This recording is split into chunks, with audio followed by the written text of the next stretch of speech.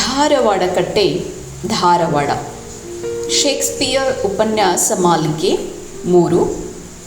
ಶೇಕ್ಸ್ಪಿಯರ್ನನ್ನು ಏಕೆ ಓದಬೇಕು? ಈ ವಿಷಯದ ಮೇಲೆ ತಮ್ಮ ಉಪನ್ಯಾಸವನ್ನು ಮಂಡಿಸಲು ಇಂದು ನಮ್ಮೊಂದಿಗಿದ್ದಾರೆ ಪ್ರೊಫೆಸರ್ ಬಸವರಾಜ್ ಡೋಣೂರ್, ಕುಲಸಚಿವರು, ಕರ್ನಾಟಕ ಕೇಂದ್ರೀಯ ವಿಶ್ವವಿದ್ಯಾಲಯ, ಕಲಬುರಗಿ. ಎಲ್ಲರಿಗೂ ನಮಸ್ಕಾರ. ಈಗ ಸಮಯ ಸರಿಯಾಗಿ 5 ಗಂಟೆ. ಈಗ ನಾವು ಕಾರ್ಯಕ್ರಮವನ್ನು ಪ್ರಾರಂಭಿಸ್ತಾ ಇದ್ದೇವೆ. ಧಾರವಾಡ ಕಟ್ಟೆ ಧಾರವಾಡ ಶೇಕ್ಸ್ಪಿಯರ್ ಉಪನ್ಯಾಸ ಮಾಲಿಕೆ 3.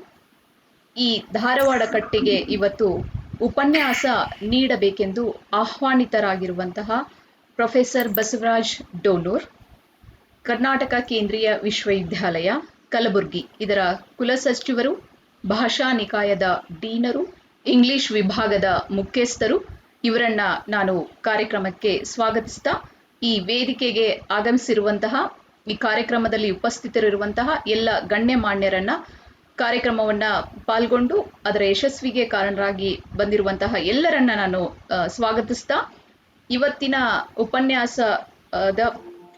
ಉಪನ್ಯಾಸಕರಾಗಿ ಆಗಮಿಸಿರುವಂತಹ ಪ್ರೊಫೆಸರ್ ಬಸವರಾಜ್ ಡೋಣೂರ್ ಗುರುಗಳ ಬಗ್ಗೆ ಸಂಕ್ಷಿಪ್ತವಾದಂತಹ ಒಂದು ಪರಿಚಯವನ್ನ ನಾನು ಮಾಡಿಕೊಡ್ತಾ ಇದ್ದೇನೆ. ಬಹುಶಃ ಪರಿಚಯದ ಅವಶ್ಯಕತೆ ಇಲ್ಲ ಅಂತ ಅನ್ಕೊಂಡ್ರು ಕೂಡ ಔಪಚಾರಿಕವಾಗಿ ನಾವು ಇದನ್ನ ಮಾಡ್ತಾ ಇದ್ದೇವೆ. ಗುರುಗಳು ನನಗೆ ವಿದ್ಯಾಗುರುಗಳು.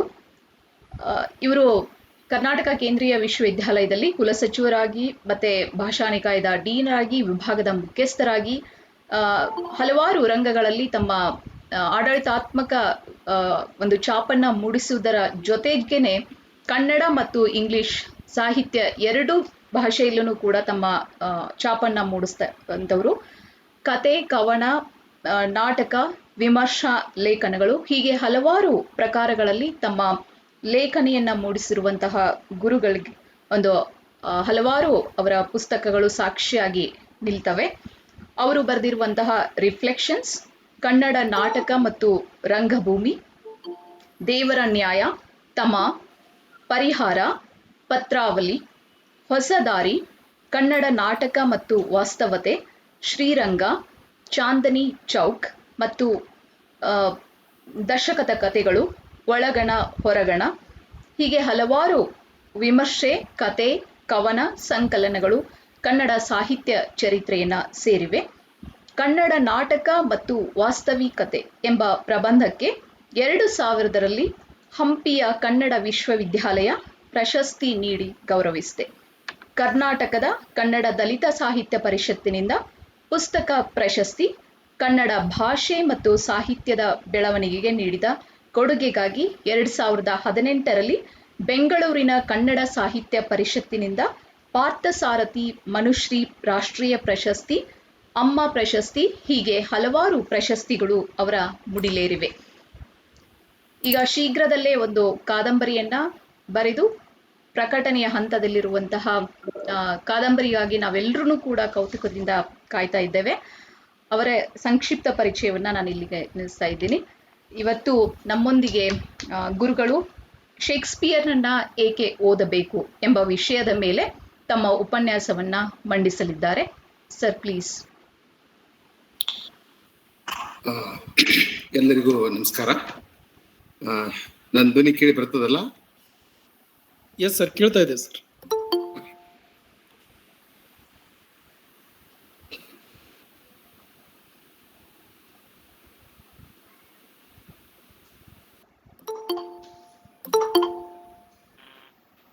ಸಂಶೋಧನಾ ವಿದ್ಯಾರ್ಥಿಗಳೇ, ಎಲ್ಲರಿಗೂ ನಮಸ್ಕಾರ. ಶೇಕ್ಸ್ಪಿಯರ್ನ ಕುರಿತ ವಿಶೇಷ ಉಪನ್ಯಾಸ ಮಾಲಿಕೆಯಲ್ಲಿ ಇಂದು ನಾವು ಶೇಕ್ಸ್ಪಿಯರ್ನನ್ನು ಏಕೆ ಓದಬೇಕು, Y should we read Shakespeare ಎಂಬ ವಿಷಯದ ಕುರಿತು ಸುಮಾರು 50 ನಿಮಿಷ ನಿಮ್ಮೊಂದಿಗೆ ಮಾತನಾಡಲಿದ್ದೇನೆ. ಆಮೇಲೆ ನಾವು ಚರ್ಚೆಯನ್ನ ಮಾಡಬಹುದು. ಈ ಸರಣಿಯಲ್ಲಿ ಇದು 3ನೇ ಉಪನ್ಯಾಸ ಅಂತ ಕಾಣುತ್ತದೆ. ಮೇ ಮತ್ತು ಜೂನ್ ತಿಂಗಳಲ್ಲಿ ಈ ಉಪನ್ಯಾಸ ಮಾಲಿಕೆ ಮುಂದುವರಿಯಲಿದೆ. ರಾಜೇಂದ್ರ ಚೆನ್ನಿ ಅವರು, ಎಸ್ ಎಸ್ ಶಿವಪ್ರಕಾಶ್ ಅವರು, ಗುಂಡೂರ್ ಅವರು, ತಾರಿಣಿ ಅವರು, ಇನ್ನು ಅನೇಕ ಜನ ಈ ಸರಣಿಯಲ್ಲಿ ಶೇಕ್ಸ್ಪಿಯರ್ನ ಬೇರೆ ಬೇರೆ ನಾಟಕಗಳ ಕುರಿತು ಮಾತನಾಡಿದ್ದಾರೆ.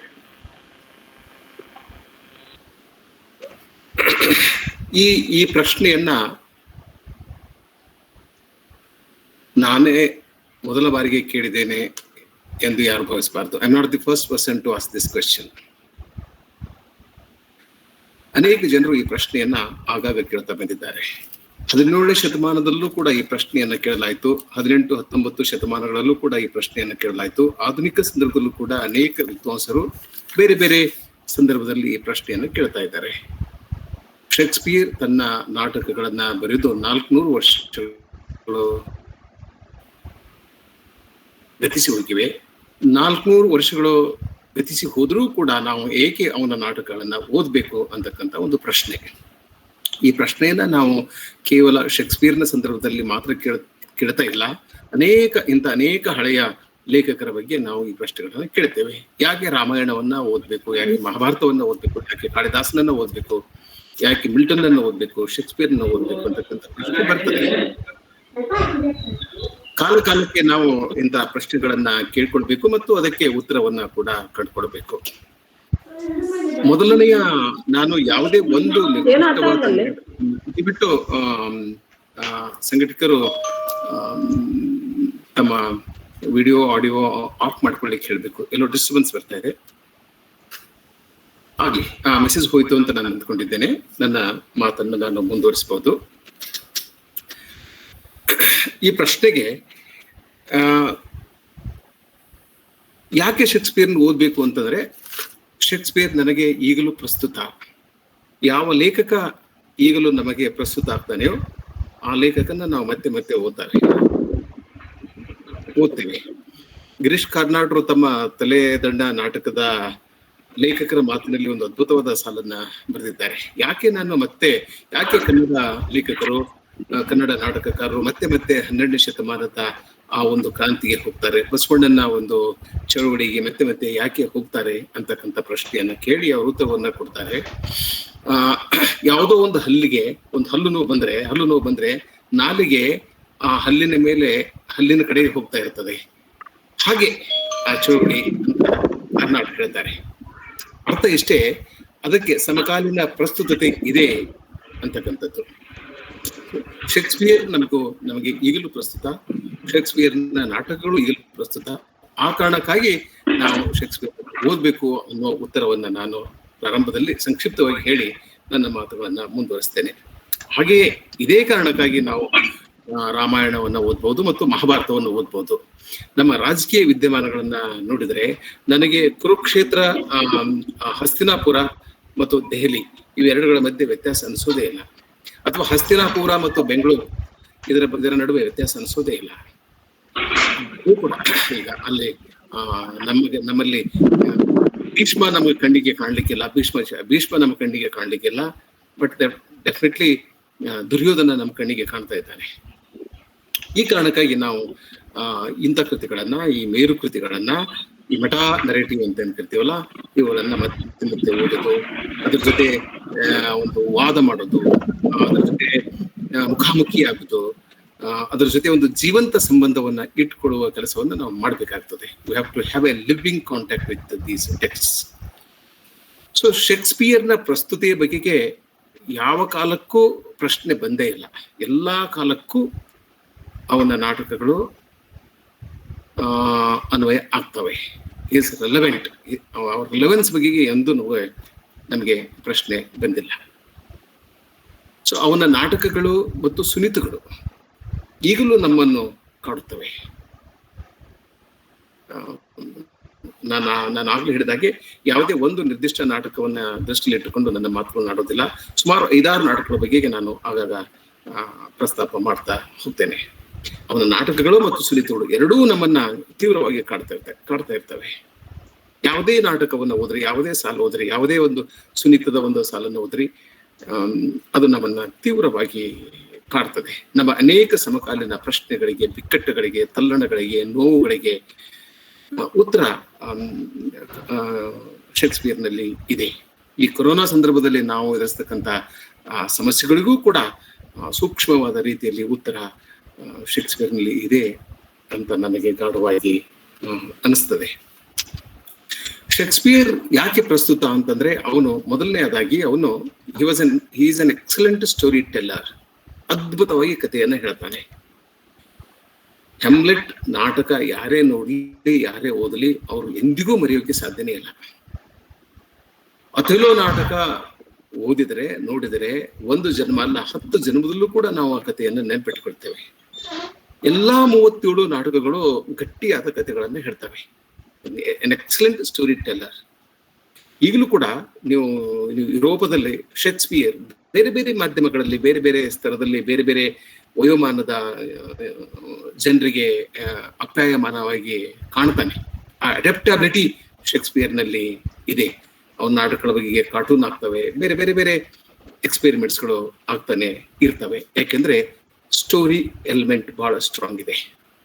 ನಮ್ಮ ಕನ್ನಡದ ನವ್ಯ ಲೇಖಕರು ಅಥವಾ ಈಗಿನ ಕಾಲದ ಲೇಖಕರು ಇದ್ರ ಬಗ್ಗೆ ಹೆಚ್ಚು ಗಮನ ಕೊಡಬೇಕು. ಸ್ಟೋರಿ ಅಂದ್ರೇನೆ ನಮ್ಗೆ ಅದೇನು ಮುಖ್ಯ ಅಲ್ಲ, ದರ್ಶನ ಮುಖ್ಯ. ಹಾಗೆ ಹೀಗೆಲ್ಲ ನಾವು ಹೇಳ್ತಾ ಇರ್ತೀವಿ. ಒಂದು ಅದ್ಭುತವಾದ ದರ್ಶನ, ಒಂದು ಅದ್ಭುತವಾದ ಕಥೆಯ ಮೂಲಕ ಅಭಿವ್ಯಕ್ತಿಗೊಂಡ್ರೆ ಅದು ಅತ್ಯಂತ ಪ್ರಭಾವಿಯಾಗಿ ಆ ಜನರ ಮೇಲೆ ಗಾಢವಾದ, ಓದುಗರ ಮೇಲೆ, ಪ್ರೇಕ್ಷಕರ ಮೇಲೆ ಗಾಢವಾದ ಪರಿಣಾಮವನ್ನು ಬೀರಲಿಕ್ಕೆ ಸಾಧ್ಯ ಇದೆ. ಯಾವ ಯಾವ ಯಾವ ಯಾವ ಲೇಖಕ ಕಥೆಯನ್ನ ಹೇಳ್ತಾನೆ, ಸಮರ್ಥವಾಗಿ ಕಥೆ ಹೇಳ್ತಾನೆ, ಅವನು ಎಂದೂ ತೆರೆಯ ಮರೆಗೆ ಹೋಗೋದಿಲ್ಲ. ಸೊ ಶೇಕ್ಸ್ಪಿಯರ್ನಲ್ಲಿರ್ತಕ್ಕಂಥ ಒಂದು ಗುಣ ಅದು ವಸ್ತುಗಳು, ಅದು ಕಥೆಗಳು ಮತ್ತು ಜೀವನ ದರ್ಶನ. ಅಫ್ಕೋರ್ಸ್ ಇನ್ನೊಂದು ಪಾತ್ರಗಳು. ಶೇಕ್ಸ್ಪಿಯರ್ನ ಪಾತ್ರಗಳು, ನೂರಾರು ಪಾತ್ರಗಳನ್ನು ಸೃಷ್ಟಿ ಮಾಡಿದ್ದಾನೆ ಶೇಕ್ಸ್ಪಿಯರ್. ಪ್ರತಿಯೊಂದು ಪಾತ್ರ ವಿಭಿನ್ನ ಮತ್ತು ವಿಶಿಷ್ಟ. No 2 characters are alike. ಕೆಲವು ಪಾತ್ರಗಳು 2 ನಾಟಕಗಳಲ್ಲಿಯೂ ಬರುವ ಸಾಧ್ಯತೆ ಇರ್ತದೆ. ಉದಾಹರಣೆಗೆ ಜೂಲಿಯಸ್ ಸೀಸರ್ ಇಲ್ಲೂ ಬರ್ಬೋದು, ಸೀಸರ್ ಪ್ರಸ್ತಾಪ ಆಂಟನಿ ಕ್ಲಿಯೋಪಾಟ್ರಾದಲ್ಲೂ ಕೂಡ ಬರ್ತದೆ. ಆದರೆ they are 2 different characters. No 2 characters are alike. This is something which makes Shakespeare to be the greatest playwright in the world. ನಮಗೆ ನಾವು 10 ಕೃತಿಗಳನ್ನು ಬರೆದೇವೆ ಅಂತಂದ್ರೆ 10 ಕೃತಿಗಳು they are extension of 1 single story line. ಒಂದು ಕತೆ 10 ಪುಸ್ತಕಗಳಲ್ಲಿ ಹರಿದು ಹಂಚಿ ಇರ್ತದೆ. ಬಟ್ ಶೇಕ್ಸ್ಪಿಯರ್ನ ವಿಷಯದಲ್ಲಿ ಹಾಗಲ್ಲ. ಪ್ರತಿಯೊಂದು ಕಥೆ, ಪ್ರತಿಯೊಂದು ಪಾತ್ರ ವಿಭಿನ್ನ, ವಿಶಿಷ್ಟ, ಸ್ವತಂತ್ರ. That is the beauty of Shakespeare. ಅಲ್ಲಿ ಸ್ತ್ರೀ ಪಾತ್ರಗಳಾಗಲಿ, ಪುರುಷ ಪಾತ್ರಗಳಾಗಲಿ, ರಾಜರಾಗಲಿ, ಭಿಕ್ಷುಕರಾಗಲಿ, ಪ್ರೇಮಿಗಳಾಗಲಿ, ಮೋಸ ಮಾಡೋರಾಗ್ಲಿ, ಕಾಸ್ಕನ್ ಅಂತ ಒಂದು ಪಾತ್ರ ಆಗ್ಲಿ, ಇಯಾಗುನಂತ ಪಾತ್ರ ಆಗ್ಲಿ, ನಮಗೆ ಮತ್ತೆ ಮತ್ತೆ ಅವ್ರ ಬೇರೆ ಬೇರೆ ನಾಟಕಗಳಲ್ಲಿ ಸಿಗೋದಿಲ್ಲ. ಮತ್ತು ಅವು ಅದ್ಭುತವಾದಂತಹ ಪಾತ್ರಗಳು. ದೇರ್ ಆಲ್ ಲೈಫ್ ಲೈಕ್, ಜೀವಂತ ಪಾತ್ರಗಳು, ಬಹಳ ಮಹತ್ವದ್ದು. ಇದ್ರ ಬಗ್ಗೆ ನಾನು ಮತ್ತೆ ಆಮೇಲೆ ಮಾತಾಡ್ತೇನೆ. ಯಾವ ನಾಟಕಕಾರ ಗಟ್ಟಿಯಾದ ಕಥೆಯನ್ನ ಹೇಳ್ತಾನೆಯೋ, ಯಾವ ನಾಟಕಕಾರ ಜೀವಂತವಿರುವ, ಜೀವಂತಿಕೆ ಇರುವ, ಲವಲವಿಕೆ ಇರುವ ಪಾತ್ರಗಳನ್ನ ಸೃಷ್ಟಿ ಮಾಡ್ತಾನೆಯೋ, ಮತ್ತು ಯಾವ ನಾಟಕಕಾರ ತನ್ನ ಪ್ರೇಕ್ಷಕರೊಂದಿಗೆ ಜೀವಂತವಾದ ಸಂಬಂಧವನ್ನ ಇಟ್ಕೊಂಡಿರ್ತಾನೆಯೋ ಅಂತ ನಾಟಕಕಾರನಿಗೆ ಮುಪ್ಪಿಲ್ಲ, ಸಾವಿಲ್ಲ. ಹೀಗೆ ಮುಪ್ಪಿಲ್ಲದ, ಸಾವಿಲ್ಲದ ನಾಟಕಕಾರ ಶೇಕ್ಸ್ಪಿಯರ್. ಇನ್ನೊಂದು ಮುಖ್ಯವಾದ ಸಂಗತಿ ನಾವು ಶೇಕ್ಸ್ಪಿಯರ್ನ ಕೃತಿಗಳಲ್ಲಿ ಗುರುತಿಸುವುದಾದರೆ ಅದು ಅವನ ಭಾಷೆ, ಲ್ಯಾಂಗ್ವೇಜ್. ಒಂದು ಕೃತಿಯ ಶ್ರೇಷ್ಠತೆಗೆ ವಸ್ತು ಎಷ್ಟು ಕಾರಣವೋ, ಜೀವನ ದರ್ಶನ ಎಷ್ಟು ಕಾರಣವೋ, ಅಷ್ಟೇ ಕಾರಣ ಭಾಷೆ, ಜೀವಂತವಾದ ಭಾಷೆ.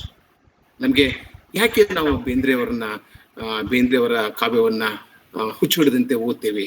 ಯಾಕೆ ನಾವು ಪುಟ್ಟಪ್ಪ ಅವರ ಕಾದಂಬರಿಗಳನ್ನ ಹುಚ್ಚಿಡದಂತೆ ಓದ್ತೇವೆ ಅಂತಂದ್ರೆ ಆ ಭಾಷೆ, ಬೇಂದ್ರೆಯವರ ಭಾಷೆ ಮತ್ತು ಕುವೆಂಪು ಅವರ ಭಾಷೆ, ಹಾಗೆ ಶೇಕ್ಸ್ಪಿಯರ್ನ ಭಾಷೆ. ನಾನು ಹೋದ್ವಾರ ಹೇಳಿದೆ ಅಂತ ಕಾಣ್ತದೆ.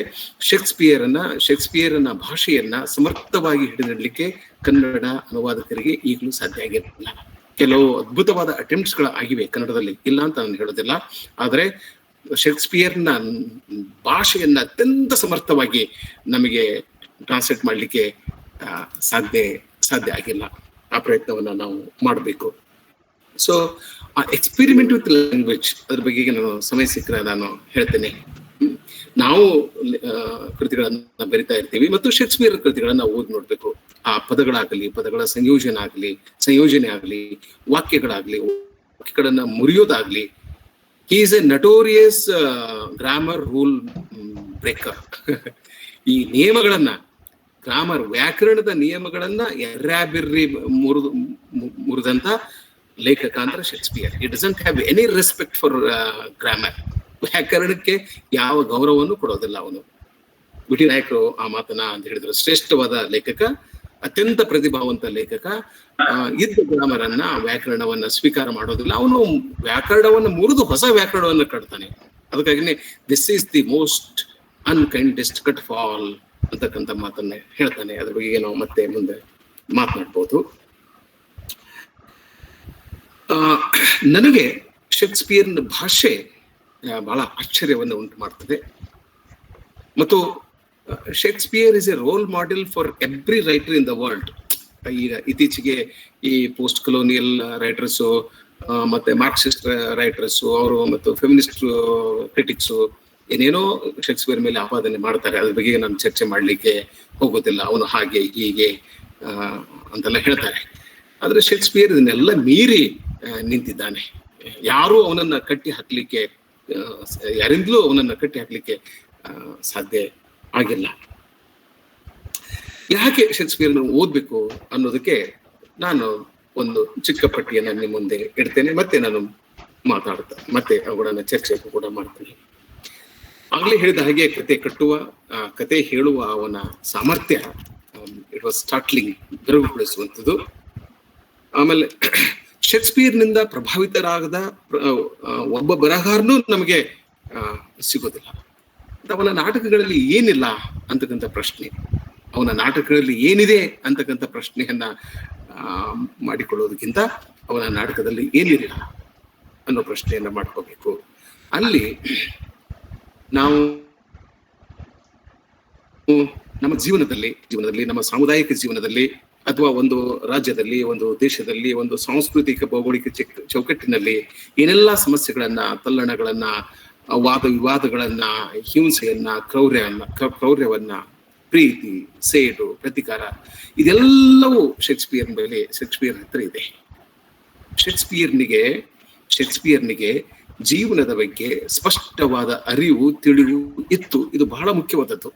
ಅನೇಕ ಜನ ಲೇಖಕರು ದೊಡ್ಡ ದೊಡ್ಡ ಕೃತಿಗಳನ್ನು ಬರೀತಾರೆ, ಅದರ ಜೀವನದ ಬಗೆಗೆ ಒಂದು ಸ್ಪಷ್ಟತೆ, ಒಂದು ನಿಖರತೆ ಇರೋದಿಲ್ಲ. ಶೇಕ್ಸ್ಪಿಯರ್ಗೆ ಅಗಾಧವಾದ ನಿಖರತೆ ಮತ್ತು ಅಗಾಧವಾದ ಖಚಿತತೆ ಇತ್ತು. ಯಾವುದೇ ನಾಟಕವನ್ನ ನೋಡ್ರಿ ನೀವು, ಮ್ಯಾಕ್ಬೆತ್ ಅನ್ನ ತಗೊಳ್ರಿ, ಈ ಮಹತ್ವಾಕಾಂಕ್ಷೆ ಬಗೆಗೆ ಸ್ಪಷ್ಟವಾದ ಖಚಿತತೆ ಇತ್ತು. ಅನ್ಚೆಕ್ಡ್ ಅಂಬಿಷನ್ ಅಂತ ಇರಲ್ಲ ನಾವು, ಅನ್ಚೆಕ್ಡ್ ಅಂಬಿಷನ್. ಇಂತಹ ಒಂದು ಮಹತ್ವಾಕಾಂಕ್ಷೆ ಹೊಂದಿದ ವ್ಯಕ್ತಿ ಎಂತ ಅನಾಹುತವನ್ನ ತಂದುಕೊಳ್ಳಬಲ್ಲ ಅನ್ನೋದು ಬಹಳ ಸೂಕ್ಷ್ಮವಾಗಿ ಗೊತ್ತಿತ್ತು. ಲೇಡಿ ಮ್ಯಾಕ್ಬೆತ್ ಪಾತ್ರ ಚಿತ್ರಣ ಏನಿದೆಯಲ್ಲ, ಲೇಡಿ ಮ್ಯಾಕ್ಬೆತ್ ಪಾತ್ರ ಚಿತ್ರಣ ಅದ್ಭುತವಾದಂತಹ ಪಾತ್ರ ಚಿತ್ರಣ.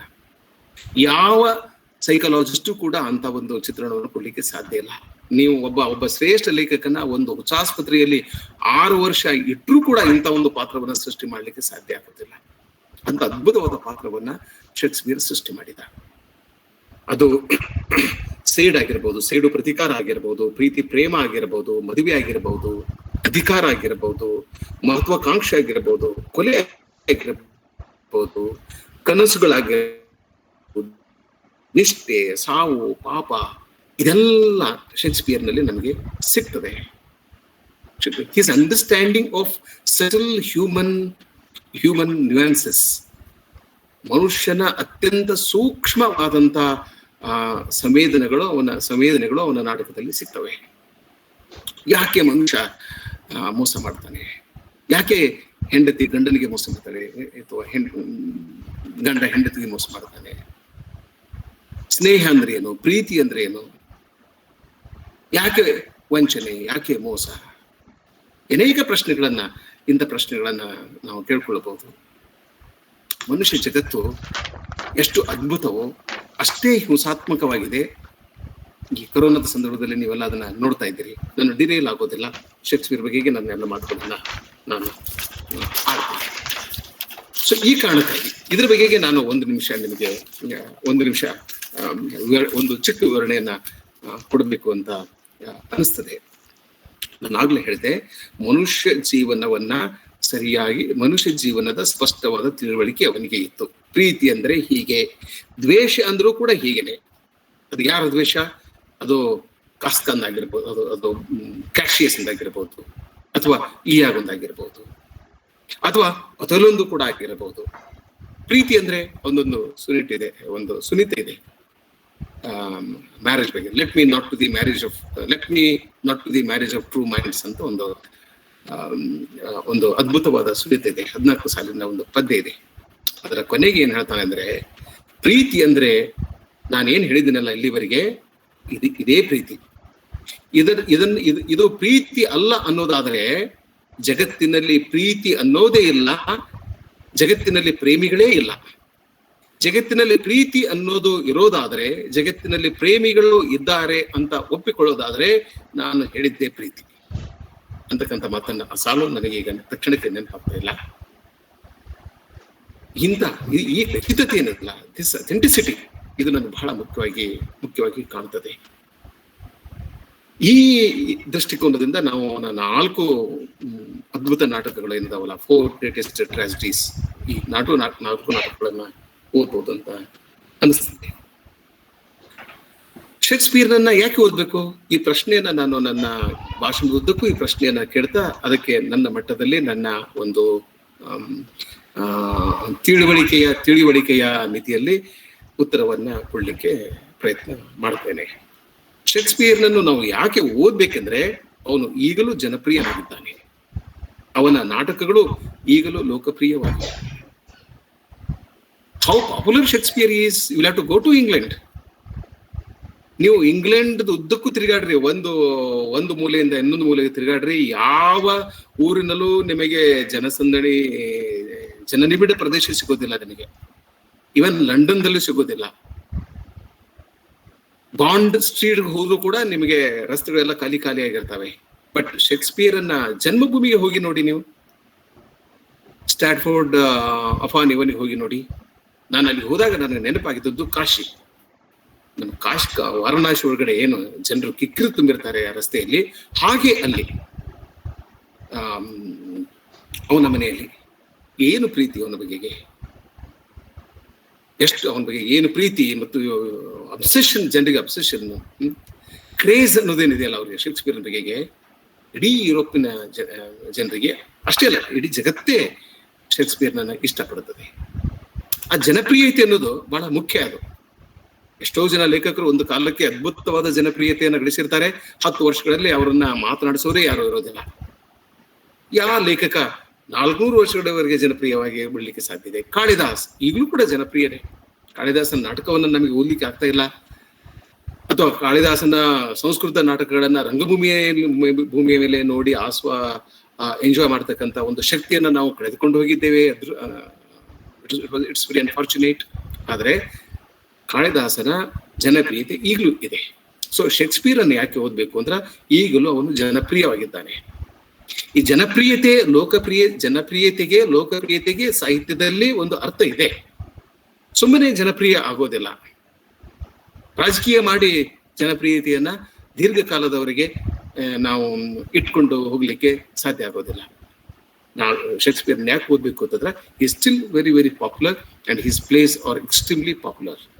ನೀವು ಲಂಡನ್ಗೆ ಹೋಗಿ ನೋಡಿ, ನೀವು ಅಲ್ಲಿ Oxford Shakespeare, Cambridge Shakespeare, Globe ಥಿಯೇಟರ್ದಲ್ಲಿ ಪ್ರತಿನಿತ್ಯ 3 ನಾಟಕಗಳು ಅಲ್ಲಿ ಪ್ರದರ್ಶನಗೊಳ್ಳುತ್ತವೆ.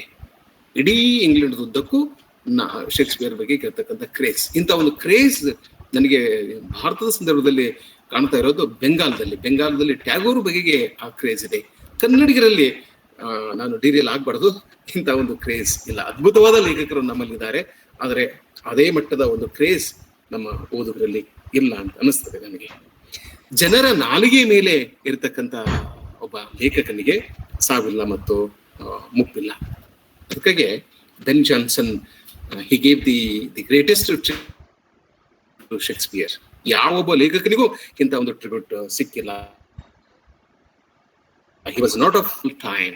ಅವನು ಒಂದು ಯುಗಕ್ಕೆ ಸೇರಿದವನಲ್ಲ, ಎಲ್ಲಾ ಯುಗಗಳಿಗೂ ಎಲ್ಲಾ ಕಾಲಕ್ಕೂ ಸೇರಿದವನು ಅಂತಕ್ಕಂಥ ಮಾತೇನಿದೆಯಲ್ಲ, ಬಹಳ ಸತ್ಯವಾದ ಮಾತು, ವಾಸ್ತವ. ಇದು ವಾಸ್ತವ.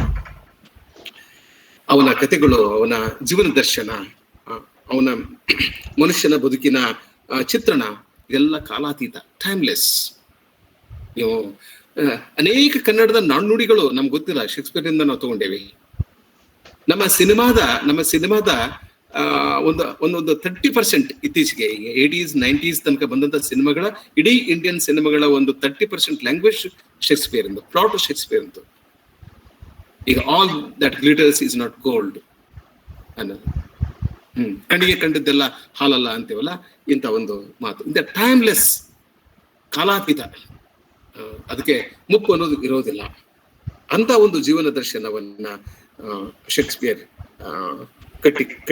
ಕಟ್ಟಿಕೊಟ್ಟಿದ್ದಾನೆ. ಮತ್ತು ಈಗಲೂ ಅವೆಲ್ಲ ಸಮಕಾಲೀನವಾಗಿ ನಮಗೆ ಕಾಣ್ತವೆ. ಉದಾಹರಣೆಗೆ ಹ್ಯಾಮ್ಲೆಟ್ನ ಈ ಮಾತು, to be or not to be, that is the question. ಆಗ್ಲೇ ನಮ್ಮ ಪ್ರಕಾಶ್ ಮತ್ತು ವಿಜಯಲಕ್ಷ್ಮಿ ನಿಮಗೆ ಆ ವಿಡಿಯೋನ ತೋರಿಸಿದ್ರು. To be or not to be, that is the question. ಇದು ಯಾರ ಸಮಸ್ಯೆ ಅಲ್ಲ, ಇದು ಯಾರ ಪ್ರಶ್ನೆ ಅಲ್ಲ, ಇದು ಎಲ್ಲರ ಪ್ರಶ್ನೆ, ಎಲ್ಲಾ ದೇಶಗಳ ಪ್ರಶ್ನೆ, ಎಲ್ಲಾ ನಾಗರಿಕತೆಗಳ ಪ್ರಶ್ನೆ, ಎಲ್ಲಾ ಸರ್ಕಾರಗಳ ಪ್ರಶ್ನೆ, ಪ್ರತಿಯೊಬ್ಬರ ಪ್ರಶ್ನೆ. ಮಾಡಬೇಕೋ ಮಾಡಬಾರ್ದು, ನಾಟಕದ ಸಂದರ್ಭವನ್ನು ಬಿಟ್ಬಿಡಿ. ಸುಮ್ಮನೆ ಅದರ ಒಂದು ಕನೋಟೇಟಿವ್ ಮೀನಿಂಗ್, ಡಿನೋಟೇಟಿವ್ ಮೀನಿಂಗ್ ಬಗ್ಗೆ ಮಾತಾಡಬೇಡ. ಅದರ ಕನೋಟೇಟಿವ್ ಮೀನಿಂಗ್ ಅನ್ನು ಇಟ್ಕೊಂಡು ನಾವು ಯೋಚಿಸಿದ್ರೆ, ದಿನನಿತ್ಯ ಪ್ರಶ್ನೆಯನ್ನ ನಾವು ಕೇಳ್ತಾ ಇರ್ತೀವಿ. ಬೆಳಗ್ಗೆ 6 ಗಂಟೆಗೆ ಹೇಳ್ಬೇಕು, ಹೇಳ್ಬಾರ್ದು. ಆರ್ಡಿನರಿ ಎಕ್ಸಾಂಪಲ್ ಕೊಡೋದಾರೆ, ಇವತ್ತು ಟಿಫಿನ್ ಇಡ್ಲಿ ತಿನ್ಬೇಕು, ಉಪ್ಪಿಟ್ಟು ತಿನ್ಬೇಕು. ಹಾಗೇನೆ ದೊಡ್ಡ ದೊಡ್ಡ ಪ್ರಶ್ನೆಗಳು. ನಾನು ಅವಳನ್ನ ಮದುವೆ ಆಗ್ಬೇಕು, ಆಡ್ಬಾರ್ದು. ನಾನು ಈ ನೌಕರಿ ಮಾಡ್ಬೇಕು, ಮಾಡಬಾರ್ದು. ನಮ್ಮ ಮನೆಗೆ ಸ್ನೇಹಿತ 1,000 ರೂಪಾಯಿ ಕೇಳ್ಕೊಂಡು ಬರೋನಿದ್ದಾನೆ, ಅವನಿಗೆ ದುಡ್ಡು ಕೊಡ್ಬೇಕು, ಕೊಡ್ಬಾರ್ದು. ಹೀಗೇನೆ ಅನೇಕ ಸಾಮಾನ್ಯ ಪ್ರಶ್ನೆಗಳು, ಅತ್ಯಂತ ಗಹನವಾದ ಪ್ರಶ್ನೆಗಳು, ಗಂಭೀರವಾದ ಪ್ರಶ್ನೆಗಳು, ಜೀವನದ ದಿಕ್ಕುಗಳನ್ನ ಬದಲಿಸುವ ಪ್ರಶ್ನೆಗಳು, ನಮ್ಮನ್ನ ಸರಿದಾರಿಗೆ ತರುವ ಪ್ರಶ್ನೆಗಳು, ಅಥವಾ ನಮ್ಮನ್ನ ದಾರಿ ತಪ್ಪಿಸುವ ಪ್ರಶ್ನೆಗಳು, ನಮ್ಮನ್ನ ಆತಂಕದಲ್ಲಿ ತಳ್ಳುವ ಪ್ರಶ್ನೆಗಳು, ಕಂದಕದಲ್ಲಿ ನೂಕುವ ಪ್ರಶ್ನೆಗಳು, ಅನೇಕ ಪ್ರಶ್ನೆಗಳು ಇರ್ತವೆ. ಅವೆಲ್ಲಗಳು ಹೀಗಿದೆ. To be or not to be, that is the question. ಹ್ಯಾಮ್ಲೆಟ್ನ ಸಮಸ್ಯೆ, ಅವನ ಕೇಂದ್ರ ಸಮಸ್ಯೆ ಅಥವಾ ನಾಟಕದ ಕೇಂದ್ರ ಸಮಸ್ಯೆ ಅಂದ್ರೆ ಇದೆ, ಇನ್ಡಿಸಿಷನ್. ಅವನಿಗೆ ನಿರ್ಣಯ ತೆಗೆದುಕೊಳ್ಳಲಿಕ್ಕೆ ಆಗೋದಿಲ್ಲ. ತನ್ನ ಚಿಕ್ಕಪ್ಪನ ಕೊಲೆ, ಚಿಕ್ಕಪ್ಪ ತನ್ನ ತಂದೆಯ ಸಾವಿಗೆ ಕಾರಣ, ಅಥವಾ ತನ್ನ ತಂದೆಯನ್ನು ಕೊಂದವನು, ಅದಕ್ಕೆ ಉತ್ತೇಜನ ಕೊಟ್ಟವಳು ತಾಯಿ. ತಾನು ತನ್ನ ಚಿಕ್ಕಪ್ಪನ ವಿರುದ್ಧ ಕ್ರಮ ಕೈಗೊಳ್ಬೇಕು ಬೇಡವೋ, ತನ್ನ ಚಿಕ್ಕಪ್ಪನ ವಿರುದ್ಧ ಸೇಡನ್ನ ತೀರಿಸಿಕೊಳ್ಬೇಕು ಬೇಡವೋ ಅನ್ನುವ ಒಂದು ಪ್ರಶ್ನೆ ಏನಿದೆಯಲ್ಲ, ಈ ಪ್ರಶ್ನೆಯ ಮೂಲಕ ನಮಗೆ ಹ್ಯಾಮ್ಲೆಟ್ ಅತ್ಯಂತ ಸಮಕಾಲೀನ ಪಾತ್ರವಾಗಿ ಕಾಣ್ತಾನೆ. ಇಡೀ ನಾಟಕ ಏನಿದೆಯಲ್ಲ, ಹ್ಯಾಮ್ಲೆಟ್ ನಾಟಕ ಇದೆಯಲ್ಲ, ಸಮಕಾಲೀನ ನಾಟಕವಾಗಿ ನಮಗೆ ಅದು ಕಾಣುತ್ತೆ. ಮತ್ತೆ ಯಾಕೆ ಶೇಕ್ಸ್ಪಿಯರ್ ಓದ್ಬೇಕು ಅಂತಂದ್ರೆ, ಅವನು ಜೀವಂತವಾದ ಪಾತ್ರಗಳನ್ನ ಸೃಷ್ಟಿಸಿದ್ದಾನೆ. And name any character, it is so lifelike. ಯಾವುದೇ ಪಾತ್ರವನ್ನ ನೀವು ಹೆಸರಿಸ್ರಿ, ಅದು ಎಷ್ಟು ಜೀವಂತಿಕೆಯಿಂದ, ಲವಲವಿಕೆಯಿಂದ ಕೂಡಿರ್ತದೆ ಅನ್ನೋದು ನಿಮಗೆ ಗೊತ್ತಾಗ್ತದೆ. ಸಣ್ಣ ಪಾತ್ರಗಳು, ಫಾಲ್ಸ್ಟಾಪ್ನಂತಹ ಪಾತ್ರ, ಅಥವಾ ಪೋರ್ಷಿಯಾ ಅಂತ ಒಂದು ಪಾತ್ರ. ಜೂಲಿಯಸ್ ಸೀಸರ್ ನಾಟಕದಲ್ಲಿ ಪೋರ್ಷಿಯಾ ಸುಮಾರು ಒಂದು 15-20 ಡೈಲಾಗ್ಸ್, ಅವಳಿಗೆ ಒಂದು 20 ಡೈಲಾಗ್ಸ್ ಇವೆ. ಆ ಒಂದು ಚಿಕ್ಕ ಪಾತ್ರ ಕೂಡ ಒಟ್ಟು ನಾಟಕದ ಸಂದರ್ಭದಲ್ಲಿ ಅದ್ಭುತವಾದಂತ ಒಂದು ಪರಿಣಾಮವನ್ನ, ಪ್ರಭಾವವನ್ನ ಪ್ರೇಕ್ಷಕರ ಮೇಲೆ, ಓದುಗರ ಮೇಲೆ ಬೀರ್ತದೆ. So Desdemona, Hamlet, Macbeth, Lear, Caesar, Juliet, Romeo, Falstaff, Iago, Brutus, Antony, Cleopatra, Goneril, Prospero, Miranda, ಎಷ್ಟು ನೂರಾರು ಪಾತ್ರಗಳನ್ನ ಶೇಕ್ಸ್ಪಿಯರ್ ಸೃಷ್ಟಿ ಮಾಡಿದ್ದಾನೆ. ಆಮೇಲೆ ನಾನು 3 ವಿಷಯದ ಬಗೆಗೆ ಮತ್ತೆ ಮಾತಾಡ್ತಾ ಹೋಗ್ತೇನೆ. ಒಂದು ವಸ್ತು, ಪ್ಲಾಟ್, ಆಮೇಲೆ ಅವನ ಪಾತ್ರಗಳು ಮತ್ತು ಅವನ ಭಾಷೆ. 3 ವಿಷಯಗಳ ಬಗೆಗೆ ನಾನು ನನ್ನ ಗಮನವನ್ನ, ಈ 3 ವಿಷಯಗಳ ಮೇಲೆ ನಾನು ನನ್ನ ಎಲ್ಲ ಶಕ್ತಿ ಮತ್ತು ಗಮನವನ್ನ ಕೇಂದ್ರೀಕರಿಸ್ತಾರೆ. ಅವನು ಅತ್ಯಂತ ಸೃಜನಶೀಲವಾದ ಭಾಷೆಯನ್ನ ಸೃಷ್ಟಿಸಿದ್ದಾನೆ. ಕುರ್ತ್ಕೋಟಿ ಅವರು ನನಗೆ ಮೇಲಿಂದ ಮೇಲೆ ಈ ಪ್ರಶ್ನೆಯನ್ನ ಕೇಳ್ತಾ ಇದ್ರು, where is Shakespeare? Shakespeare is in his language. ಅವರೇ ಪ್ರಶ್ನೆ ನಾನು ಕೇಳ್ತಾ ಇದ್ರು, ಉತ್ತರ ಅವರೇ ಕೊಡ್ತಾ ಇದ್ರು. ಎಲ್ಲಿದ್ದಾನಪ್ಪ ಶೇಕ್ಸ್ಪಿಯರ್ ಕೇಳ್ತಾ ಇದ್ರು. ಎಲ್ಲಿದ್ದಾನಪ್ಪ ಶೇಕ್ಸ್ಪಿಯರ್? ಶೇಕ್ಸ್ಪಿಯರ್ ಅವನ ಭಾಷೆಯಲ್ಲಿ ಇದ್ದಾನೆ. ಯಾಕೆಂದ್ರೆ ಆ ಭಾಷೆಯಲ್ಲಿ ಅವನು ಥಿಯೇಟರನ್ನು ಸೃಷ್ಟಿ ಮಾಡಿದ್ದಾನೆ, ರಂಗಭೂಮಿಯನ್ನ ಪ್ರತಿಷ್ಠಾಪಿಸಿದ್ದಾನೆ, ಜೀವನ ದರ್ಶನವನ್ನ ಇಟ್ಟಿಕೊಟ್ಟಿದ್ದಾನೆ. ಆ ಜೀವಂತಿಕೆ ಇರ್ತಕ್ಕಂಥ ಭಾಷೆ, ಲವಲವಿಕೆಯಿಂದ ಕೂಡಿದ ಭಾಷೆ, ಅವನ ಪದಪ್ರಯೋಗ, ವಾಕ್ಯ ರಚನೆ, ಸಂಕೇತಗಳು, ಮೆಟಫರ್ಸ್, ಇಮೇಜಸ್ ಇವೆಲ್ಲ ಅದ್ಭುತ. ಇದ್ರ ಬಗೆಗೆ ಒಂದು 5 ನಿಮಿಷ ಮಾತನಾಡಬಹುದು ಅಂತ ನಾನು ಅನ್ಕೊಂಡಿದ್ದೇನೆ. ಆಗ್ಲೇ ನಾನು ಹೇಳಿದೆ, the most unkindest cut of all, ಇದು ಜೂಲಿಯಸ್ ಸೀಸರ್ ನಾಟಕದಲ್ಲಿ ಬರ್ತದೆ. ನಾನು ಯಾವುದೇ ಕಥೆಯನ್ನ ಹೇಳಲಿಕ್ಕೆ ಹೋಗೋದಿಲ್ಲ. It takes pretty a long time. ಸೀಸರ್ನ ಕೊಲೆ ಆಗಿದೆ. ಕಾಸ್ಕಾ, ಕ್ಯಾಶಿಯಸ್, ಸಿನ್ನಾಮ್, ಬ್ರೂಟಸ್ ಇವೆಲ್ಲ ಸೇರಿ ಅವನ ಕೊಲೆ ಮಾಡಿದ್ದಾರೆ. ಮಾರ್ಕೆಟ್ನಲ್ಲಿ ಒಂದು ಕಟ್ಟೆಯ ಮೇಲೆ ಅವನ ಶವವನ್ನ ಇಡ್ಲಾಗಿದೆ. ಆಗಲೇ ಬ್ರೂಟಸ್ ತನ್ನ ಮಾತುಗಳನ್ನ ಆಡಿ, ಯಾಕೆ ನಾವು ಸೀಸರ್ನನ್ನ ಕೊಲ್ಬೇಕಾಯ್ತು ಅಂತಕ್ಕಂಥ ಮಾತನ್ನ ಹೇಳಿದ್ದಾನೆ. ಜನರಿಗೆ ಕನ್ವಿನ್ಸ್ ಆಗಿ ಹೋಗ್ಬಿಟ್ಟಿದೆ, ಜನರಿಗೆ ಮನವರಿಕೆ ಆಗಿದೆ, ಇಲ್ಲ ಸೀಸರ್ನ ಕೊಂದದ್ದು ನ್ಯಾಯಸಮ್ಮತವಿದೆ, ಅವನು ಈ ದೇಶಕ್ಕೆ ಮಾರಕ ಆಗಿದ್ದ, ಹೀಗಾಗಿ ಅವನ ಕೊಲೆಯಾಗಿದೆ, ನಾವು ಚಿಂತೆ ಮಾಡಬಾರದು ಅಂತ. ಅವಾಗ ಮಾರ್ಕ್ ಆಂಟನಿ ತನ್ನ ಭಾಷಣವನ್ನ ಮಾಡ್ತಾನೆ. Romans countrymen, lend me your ears. ಬಹಳ ಅದ್ಭುತವಾದಂತ ಒಂದು ಭಾಷಣ. ಅದರಲ್ಲಿ ಈ ಒಂದು ವಾಕ್ಯ ಬರ್ತದೆ, this is the most kindest cut of all ಅಂತಕ್ಕಂಥದ್ದು. ಅವನು ಆ ಶವದ ಮೇಲೆ ಗಾಯಗಳಾಗಿರ್ತವೆ, ಊಂಡ್ಸ್ ಇರ್ತವೆ. ಅವುಗಳನ್ನ ತೋರಿಸಿ ಜನರಿಗೆ ಹೇಳ್ತಾ ಇರ್ತಾನೆ, ನೋಡಿ ಇದು ಬ್ರೂಟಸ್, ಇದು ಕಾಸ್ಕಾ ಇಲ್ಲಿ ಇರಿದದ್ದು ಗಾಯ ಹೇಗಾಗಿದೆ ನೋಡಿ, ಇದು ಕ್ಯಾಶಿಯಸ್ ಮಾಡಿದ ಗಾಯ. ಆಮೇಲೆ ಹೇಳ್ತಾನೆ, ಇಲ್ಲಿ ನೋಡಿ ದೊಡ್ಡ ಗಾಯ ಇದೆಯಲ್ಲ, ಇದು ಬ್ರೂಟಸ್ ಮಾಡಿರೋದು. ಅವಾಗ ಹೇಳ್ತಾನ, ಬ್ರೂಟಸ್ ಯಾರು? ಬ್ರೂಟಸ್ ಸೀಸರ್ನ ಆಪ್ತ ಮಿತ್ರ, ಅವನ ಸ್ನೇಹಿತ, ಅವನ ಬಗೆಗೆ ಅಗಾಧವಾದ ಗೌರವವನ್ನ ಇಟ್ಕೊಂಡವನು. ಅವನು ಇಂಥ ದೊಡ್ಡ ಗಾಯವನ್ನ ಮಾಡಿದ್ದಾನೆ ಅಂದ್ರೆ ಎಲ್ಲರಿಗಿಂತ ಹೆಚ್ಚು ಜೋರಾಗಿ ಅವನನ್ನ ಇರಿದು ಸಾಯಿಸಿದ್ದಾನೆ. ಅದಕ್ಕಾಗಿ most unkindest cut of all. ಎಲ್ಲರೂ ಗಾಯವನ್ನ ಮಾಡಿದ್ದಾರೆ, ಎಲ್ಲರೂ ಅವನಿಗೆ ತಮ್ಮ ಕತ್ತಿಯಿಂದ ಇರಿದಿದ್ದಾರೆ. ಇವನು ಇರಿದಾಗ ದೊಡ್ಡ ಗಾಯ ಆಗಿದೆ, ಅದಕ್ಕೆ ಇದು ಅನ್ಕೈಂಡೆಸ್ಟ್ ಕಟ್ ಆಫ್ ಆಲ್ ಅಂತಾನೆ.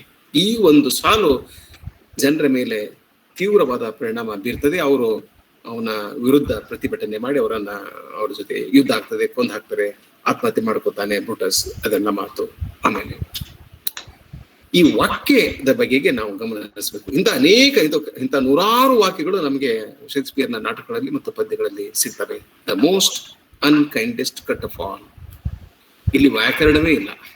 ಮೋಸ್ಟ್ ಮತ್ತು ಅನ್ಕೈಂಡೆಸ್ಟ್ 2 ಸೂಪರ್ಲೇಟಿವ್ ಡಿಗ್ರೀಸ್ಗಳು ಒಂದೇ ವಾಕ್ಯದಲ್ಲಿ ಬರೋದಿಲ್ಲ. ಅವನು ಆ ಸ್ವಾತಂತ್ರ್ಯವನ್ನ ತಗೊಳ್ತಾನೆ. ಆ ವ್ಯಾಕರಣವನ್ನು ಮುರಿಯುವುದರ ಮೂಲಕ ಒಂದು ಅದ್ಭುತವಾದ ವಾಕ್ಯವನ್ನ ಸೃಷ್ಟಿ ಮಾಡಿದ್ದಾನೆ. ಆ ಮೂಲಕ ಇಂಗ್ಲಿಷ್ ಭಾಷೆಯ ಶ್ರೀಮಂತಿಕೆಯನ್ನ ಹೆಚ್ಚಿಸಿದ್ದಾನೆ. ಹ್ಯಾಮ್ಲೆಟ್ ನಾಟಕದಲ್ಲಿ ಒಂದು ಮಾತು ಬರ್ತದೆ. ಅವನು ಹ್ಯಾಮ್ಲೆಟ್ ತಂದೆಯ ಒಂದು ಭೂತದ ಬೆನ್ನತ್ತಿ ಹೋಗ್ತಿರ್ಬೇಕಾದ್ರೆ ಅವನೆಲ್ಲ ಸ್ನೇಹಿತರು ಅವನನ್ನು ಹಿಡ್ಕೋತಾರೆ. ಇಲ್ಲ ಹೋಗ್ಬೇಡ, ಅದು ಭೂತ ಇದೆ, ಅದು ನಿನ್ನ ತಂದೆಯ ಭೂತ ಹೌದು ಅಲ್ಲೋದು ಯಾರಿಗೊತ್ತು, ಮತ್ತು ಯಾವ್ದಾದ್ರೂ ಒಂದು ಪಿಶಾಚಿ ಬಂದಿರಬಹುದು ಅಂತ ಹೇಳಿ ಅವನ್ನ ರೆಟ್ಟಿ ಹಿಡಿದಾಗ ಅವನು ಹೇಳ್ತಾನೆ, ಅನ್ಹ್ಯಾಂಡಲ್ ಮೀ ಜೆಂಟ್ಲ್ಮೆನ್ ಅಂತಾನೆ. ಅನ್ಹ್ಯಾಂಡಲ್ ಮೀ ಅನ್ಹ್ಯಾಂಡಲ್ ಅನ್ನೋ ಶಬ್ದನೇ ಇಲ್ಲ. ಆ ಶಬ್ದವನ್ನ ಅವನು ಇನ್ವೆಂಟ್ ಮಾಡ್ತಾನೆ. ಆಗ್ಲೇ ನೀವೊಂದು ಸೀನ್ ನೋಡಿದ್ರಲ್ಲ, ಅವ್ರು ಹೇಳ್ತಾನೆ ಗೋ ಟು ನನರಿ ಅಂತ ಹೇಳಿ ತನ್ನ ಪ್ರೇಯಸಿಗೆ ಹೇಳ್ತಕ್ಕಂಥ ಮಾತು. ಮ್ಯಾಕ್ಬೆತ್ದಲ್ಲಿ ಒಂದು ಅದ್ಭುತವಾದಂತ ಒಂದು ವಾಕ್ಯ ಬರ್ತದೆ. ಇಡೀ ನಾಟಕ ಅನೇಕ ಅದ್ಭುತವಾದ ವಾಕ್ಯ ರಚನೆಗಳನ್ನ ನೀವು ಅಲ್ಲಿ ನೋಡ್ಬೋದು. What is done cannot be undone. ನಮ್ಮಲ್ಲಿ ಎಂದೇವಲ್ಲ, ಮಾತು ಆಡಿದರೆ ಹೋಯ್ತು, ಮುತ್ತು ಒಡೆದರೆ ಹೋಯ್ತು.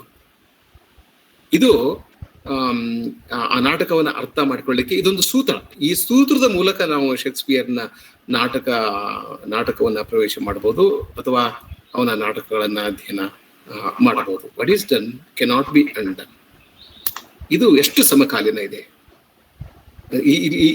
ಇಲ್ಲಿಯ ಸಮಕಾಲೀನತೆಯನ್ನು ನಾವು ಅರ್ಥ ಮಾಡ್ಕೋಬೇಕು. ನಾವು ಏನೆಲ್ಲ ಅಂದ್ಬಿಡ್ತೇವೆ, ಏನೆಲ್ಲ ಮಾಡ್ಬಿಡ್ತೇವೆ ಅನ್ನೋಕ್ಕಿಂತ, ಏನಾದ್ರೂ ಒಂದು ಮಾತು ಅನ್ನೋಕ್ಕಿಂತ ಮುಂಚೆ ವಿಚಾರ ಮಾಡಬೇಕು. ಅಂದ್ಮೇಲೆ ಮುಗಿದು ಹೋತಲ್ಲ. ಆಡಿದ ಮಾತು, ಬಿಟ್ಟ ಬಾಣ, ಅವುಗಳ ಮೇಲೆ ನಮ್ಮ ನಿಯಂತ್ರಣ ಇರೋದಿಲ್ಲ. ಆಡೋಕ್ಕಿಂತ ಮುಂಚೆ ನಾವು ವಿಚಾರ ಮಾಡಬೇಕು, ಮಾಡೋಕ್ಕಿಂತ ಮುಂಚೆ ನಾವು ವಿಚಾರ ಮಾಡಬೇಕು. ಮಾಡಿದ ಮೇಲೆ ಇನ್ನೇನು ಮಾಡೋಕ್ಕಾಗೋದಿಲ್ಲ. If you do something you can't undo it, you can't change it. If you say something you can't undo it. There is no undoing in life. ಜೀವನದಲ್ಲಿ ಈ ಅನ್ಡೂಯಿಂಗಿಗೆ ಸ್ಕೋಪ್ ಇಲ್ಲ, ಇಲ್ವೇ ಇಲ್ಲ. ನಾನು ಒಂದು ನಿರ್ಧಾರ ತಗೊಂಡೆ, ಆ ನಿರ್ಧಾರ ತಗೊಂಡು ಒಂದು ಕೆಲಸ ಮಾಡಿದೆ ಅಂತಂದ್ರೆ ಮುಗಿದೋತು.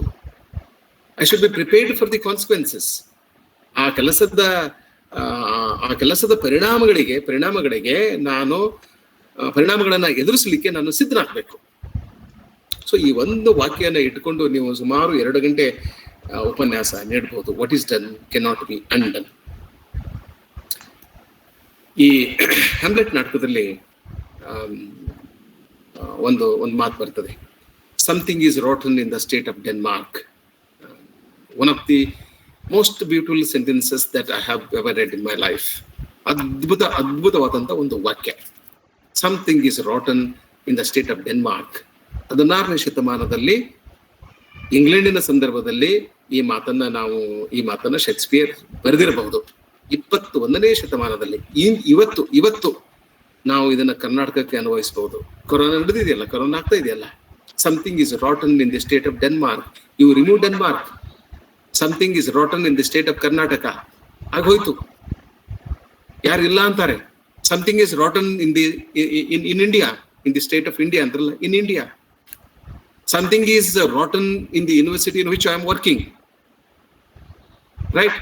Something is rotten in the house I am living. ಯಾವ ಮನೆಯಲ್ಲಿ ನಾನು ಇದ್ದೇನೋ ಅಲ್ಲಿನೂ ಏನೋ ಕೊಳೆತು ಹೋಗಿದೆ, ಅಥವಾ ಯಾವ ಸಂಸ್ಥೆಯಲ್ಲಿ ನಾನು ಕೆಲಸ ಮಾಡ್ತಾ ಇದ್ದೇನೋ ಅಲ್ಲಿನೂ ಏನೋ ಕೊಳೆತು ಹೋಗಿದೆ. ಯಾವ ರಾಜ್ಯದಲ್ಲಿ, ಯಾವ ದೇಶದಲ್ಲಿ ನಾನು ಇದ್ದೇನೋ ಅಲ್ಲಿ ಕೊಳೆತು ಹೋಗಿದೆ. ಯಾರದನ್ನ ಸುಧಾರಣೆ ಮಾಡೋದು? ಕೊರೋನಾ ಈ ರೀತಿಯಲ್ಲಿ ಸಾವು ನೋವು ಸಂಭವಿಸ್ತಾ ಇದೆಯಲ್ಲ, ಹೀಗಾಯ್ತು, ಆಗೋಯ್ತು, ಆಗ್ತಾ ಇದೆ. ಯಾರದನ್ನ? ಹ್ಯಾಮ್ಲೆಟ್ ಹೇಳ್ತಾನೆ, time is cursed spite, time is out of joint, was I ever born to set it right? ಆ ಪ್ರಶ್ನೆಯನ್ನು ಮಾಡ್ತಾನೆ. ಹೌದು, ಈ ದೇಶದಲ್ಲಿ ಏನೋ ಆಗಿದೆ.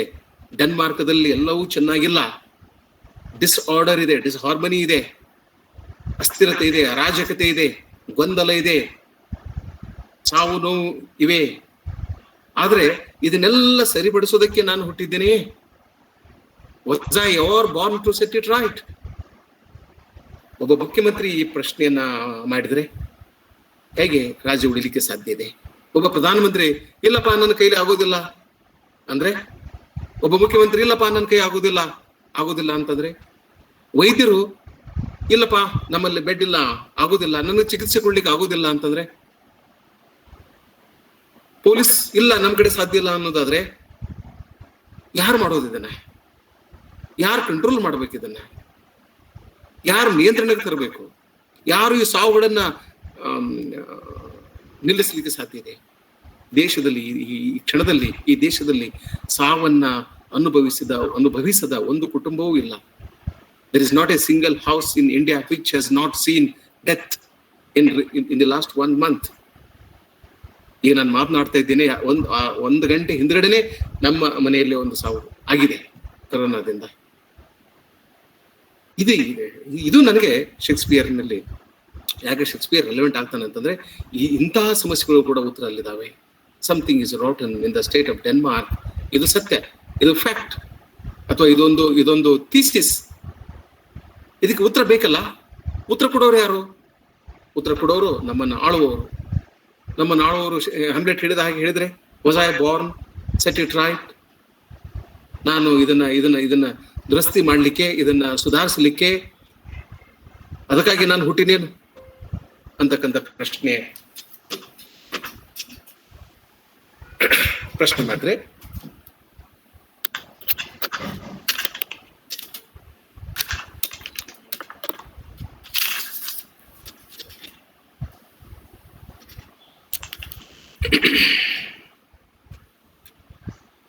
ಆಗ್ಲಿ. ಆಮೇಲೆ ಇನ್ನೊಂದು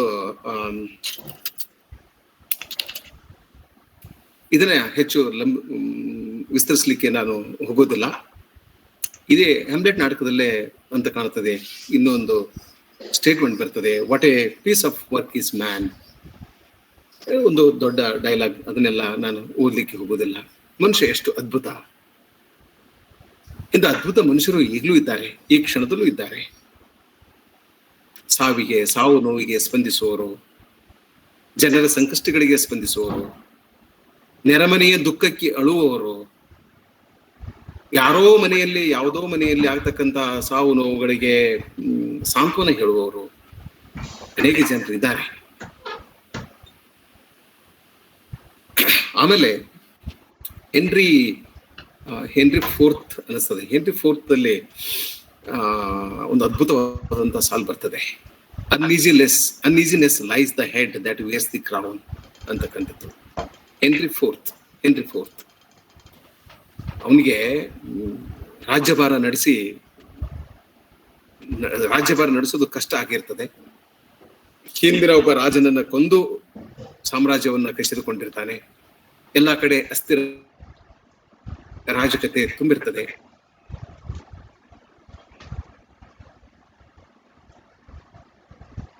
ಕೂಡ ನನಗೆ ನಿದ್ರೆ ಇಲ್ಲ, ಶಾಂತಿ ಇಲ್ಲ, ಸಮಾಧಾನ ಇಲ್ಲ ಅಂತ ಹೇಳ್ತಾನೆ ಅವನು. Uneasiness lies the head that wears the crown. ಯಾವ ತಲೆಯ ಮೇಲೆ ಕಿರೀಟ ಇರ್ತದೆಯಲ್ಲ, ಆ ತಲೆ ಶಾಂತಿಯಿಂದ ಇರ್ಲಿಕ್ಕೆ ಸಾಧ್ಯ ಇಲ್ಲ, ಸಮಾಧಾನದಿಂದ ಇರ್ಲಿಕ್ಕೆ ಸಾಧ್ಯ ಇಲ್ಲ ಅಂತಕ್ಕಂಥ ಮಾತು. ನೀವು ಅಧಿಕಾರ ಎಷ್ಟೇ ಚಿಕ್ಕದಿರಲಿ ಅಥವಾ ಎಷ್ಟೇ ದೊಡ್ಡದಿರಲಿ, ಶಾಂತಿ ಇರಲಿಕ್ಕೆ ಸಾಧ್ಯ ಇಲ್ಲ. ನೀವು ಪ್ರಧಾನಮಂತ್ರಿ ಅಥವಾ ರಾಷ್ಟ್ರಪತಿ, ಮುಖ್ಯಮಂತ್ರಿ, ಗೃಹ ಮಂತ್ರಿ ಅದನ್ನೆಲ್ಲ ಬಿಡಿ. ಒಂದು ವಿಶ್ವವಿದ್ಯಾಲಯದ ಕುಲಪತಿ ಆಗೋದು ಅಥವಾ ಕುಲಸಚಿವನಾಗೋದು ಅಥವಾ ಒಂದು ವಿಭಾಗದ ಮುಖ್ಯಸ್ಥನಾಗುವುದು ಅಥವಾ ಒಬ್ಬ ನಿಷ್ಠಾವಂತ ಪ್ರಾಧ್ಯಾಪಕನಾಗೋದು, ಇದೆಲ್ಲ ಕಷ್ಟ. ಅದೆಲ್ಲ ಆದ ಮೇಲೆ ಅಧಿಕಾರದ ಗದ್ದುಗೆ ಮೇಲೆ ಕೂತ್ಕೊಂಡ ಮೇಲೆ ನಿಮಗೆ ಶಾಂತಿ ಸಮಾಧಾನ ಸಿಗುವಂತಂದ್ರೆ ಸಿಗೋದಿಲ್ಲ. No king is happy. ಯಾವ ರಾಜನು ಸುಖದಿಂದ, ಶಾಂತಿಯಿಂದ, ನೆಮ್ಮದಿಯಿಂದ ಇರ್ಲಿಕ್ಕೆ ಸಾಧ್ಯ ಇಲ್ಲ. ನೀವು ಇತಿಹಾಸವನ್ನು ಓದ್ರಿ. ನಾನೇ ರಾಜನಾಗ್ಬೇಕು ಅಂತ ಹೇಳೇನೆ ಕುರುಕ್ಷೇತ್ರ ಯುದ್ಧ ಆಯ್ತು. ದುರ್ಯೋಧನ ರಾಜನೇ ಆಗೋದಿಲ್ಲ, ಅವನು ಯುವರಾಜ ಇರ್ತಾನೆ, ಕೊನೆಯವರೆಗೂ ಯುವರಾಜ ಇರ್ತಾನೆ, ಸತ್ ಹೋಗ್ಬಿಡ್ತಾನೆ. ರಾಜ ಆಗ್ಬೇಕು ಅನ್ನೋ ಕಾರಣಕ್ಕಾಗಿ ಇಡೀ ತನ್ನ ಕುಲವನ್ನೇ ಸರ್ವನಾಶ ಮಾಡಿಬಿಡ್ತಾನೆ. ರಾಜ ಆಗೋದಿಲ್ಲ. ರಾಜ ಆಗಿ ಏನ್ ಮಾಡ್ಲಿಕ್ಕೆ ಸಾಧ್ಯ ಇತ್ತು? what he could have achieved? ಏನಿಲ್ಲ. ಮತ್ತೆ ಈ ಅಶಾಂತಿ. ಸೊ ಇಂಥ ಒಂದು ವಾಕ್ಯ ನಮ್ಮನ್ನ ಇದು ನಮ್ಮನ್ನ it will stop us from becoming more ambitious. ಮಹತ್ವಾಕಾಂಕ್ಷೆಯನ್ನ ಹೊಂದದ ಹಾಗೆ ನಮ್ಮನ್ನ ತಡಿಲಿಕ್ಕೆ ಸಾಧ್ಯ ಇದೆ. ಇಡೀ ಈ ಬುದ್ಧಿಸಮ್ ಏನಿದೆಯಲ್ಲ, ಈ ಬುದ್ಧಿಸಮ್ನ ಎಸೆನ್ಸ್ ಈ ಒಂದು ಸಾಲಿನಲ್ಲಿದೆ. Uneasiness lies the head that wears the crown. ಬುದ್ಧನಿಗೆ ಗೊತ್ತಿತ್ತು, ಕಾಣ್ತದೆ, ರಾಜನಾದ್ರೆ ನನಗೆ ಶಾಂತಿ ಸಮಾಧಾನ ಸಿಗೋದಿಲ್ಲ, ಅದಕ್ಕೆ ಇದನ್ನ ಬಿಟ್ಟು ಹೋಗ್ಬೇಕು ಅಂತೇಳಿ ಅವನು ಹೋಗ್ಬಿಟ್ಟ. ಹಾಗಿದ್ರೆ ನಾವು ಯಾಕೆ ನಮ್ಮ ಆರೋಗ್ಯವನ್ನ ಕಳೆದುಕೊಂಡು, ನಮ್ಮ ನೆಮ್ಮದಿಯನ್ನ, ಶಾಂತಿಯನ್ನ, ಸುಖವನ್ನ ಕಳೆದುಕೊಂಡು ಅಧಿಕಾರವನ್ನ ಪಡಿಬೇಕು? ಅಧಿಕಾರ ಸುಮ್ಮನೆ ಬರೋದಾದ್ರೂ ಕೂಡ ನೀವು ಸುಮ್ಮನೆ ಆದ್ರೂ ಅದು ತಂತಾನೇ ಆದ್ರೂ ಬರ್ಲಿ, ನೀವು ಶ್ರಮ ವಹಿಸಿ ಅದನ್ನು ಪಡ್ಕೊಡ್ರಿ ಅಥವಾ ಬೇರೆಯವರಿಂದ ಕಸಿದ್ಕೊಡ್ರಿ, ಏನೇ ಮಾಡ್ರಿ, ಒಟ್ಟಾರೆ ಅದರ ಫಲಿತಾಂಶ ಏನಂತಂದ್ರೆ ನಿಮ್ಮ ತಲೆ ಶುದ್ಧ ಇರೋದಿಲ್ಲ, ಶಾಂತಿಯಿಂದ ಇರೋದಿಲ್ಲ. ಈ ಒಂದು ಸಾಲನ್ನ ಸರಿಯಾಗಿ ಅರ್ಥ ಮಾಡ್ಕೊಂಡ್ರೆ ಇದರ ಕಂಟೆಂಪ್ರರಿ ವ್ಯಾಲ್ಯೂವನ್ನ ನೀವು ತಿಳ್ಕೊಡ್ರಿ. ಅನೇಕ ಜನ ಇವತ್ತಿನ ಯುವಕರು ಆರೋಗ್ಯದಿಂದಿಲ್ಲ. 20-22 ವರ್ಷದಲ್ಲಿ ಅವರಿಗೆ BP ಶುಗರ್ ಬಂದಿರ್ತದೆ. 30 ವರ್ಷದಲ್ಲಿ ಅವರಿಗೆ ಹೃದಯ ಸಂಬಂಧಿ ಕಾಯಿಲೆ ಬಂದಿರ್ತದೆ. ಯಾಕೆ ಅಂತಂದ್ರೆ ಈ ಮಹತ್ವಾಕಾಂಕ್ಷೆ, ನಾನು ಅಷ್ಟು ಗಳಿಸ್ಬೇಕು, ಇಷ್ಟು ಗಳಿಸ್ಬೇಕು, ಆ ಹುದ್ದೆ ತಗೋಬೇಕು, ಈ ಹುದ್ದೆ ತಗೋಬೇಕು, ಅವನನ್ನ ಸದ್ಯ ಬಿಡಬೇಕು, ಇವನನ್ನ ಸದ್ಯ ಬಿಡಬೇಕು, ಅವನ ಕಾಲು ಹಿಡಿದು ಜಗ್ಬೇಕು, ಎಲ್ಲ ಅತಂತ್ರ ಕುತಂತ್ರ, ಇವುಗಳಲ್ಲಿ ನೆಮ್ಮದಿಯಲ್ಲಿ ಇರ್ಲಿಕ್ಕೆ ಸಾಧ್ಯ ಇದೆ, ಶಾಂತಿಯಲ್ಲಿ ಇರ್ಲಿಕ್ಕೆ ಸಾಧ್ಯ ಇದೆ. ಸೊ ಮನುಷ್ಯನಿಗೆ ಏನೆಲ್ಲ ಗೊತ್ತಿದ್ರೂ ಹೇಗೆ ಸಮಾಧಾನದಿಂದ, ಶಾಂತಿಯಿಂದ, ನೆಮ್ಮದಿಯಿಂದ ನಗುತ್ತಾ ಇರಬೇಕು ಅಂತ ಗೊತ್ತಿಲ್ಲ. ಒಂದು ನಾಯಿಗೆ ನೀವು ಒಂದು ರೊಟ್ಟಿ ಹಾಕಿಬಿಟ್ರೆ ಅದು ಆರಾಮ ಬಾಲ ಅಳ್ಳಾಡ್ಸ್ಕೋತ ನಿಂತ್ಕೊಂಡ್ ಬಿಡ್ತೈತಿ, ಏನು ಹೆಚ್ಚಿಗೆ ಬೇಕಾಗಿಲ್ಲ ಅದಕ್ಕೆ. ಒಂದು 20 ರೊಟ್ಟಿ ನಿಮ್ ಕೈಯೊಳಗಿದ್ರೆ 20 ನಾಯಿಗಳನ್ನ ಸಮಾಧಾನ ಪಡಿಸಬಹುದು. ಈ ಮನುಷ್ಯರಿಗೆ ಸಾಧ್ಯನೇ ಇಲ್ಲ. ಎಲ್ಲರೂ ಮಂತ್ರಿಗಳಾಗ್ಬೇಕು, ಎಲ್ಲ ಎಂ.ಎಲ್.ಎಗಳು ಮಂತ್ರಿಗಳಾಗ್ಬೇಕು ಅಂದ್ಕೋತಾರೆ. ಈಗ ಎಲ್ಲಾ ಪ್ರಾಧ್ಯಾಪಕರು 10 ವರ್ಷ ಆಯ್ತು ಅಂದ್ರೆ ಕುಲಪತಿಗಳು ಆಗ್ಬೇಕು ಅಂದ್ಕೋತಾರೆ. ಒಂದು ವಿಶ್ವವಿದ್ಯಾಲಯದಲ್ಲಿ ಒಂದೇ ಕುಲಪತಿ ಹುದ್ದೆ ಇರೋದು. ಇವ್ರಿಗೆಲ್ಲರಿಗೂ ಗೊತ್ತಿಲ್ಲ that the uneasiness lies the head that wares the crowd ಅಂತಕ್ಕಂಥದ್ದು. ಆಮೇಲೆ ನಾನು ಮತ್ತೆ ಮುಂದೆ ಹೋಗ್ತೀನಿ, ಇದು ದೊಡ್ಡ ಪಟ್ಟಿ ಇದೆ, ಸಮಯ ಸಾಲೋದಿಲ್ಲ. ಮತ್ತೆ ಯಾಕೆ ಶೇಕ್ಸ್ಪಿಯರ್ನ ಓದ್ಬೇಕು, ಇಲ್ಲಿ ನಾನು ಏನೋ ಸಾಕಷ್ಟು ಪಾಯಿಂಟ್ಸ್ಗಳು ಮಾಡ್ಕೊಂಡಿದ್ದೆ, ಅದನ್ನೆಲ್ಲ ಬಿಟ್ಟು ಮುಂದೆ ಹೋಗ್ತೇನೆ. ಯಾಕೆ ಶೇಕ್ಸ್ಪಿಯರ್ನ ಓದ್ಬೇಕು ಅಂತಂದ್ರೆ ನಮ್ಮ ಅನುಭವಗಳು ನಮಗೆ ಅರ್ಥ ಆಗುವ ಹಾಗೆ ಮಾಡುವ ಒಂದು ಕಲೆ ಶಕ್ತಿ ಶೇಕ್ಸ್ಪಿಯರ್ನಿಗೆ ಸಿದ್ಧಿಸಿತ್ತು. ಇದಕ್ಕೆ ಅನೇಕ ಉದಾಹರಣೆಗಳನ್ನ ಕೊಡಬಹುದು. To understand my own experience, Shakespeare helps me understand my own experience.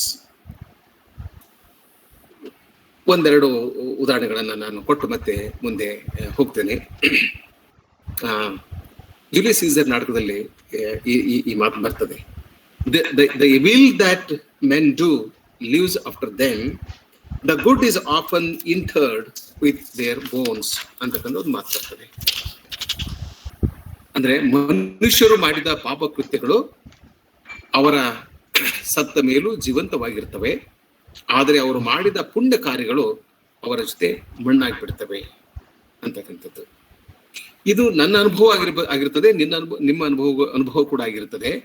ಈ ಅನುಭವ ನನಗೆ ಅರ್ಥ ಆಗ್ಬೇಕು ಅಂತಂದ್ರೆ ಒಂದು 2 ಸ್ಟಿಕ್ ಬೇಕಾಗ್ತದೆ, ಅಥವಾ ಒಂದು ಬೆಳಕು ಬೇಕಾಗ್ತದೆ. ಆ ಬೆಳಕು ಶೇಕ್ಸ್ಪಿಯರ್ನಂತ ಲೇಖಕನಿಂದ, ಮಿಲ್ಟನ್ ಅಂತ ಲೇಖಕರಿಂದ, ಟಾಲ್ಸ್ಟಾಯ್ ಅಂತ ಲೇಖಕರಿಂದ, ಕನ್ನಡ ಸಂದರ್ಭದಲ್ಲಿ ಕುವೆಂಪು, ಬೇಂದ್ರೆ, ಕಾರಂತ್ ಮತ್ತು ಭಾರತದ ಸಂದರ್ಭದಲ್ಲಿ ಟ್ಯಾಗೋರ್ ಅಂತ ಲೇಖಕರಿಂದ ನಮಗೆ ಸಿಗ್ತದೆ. ಸೊ ಶೇಕ್ಸ್ಪಿಯರ್ನನ್ನು ನಾವು ಯಾಕೆ ಓದಬೇಕು ಅಂತಂದ್ರೆ ಅವನು ನಮಗೆ ನಮ್ಮ ಅನುಭವಗಳನ್ನ ಸರಿಯಾಗಿ ಅರ್ಥ ಮಾಡಿಕೊಳ್ಳಲಿಕ್ಕೆ ಬೇಕಾದ ಬೆಳಕನ್ನ ನೀಡ್ತಾನೆ. ಇನ್ನೊಂದು ಹ್ಯಾಮ್ಲೆಟ್ ನಾಟಕದಲ್ಲಿ ತಂದೆ ಪೊಲೋನಿಯಸ್ ಆ ಕಥೆ ನಿಮಗೆಲ್ಲ ಗೊತ್ತಿದೆ. ಮಗ ಲಿಯಾಟಸ್ ಪ್ಯಾರಿಸ್ಗೆ ಹೋಗ್ತಿರ್ತಾನೆ, ಉನ್ನತ ಶಿಕ್ಷಣ ಪಡೆದುಕೊಳ್ಳಲಿಕ್ಕೆ ಪ್ಯಾರಿಸ್ ಹೊರಟಿರ್ತಾನೆ. ತಂದೆ ಹತ್ರ ಬಂದು ಉಪದೇಶ ಕೇಳ್ತಾನೆ, ನಾನು ಹೊರಟಿದ್ದೇನೆ, ನನಗೆ ಅಡ್ವೈಸ್ ಕೊಡಿ ಅಂತ. ಅವಾಗ ತಂದೆ ಹೇಳ್ತಾನೆ, neither a borrower nor a lender be. ಇಷ್ಟಂದೇ ಬಿಡೋದಿಲ್ಲ, ಅವನು ಎಕ್ಸ್ಪ್ಲೈನ್ ಮಾಡ್ತಾನೆ ಅದನ್ನ. For loan often loses both itself and friend, and borrowing dulls the edge of husbandry.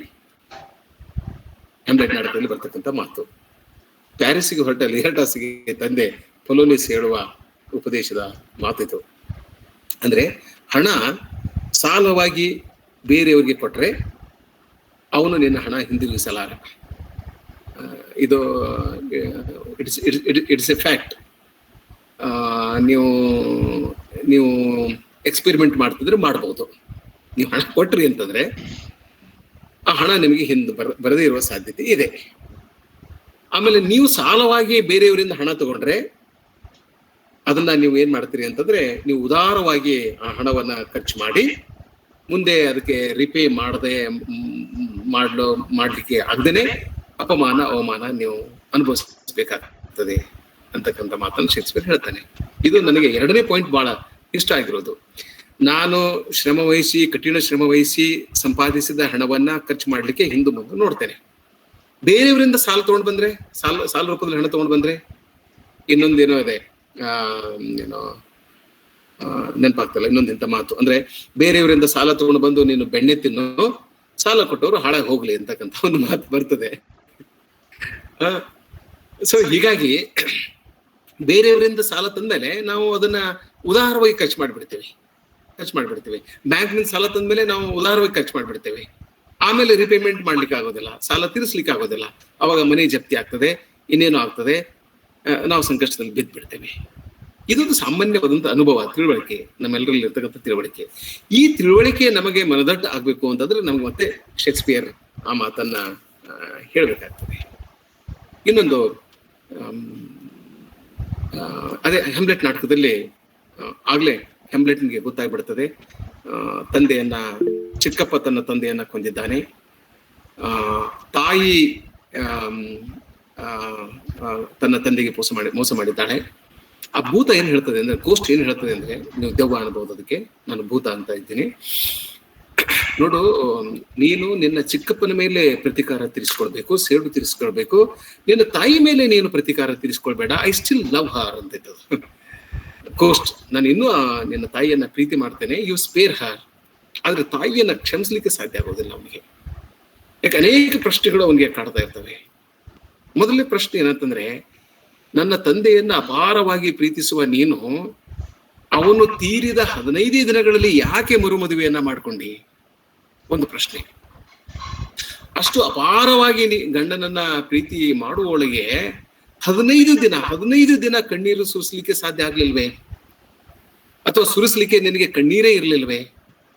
ಎರಡನೇ ಪ್ರಶ್ನೆ. ಮೂರನೇ ಪ್ರಶ್ನೆ, ತಂದೆಯ ಶವ ಸಂಸ್ಕಾರಕ್ಕಾಗಿ ಮಾಡಿದ ಅಡುಗೆ ಇನ್ನೂ ಹಳಿಸಿ ಹೋಗಿಲ್ಲ, ಅಥವಾ ತಂದೆಯ ಶವ ಸಂಸ್ಕಾರಕ್ಕಾಗಿ ಮಾಡಿದ ಅಡುಗೆಯನ್ನ ನಿನ್ನ ಮದುವೆಗೆ ಉಣಬಡಿಸಲಾಯಿತು. ಅದ್ಭುತವಾದಂತಹ ಒಂದು ಡೈಲಾಗ್. ಹೇಗೆ ಅರ್ಥ ಮಾಡಿಕೊಳ್ಳೋದು? ಹೆಂಡತಿ ಗಂಡನಿಗೆ ಮೋಸ ಮಾಡೋದಾದ್ರೆ, ತಮ್ಮ ಅಣ್ಣನಿಗೆ ಮೋಸ ಮಾಡೋದಾದ್ರೆ ಭಾಷೆ ಸೋಲ್ತದೆ. ಯಾಕಂದ್ರೆ ಭಾಷೆ, ಲ್ಯಾಂಗ್ವೇಜ್ ಟ್ರಾನ್ಸ್ಲೇಟ್ಸ್ ಹ್ಯೂಮನ್ ಆಕ್ಷನ್. ಮನುಷ್ಯನ ಕ್ರಿಯೆಯನ್ನ ಭಾಷೆ ತರ್ಜುಮೆ ಮಾಡ್ತಾ ಇರ್ತದೆ, ಅನುವಾದ ಮಾಡ್ತಾ ಇರ್ತದೆ. If there is no meaning in life, then there won't be any meaning in language. ಜೀವನದಲ್ಲೇ ಅರ್ಥ ಇಲ್ಲ, ಜೀವನದಲ್ಲೇ ನೈತಿಕತೆ ಇಲ್ಲ ಅಂತಂದ್ರೆ ಭಾಷೆಯಲ್ಲಿ ನೈತಿಕತೆ ಹೇಗೆ ಬರ್ಲಿಕ್ಕೆ ಸಾಧ್ಯ ಇದೆ? ಜೀವನದಲ್ಲಿ ಅರ್ಥ ಇಲ್ಲ ಅಂತಂದ್ರೆ ಇಲ್ಲಿ ಅರ್ಥ ಹೇಗೆ ಬರ್ಲಿಕ್ಕೆ ಸಾಧ್ಯ ಇದೆ? Unless you live meaningfully, you can not produce meaningful language. ಅದಕ್ಕಾಗಿ ನಾನು ಹೇಳಿದೆ, ಭಾಷೆ ಮನುಷ್ಯನ ಕ್ರಿಯೆಯನ್ನ ಅಥವಾ ಆ ಭಾಷೆಯನ್ನ ಬಳಸುವ ವ್ಯಕ್ತಿಯ ಕ್ರಿಯೆಯನ್ನ ಅನುಕರಣೆ ಮಾಡ್ತಾ ಇರ್ತದೆ, ಅಥವಾ ಅದನ್ನ ತರ್ಜುಮೆ ಮಾಡ್ತಾ ಇರ್ತದೆ.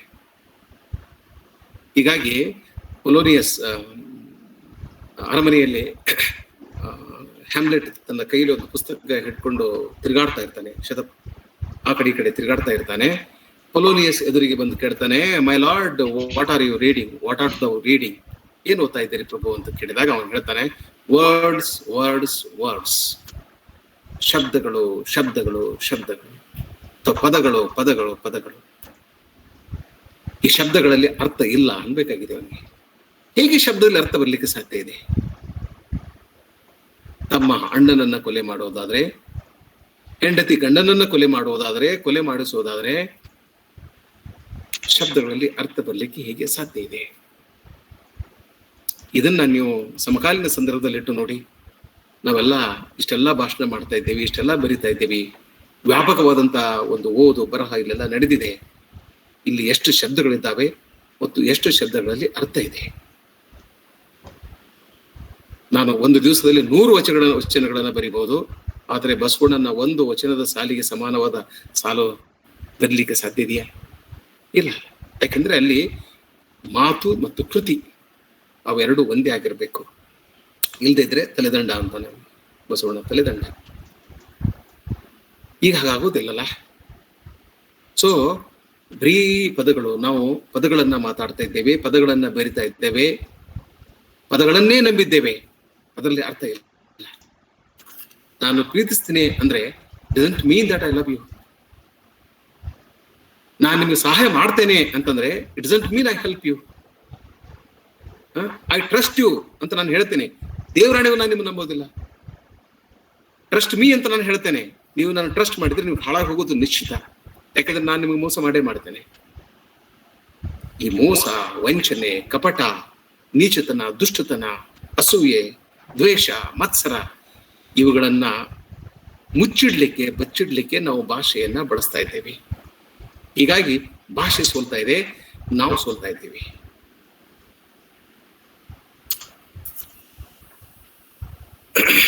ಆಮೇಲೆ ಇಲ್ಲಿ ಅನೇಕ ಉದಾಹರಣೆಗಳಿವೆ. ಅವುಗಳನ್ನ ನಾನು ಇಲ್ಲಿ ಚರ್ಚೆ ಮಾಡ್ಲಿಕ್ಕೆ ಹೋಗೋದಿಲ್ಲ, ಸಮಯದ ಅಭಾವ ಇರೋದ್ರಿಂದ. ಮುಂದೆ ಇನ್ನೊಂದು ಬಹಳ ಮುಖ್ಯವಾದಂತ ವಿಷಯ, ಯಾಕೆ ಶೇಕ್ಸ್ಪಿಯರ್ನನ್ನು ಓದ್ಬೇಕು ಅಂದ್ರೆ, ಪ್ರೇಕ್ಷಕರು ರಂಗಮಂಚದ ಮೇಲಿನ ಶೇಕ್ಸ್ಪಿಯರ್ನ ಪಾತ್ರಗಳ ಜೊತೆ ಜೀವಂತ ಸಂಬಂಧ ಹೊಂದಿದ್ದಾರೆ. ಬ್ರೆಕ್ಟನ್ ಒಂದು ಮಾತಿದೆ, A theatre which does not have a living contact with its audience is a nonsense. ಯಾವ ರಂಗಭೂಮಿ ತನ್ನ ಪ್ರೇಕ್ಷಕರೊಂದಿಗೆ ಜೀವಂತವಾದ ಸಂಬಂಧವನ್ನು ಇಟ್ಟುಕೊಳ್ಳುವುದಿಲ್ವೋ ಅದು ನಾನ್ಸೆನ್ಸ್ ಅಂತಕ್ಕಂಥ ಮಾತನ್ನು ಹೇಳ್ತಾರೆ. ಸೊ ಶೇಕ್ಸ್ಪಿಯರ್ನನ್ನ ನಾವು ಯಾಕೆ ಇಷ್ಟಪಡ್ತೇವೆ, ಯಾಕೆ ಅವನು ನಮಗೆ ಮಾಡ್ತಾನೆ ಅಂತಂದ್ರೆ, ಅವನ ಪ್ರೇಕ್ಷಕರು ಅವನ ಜೊತೆ ಜೀವಂತವಾದ ಸಂಬಂಧವನ್ನ ಇಟ್ಕೊಂಡಿದ್ದಾರೆ. ಒಂದೆರಡು ಉದಾಹರಣೆಗಳನ್ನ ಕೊಟ್ಟು ನಾನು ನನ್ನ ಮಾತನ್ನ ಮುಂದುವರಿಸ್ತೇನೆ. 2017 ನಾನು ಗ್ಲೋಬ್ ಥಿಯೇಟರ್ದಲ್ಲಿ ಕಿಂಗ್ ಲಿಯರ್ ನಾಟಕ ನೋಡಿದೆ. ನನಗೆ ಬಹಳ ಆಶ್ಚರ್ಯ ಆಯ್ತು. ನಾಟಕ ನಡೀತಾ ಇದ್ದಾಗ ಒಬ್ಬ ವೃದ್ಧ ಮಹಿಳೆ ಮೂರ್ಛೆ ಹೋಗಿ ಬಿದ್ದು, ಆಕೆನ ಎತ್ಕೊಂಡು ಹೊರಗಡೆ ಹೋದ್ರು. ನನ್ನ ಪಕ್ಕದಲ್ಲಿ ನಿಂತವನಿಗೆ ಕೇಳಿದೆ, ಏನಾಯ್ತು ಆ ಮಹಿಳೆಗೆ? ಇಲ್ಲ, ಅವಳು ಫೀಲ್ ಮಾಡ್ಕೊಂಡು ಕಾಣ್ತದೆ, ಹೀಗಾಗಿ ಆಕೆ ಮೂರ್ಛೆ ಹೋದ್ಲು. ಮತ್ತೆ 15 ನಿಮಿಷ ಆದ್ಮೇಲೆ ಇನ್ನೊಬ್ಬ ಮಹಿಳೆ ಮೂರ್ಛೆ ಹೋದ್ಲು. 3 ಗಂಟೆಯ ನಾಟಕದಲ್ಲಿ 2 ಮಹಿಳೆಯರು ಮೂರ್ಛೆ ಹೋದದ್ದಕ್ಕೆ ನಾನು ಸಾಕ್ಷಿ. ಇದು ನಮ್ಮ ದೇಶದಲ್ಲಿ ಸಾಧ್ಯನೇ ಇಲ್ಲ. ಯಾಕಂದ್ರೆ ನಾವು ನಮ್ಮ ಟೇಸ್ಟ್ ಅನ್ನ ಕಳ್ಕೊಂಡು ಬಿಟ್ಟಿದ್ದೇವೆ. It's very unfortunate. We have lost our taste. Culture ಅನ್ನೋದೆಲ್ಲ ನಾವು ಭಾಷಣ ಮಾಡೋದಕ್ಕೆ ಸೀಮಿತ ಮಾಡ್ಕೊಂಡಿದ್ದೇವೆ. ಒಂದು ರಂಗಭೂಮಿಯ ಮೇಲೆ ಒಂದು ಗಂಭೀರವಾದ ದೃಶ್ಯ ನಡೀತಾ ಇದ್ರೆ ಅದನ್ನ ನೋಡಿ ಆಸ್ವಾದಿಸುವ ಒಂದು ಶಕ್ತಿ ಸಾಮರ್ಥ್ಯವನ್ನ ನಾವು ಕಳೆದುಕೊಂಡಿದ್ದೇವೆ. ಸಿನಿಮಾ ಥಿಯೇಟರ್ನಲ್ಲಿ ಹೋಗಿ ನೋಡ್ರಿ ನೀವು, ಒಂದು ಗಂಭೀರವಾದ ಸೀನ್ ನಡೆದಿತ್ತು ಅಂದ್ರೆ ಪ್ರೇಕ್ಷಕರು ಹೇಗೆ ಅದನ್ನ ಮೇಲೆ ಅದಕ್ಕೆ ವ್ಯಂಗ್ಯ ಮಾಡ್ತಾರೆ, ಹೇಗೆ ಟೀಕೆ ಮಾಡ್ತಾರೆ ಅನ್ನೋದನ್ನ. ಬಟ್ ಇಂಗ್ಲೆಂಡ್ ನಲ್ಲಿ ಅದು ಹಾಗೆ ಇರಲಿಲ್ಲ. 3 ತಾಸು ನಾಟಕದಲ್ಲಿ ಜನರು ಏನು ಎಂಜಾಯ್ ಮಾಡಿದ್ರು ಅಂತಂದ್ರೆ, ಅವರು ಎಲ್ಲಾ ಪಾತ್ರಗಳೊಂದಿಗೆ ತಮ್ಮ ಜೀವಂತವಾದ ಸಂಬಂಧವನ್ನ ಈಗಲೂ ಇಟ್ಕೊಂಡಿದ್ದಾರೆ. ನಾನು ಅದಕ್ಕೆ ಸಾಕ್ಷಿಯಾಗಿದ್ದೇನೆ. ನಾವು ಯುವಕರು, ಯುವತಿಯರು, ಮಧ್ಯವಯಸ್ಕನವರು, ವೃದ್ಧರು ಎಲ್ಲರೂ ಅವನ ನಾಟಕವನ್ನ ನೋಡಿದ್ರು ಮತ್ತು ನಾಟಕವನ್ನ ಎಂಜಾಯ್ ಮಾಡಿದ್ರು. ಆಮೇಲೆ ನೀವು ಸ್ಟ್ಯಾಟ್ಫೋರ್ಡಿಗೆ ಅವನ ಜನ್ಮಭೂಮಿಗೆ ಹೋಗ್ರಿ. ಅವನ ಮನೆ ಎದುರುಗಡೆ 2 ಅತ್ಯಂತ ಸ್ಫುರದ್ರೂಪಿ ನಟರು ಇರ್ತಾರೆ. 2017 ಅವರು ಇದ್ರು 2 ನಟರು. They were extremely handsome Young people. ಅವರಿಗೆ ನಾವು ಈ ಪ್ರವಾಸಿಗರು ಹೋಗಿ ಅಲ್ಲಿ ನಿಂತ್ಕೊಂಡು ನಟರಿಗೆ, ನನಗೆ ಹ್ಯಾಮ್ಲೆಟ್ ನಾಟಕದ ಈ ದೃಶ್ಯವನ್ನ ನೀವು ಅಭಿನಯಿಸ್ರಿ ಅಂತಂದ್ರೆ ತಕ್ಷಣ ಅಭಿನಯಿಸ್ತಾರೆ ಅವರು. ಅಂದ್ರೆ ಅವರಿಗೆ ಶೇಕ್ಸ್ಪಿಯರ್ನ ಎಲ್ಲಾ 37 ನಾಟಕಗಳ ಎಲ್ಲಾ ಡೈಲಾಗ್ಸ್ಗಳು ಅವ್ರಿಗೆ ನೆನಪಿವೆ. Look at their commitment. ನಮ್ಗೆ ಬೇಂದ್ರೆ, ನಮ್ಮ ಅತ್ಯಂತ ಶ್ರೇಷ್ಠ ಕವಿ ಬೇಂದ್ರೆ ಅವರ 10 ಪದ್ಯಗಳು ಕೂಡ ನಮಗೆ ನಮ್ಮ ನಾಲಿಗೆ ಮೇಲೆ ಇರೋದಿಲ್ಲ. ಬೆಂಗಾಲದಲ್ಲಿ ಸಾಧ್ಯ ಇದೆ. ಬೆಂಗಾಲದಲ್ಲಿ ನೀವು ಟ್ಯಾಗೋರ್ ಅವರ ಅನೇಕ ಕವನಗಳು ಅವರ ನಾಲಿಗೆ ಮೇಲೆ ಹರಿದಾಡ್ತವೆ. ಕನ್ನಡದಲ್ಲಿ ಸಾಧ್ಯ ಇಲ್ಲ, ಬಟ್ ಅಲ್ಲಿ ಇದೆ. ನಾನು ಹೇಳ್ತಾ ಇರೋದು ಅಂದ್ರೆ, ಈ ಜೀವಂತ ಸಂಬಂಧ ಎದಕ್ಕಂತೀವಿ ಅಂದ್ರ ಇದಕ್ಕೆ. ನಾನು ಅಲ್ಲಿ ಹೋಗಿ ಒಂದು 3-4 ನಾಟಕಗಳ ದೃಶ್ಯವನ್ನ ಅವರಿಂದ ನಾನು ಅವರಿಗೆ ಅಭಿನಯಿಸಲಿಕ್ಕೆ ಕೇಳ್ಕೊಂಡೆ. ಅವರು ಅಭಿನಯಿಸಿದ್ರು ಕೂಡ. ಆಮೇಲೆ ಅವನ ಕಾಲದ ಪ್ರೇಕ್ಷಕರು ನಾಟಕಗಳನ್ನ ಓದ್ತಾ ಇರ್ಲಿಲ್ಲ. ಅವ್ರಿಗೆ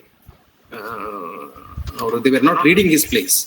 ಅವರು ನಾಟಕಗಳನ್ನ ರಂಗಮಂಚದ ಮೇಲೆ ನೋಡಿ ಸುಗಿಸ್ತಿದ್ರು. ಆಮೇಲೆ ಶೇಕ್ಸ್ಪಿಯರ್ ಕೂಡ ಪ್ರೇಕ್ಷಕರ ಒಂದು ಪ್ರತಿಕ್ರಿಯೆ, ಸ್ಪಂದನೆ ಹೇಗಿದೆ ಎಂದು ತಿಳಿಯುವ ಕುತೂಹಲ ಶೇಕ್ಸ್ಪಿಯರ್ಗೆ ಇತ್ತು ಅಂತ ಅನೇಕ ವಿದ್ವಾಂಸರು ಹೇಳ್ತಾರೆ. ಇನ್ನು ಮತ್ತೆ ಅದೇ ಪ್ರಶ್ನೆಯನ್ನ ಕೇಳೋದಾದ್ರೆ, ಶೇಕ್ಸ್ಪಿಯರ್ನ ನಾಟಕಗಳು ಏಕೆ ನಮಗೆ ಅಪ್ಯಾಯಮಾನವಾಗಿ ಕಾಣುತ್ತವೆ? ಏಕೆ ಅವನ ನಾಟಕಗಳನ್ನ ಜನರು ಓದುತ್ತಾರೆ ಅಥವಾ ಪ್ರೇಕ್ಷಕರು ನೋಡುತ್ತಾರೆ? ಏಕೆ ಅವರ ನಾಟಕಗಳ ಕುರಿತು ಚರ್ಚಿಸುತ್ತಾರೆ? ಈ ಪ್ರಶ್ನೆಗಳನ್ನ ನಾವು ಮಾಡಿಕೊಂಡ್ರೆ, ಏಕೆಂದ್ರೆ ಅವನ ನಾಟಕಗಳು ಮನುಷ್ಯನ ಸ್ಥಿತಿಗತಿಯನ್ನು ವ್ಯಕ್ತಪಡಿಸುತ್ತವೆ. ಆಗ್ಲೇ ನಾನು ಪ್ರಾರಂಭದಲ್ಲಿ ನಾನು ಹೇಳಿದ್ದೆ ಏನಂತಂದ್ರೆ, subtle human problems and nuances, ಮನುಷ್ಯನ ಅತ್ಯಂತ ಮೂಲಭೂತ ಸಮಸ್ಯೆಗಳನ್ನ, ತಲ್ಲಣಗಳನ್ನ, ಮನುಷ್ಯನ ಮನಸ್ಸಿನ ವ್ಯವಹಾರಗಳನ್ನ, ಮನಸ್ಸಿನ ವ್ಯವಹಾರಗಳನ್ನ, ಮನುಷ್ಯನ ಹೃದಯದ ಒಂದು ಚಲನವಲನವನ್ನ, ಇವುಗಳನ್ನೆಲ್ಲ ಅತ್ಯಂತ ಸಮರ್ಥವಾಗಿ ಶೇಕ್ಸ್ಪಿಯರ್ ತನ್ನ ನಾಟಕಗಳಲ್ಲಿ ಸೆರೆ ಹಿಡಿದಿದ್ದಾನೆ. ಅವನು ಧರ್ಮದ ಬಗೆಗೆ ಅವನ ಪಾತ್ರಗಳು ಹೆಚ್ಚು ಮಾತನಾಡೋದಿಲ್ಲ, ದೈವದ ಬಗೆಗೆ ಅಲ್ಲಿ ಇಲ್ಲಿ ಪ್ರಸ್ತಾಪ ಇದೆ. ಅವನಿಗೆ ಆಧ್ಯಾತ್ಮಿಕತೆ ಬಗೆಗೆ ಹೆಚ್ಚು ಅವನ ನಾಟಕಗಳು ಮಾತನಾಡೋದಿಲ್ಲ. ಆದರೆ ಮನುಷ್ಯ ಜಗತ್ತು ಅಲ್ಲಿದೆ. That's very important. he knew that he was speaking to men. ನಾನು ನನ್ನ ವ್ಯವಹಾರ ಮನುಷ್ಯರೊಂದಿಗೆ, ನನ್ನ ವ್ಯವಹಾರ ಈ ಭೂಮಿಯ ಮೇಲೆ ಇರ್ತಕ್ಕಂಥ ಮನುಷ್ಯರೊಂದಿಗೆ, ನನ್ನ ಸಂಬಂಧ ನನ್ನ ಸಮಕಾಲೀನ ಇಂಗ್ಲೆಂಡಿನ ಪ್ರೇಕ್ಷಕರೊಂದಿಗೆ, ಅವರ ಬೇಕು ಬೇಡುಗಳನ್ನ ಪೂರೈಸುವುದು, ಅವರ ನಿರೀಕ್ಷೆಗಳನ್ನ ಪೂರೈಸುವುದು, ಅವರ ಅಭಿಪ್ಸಿ ಆಸೆಗಳನ್ನ ಪೂರೈಸುವುದು ಒಬ್ಬ ಲೇಖಕನಾಗಿ ನನ್ನ ಕರ್ತವ್ಯ ಅಂತ ಅವನು ತಿಳ್ಕೊಂಡಿದ್ದರಿಂದ ಅವರಿಗೆ ಬೇಕಾದಂತ ನಾಟಕಗಳನ್ನ ಅವನು ಬರ್ದ. ಹೆಮ್ಲೆಟ್, ನಮ್ಗೆ ಹೆಮ್ಲೆಟ್ ಅಂದ್ರೆ ಇದು ಪೌರುಷದ ಕುರಿತು ಧ್ಯಾನಿಸ್ತಕ್ಕಂಥ ಒಂದು ನಾಟಕ. ಮ್ಯಾಕ್ಬೆತ್ ಅಪರಿಮಿತ ಆಕಾಂಕ್ಷೆಯ ಬಗ್ಗೆ ಅದು ನಮ್ಮನ್ನ ಎಚ್ಚರಿಸ್ತದೆ. ನಮ್ಮ ಸಮಕಾಲೀನ ಜಗತ್ತನ್ನ ನೋಡಲು, ಅರ್ಥೈಸಿಕೊಳ್ಳಲು ಅದು ನಮಗೆ ನೆರವು ನೀಡ್ತದೆ. ಒಥೆಲೋ ಸಂದೇಹ, ಸೀಸರ್ನ ಅಹಂಕಾರ, ಲಿಯರ್ನ ಮೂರ್ಖತನ ನಮ್ಮನ್ನ ಅಂತರ್ಮುಖಿಯನ್ನಾಗಿ ಮಾಡ್ತದೆ. ಇದೆಲ್ಲ ನಾವು ಅರ್ಥ ಮಾಡ್ಕೋಬೇಕು. ಇನ್ನು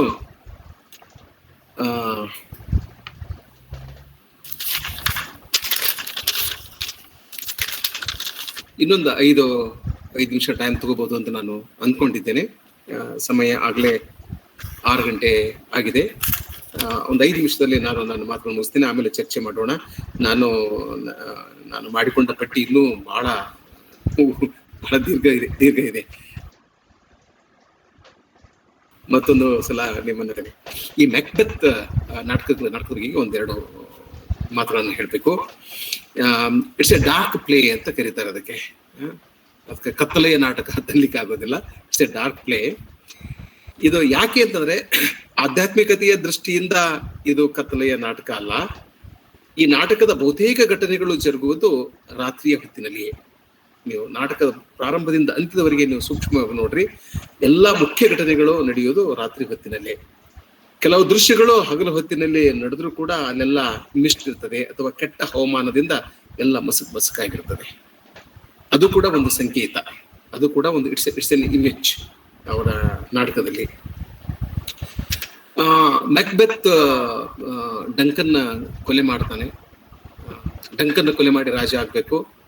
ಪತ್ನಿ ಅದಕ್ಕೆ ಸಹಕಾರ ಕೊಡ್ತಾಳೆ. ಇನ್ಫ್ಯಾಕ್ಟ್ ಲೇಡಿ ಮ್ಯಾಕ್ಬೆತ್ ನನ್ನ ಪ್ರಿಪೇರ್ ಮಾಡ್ತಾಳೆ ಮರ್ಡರ್ ಮಾಡ್ಲಿಕ್ಕೆ, ಹತ್ಯೆ ಮಾಡ್ಲಿಕ್ಕೆ. ಅವನು ಹತ್ಯೆ ಮಾಡ್ತಾನೆ. ಹತ್ಯೆ ಮಾಡಿದ್ಮೇಲೆ ಅವನಿಗೆ ಸ್ಪಷ್ಟವಾಗಿ ಗೊತ್ತಾಗ್ತದೆ, ಇಲ್ಲ ನಾನು ತಪ್ಪು ಮಾಡಿದೆ, I committed a mistake, I committed a sin. ಆದ್ರೆ ಫಿಲಾಸಫಿ ಇದೆಯಲ್ಲ, what is done can not be undone, there is no undoing. Duncan ಸತ್ ಹೋದ, ಅವನಿಗೆ ನೀನು ಪುನರ್ಜನ್ಮ ಕೊಡ್ಲಿಕ್ಕೆ ಸಾಧ್ಯ ಇಲ್ಲ, ಮರುಜೀವ ತುಂಬಲಿಕ್ಕೆ ಸಾಧ್ಯ ಇಲ್ಲ, because there is no undoing. So ಅವಾಗ ಅವನಿಗೇನು ತಿಳುವಳಿಕೆ ಬರ್ತದೆ ಅಂತಂದ್ರೆ, ನಾನು ಕೇವಲ ಡಂಕನ್ ಅನ್ನ ಕೊಲ್ಲಲಿಲ್ಲ, in killing Duncan I killed my sleep, ನಾನು ನನ್ನ ನಿದ್ರೆಯನ್ನ ಕೊಂದೆ ಅಂತ ಅನಿಸ್ತದೆ ಅವನಿಗೆ. ಕೊನೆಗೆ ಹೆಂಡತಿ ಸತ್ ಹೋದಾಗ, ಲೇಡಿ ಮ್ಯಾಕ್ಬೆತ್ ಸತ್ ಹೋದ್ಮೇಲೆ ಅವನಿಗೆ ಜ್ಞಾನೋದಯ ಆಗ್ತದೆ. ಅವಾಗ ಮ್ಯಾಕ್ಬೆತ್ನಿಗೆ ಜೀವನ ದೀರ್ಘವಾಗಿಲ್ಲ ಅಂತ ಅನಿಸ್ತದೆ. ಆಮೇಲೆ human life is very short as perhaps candle. ಒಂದು ಮೊಂಬತ್ತಿ ಎಷ್ಟು ಶಾರ್ಟ್ ಆಗಿರ್ತದೆ, ಅವ್ರ ಲೈಫ್ ಎಷ್ಟು ಶಾರ್ಟ್ ಆಗಿರ್ತದಲ್ಲ, ಅಷ್ಟು ಹ್ಯೂಮನ್ ಲೈಫ್ ಅಂತಕ್ಕಂಥ ಒಂದು ತಿಳುವಳಿಕೆ ಅವನಿಗೆ ಬರ್ತದೆ. ತುಂಬಾ ಕ್ಷಣಿಕವಾದದ್ದು ಅಂತಕ್ಕಂಥ ತಿಳುವಳಿಕೆ ಬರುತ್ತದೆ. ನೋಡಿ, ತಿಳುವಳಿಕೆ ಬರುವ ಕಾಲಕ್ಕೆ ಬಂದ್ರೇನೆ ಅದು ವಾಸಿ. ಹೊತ್ತು ಮೀರಿದ ಮೇಲೆ ಬರುವ ತಿಳುವಳಿಕೆಗೆ ಯಾವ ಅರ್ಥವೂ ಇರೋದಿಲ್ಲ. ಈಗ ಕರ್ನಾಟಕ ಯಯಾತಿ ನಾಟಕದಲ್ಲಿ ನಾಟಕದ ಕೊನೆಗೆ ಯಯಾತಿಗೆ ತಿಳುವಳಿಕೆ ಬರ್ತದೆ. ನಾನು ಪೂರ್ವನಿಂದ ಆಯುಷ್ಯವನ್ನ, ಅವನ ಯೂತ್ತನ್ನ ನಾನು ಕಸ್ಕೊಳ್ಬಾರ್ದಾಗಿತ್ತು, ಅವನ ತಾರುಣ್ಯವನ್ನ ನಾನು ಕಸಿದುಕೊಳ್ಳಬಾರದಾಗಿತ್ತು. But it was too late. ಅದಕ್ಕೆ ಬಸವಣ್ಣ ಹೇಳೋದು, ಹೊತ್ತು ಹೋಗುವ ಮುನ್ನ, ಬೆನ್ನು ಬಾಗುವ ಮುನ್ನ ಪೂಜಿಸು ಕೂಡಲ ಸಂಗಮ ದೇವರ ಅಂತ. 70 ವರ್ಷಕ್ಕೆ ನಿಮ್ಗೆ ದೇವರನ್ನ ನೆನೆದ್ರೆ ದೇವರು ಸಿಗೋದಿಲ್ಲ. 20 ವರ್ಷದಾಗಿದ್ದಾಗ ಅದು ನಿಮ್ಮ ಮನಸ್ಸಿನಲ್ಲಿ ಬರಬೇಕು ಅನ್ನೋದು. ಆಮೇಲೆ ನಮ್ಮ ಕನಸು, ನಮ್ಮ ಬಯಕೆ, ನಮ್ಮ ಅಭಿಪ್ಸೆ, ನಮ್ಮ ಮಹತ್ವಾಕಾಂಕ್ಷೆ, ಅಥವಾ ನಾವು ಸರ್ವಾಧಿಕಾರಿ ಆಗುವ ಅಥವಾ ರಾಜನಾಗುವ ಕನಸು ಎಲ್ಲವೂ ಬರೀ ಗೊಂದಲ, ನಾಯ್ಸಸ್ ಅಂತಕ್ಕಂಥ ಒಂದು ತಿಳುವಳಿಕೆ ಅವನಿಗೆ ಬರ್ತದೆ.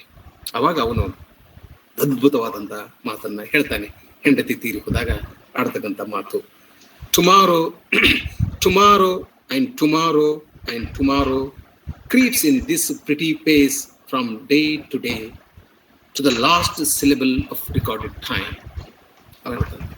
ನಾಳೆ ಮತ್ತು ಇವತ್ತು ಇವುಗಳ ಮಧ್ಯೆ ಯಾವ ವ್ಯತ್ಯಾಸವೂ ಇಲ್ಲ.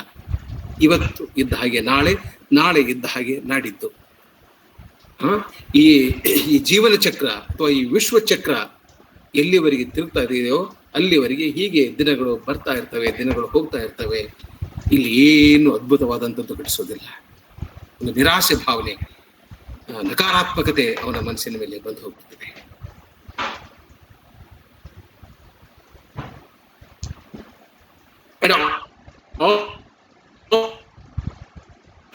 ನಮ್ಮ ಪಯಣ, ಈ ನಮ್ಮ ಪಯಣದ ಅಂತ್ಯ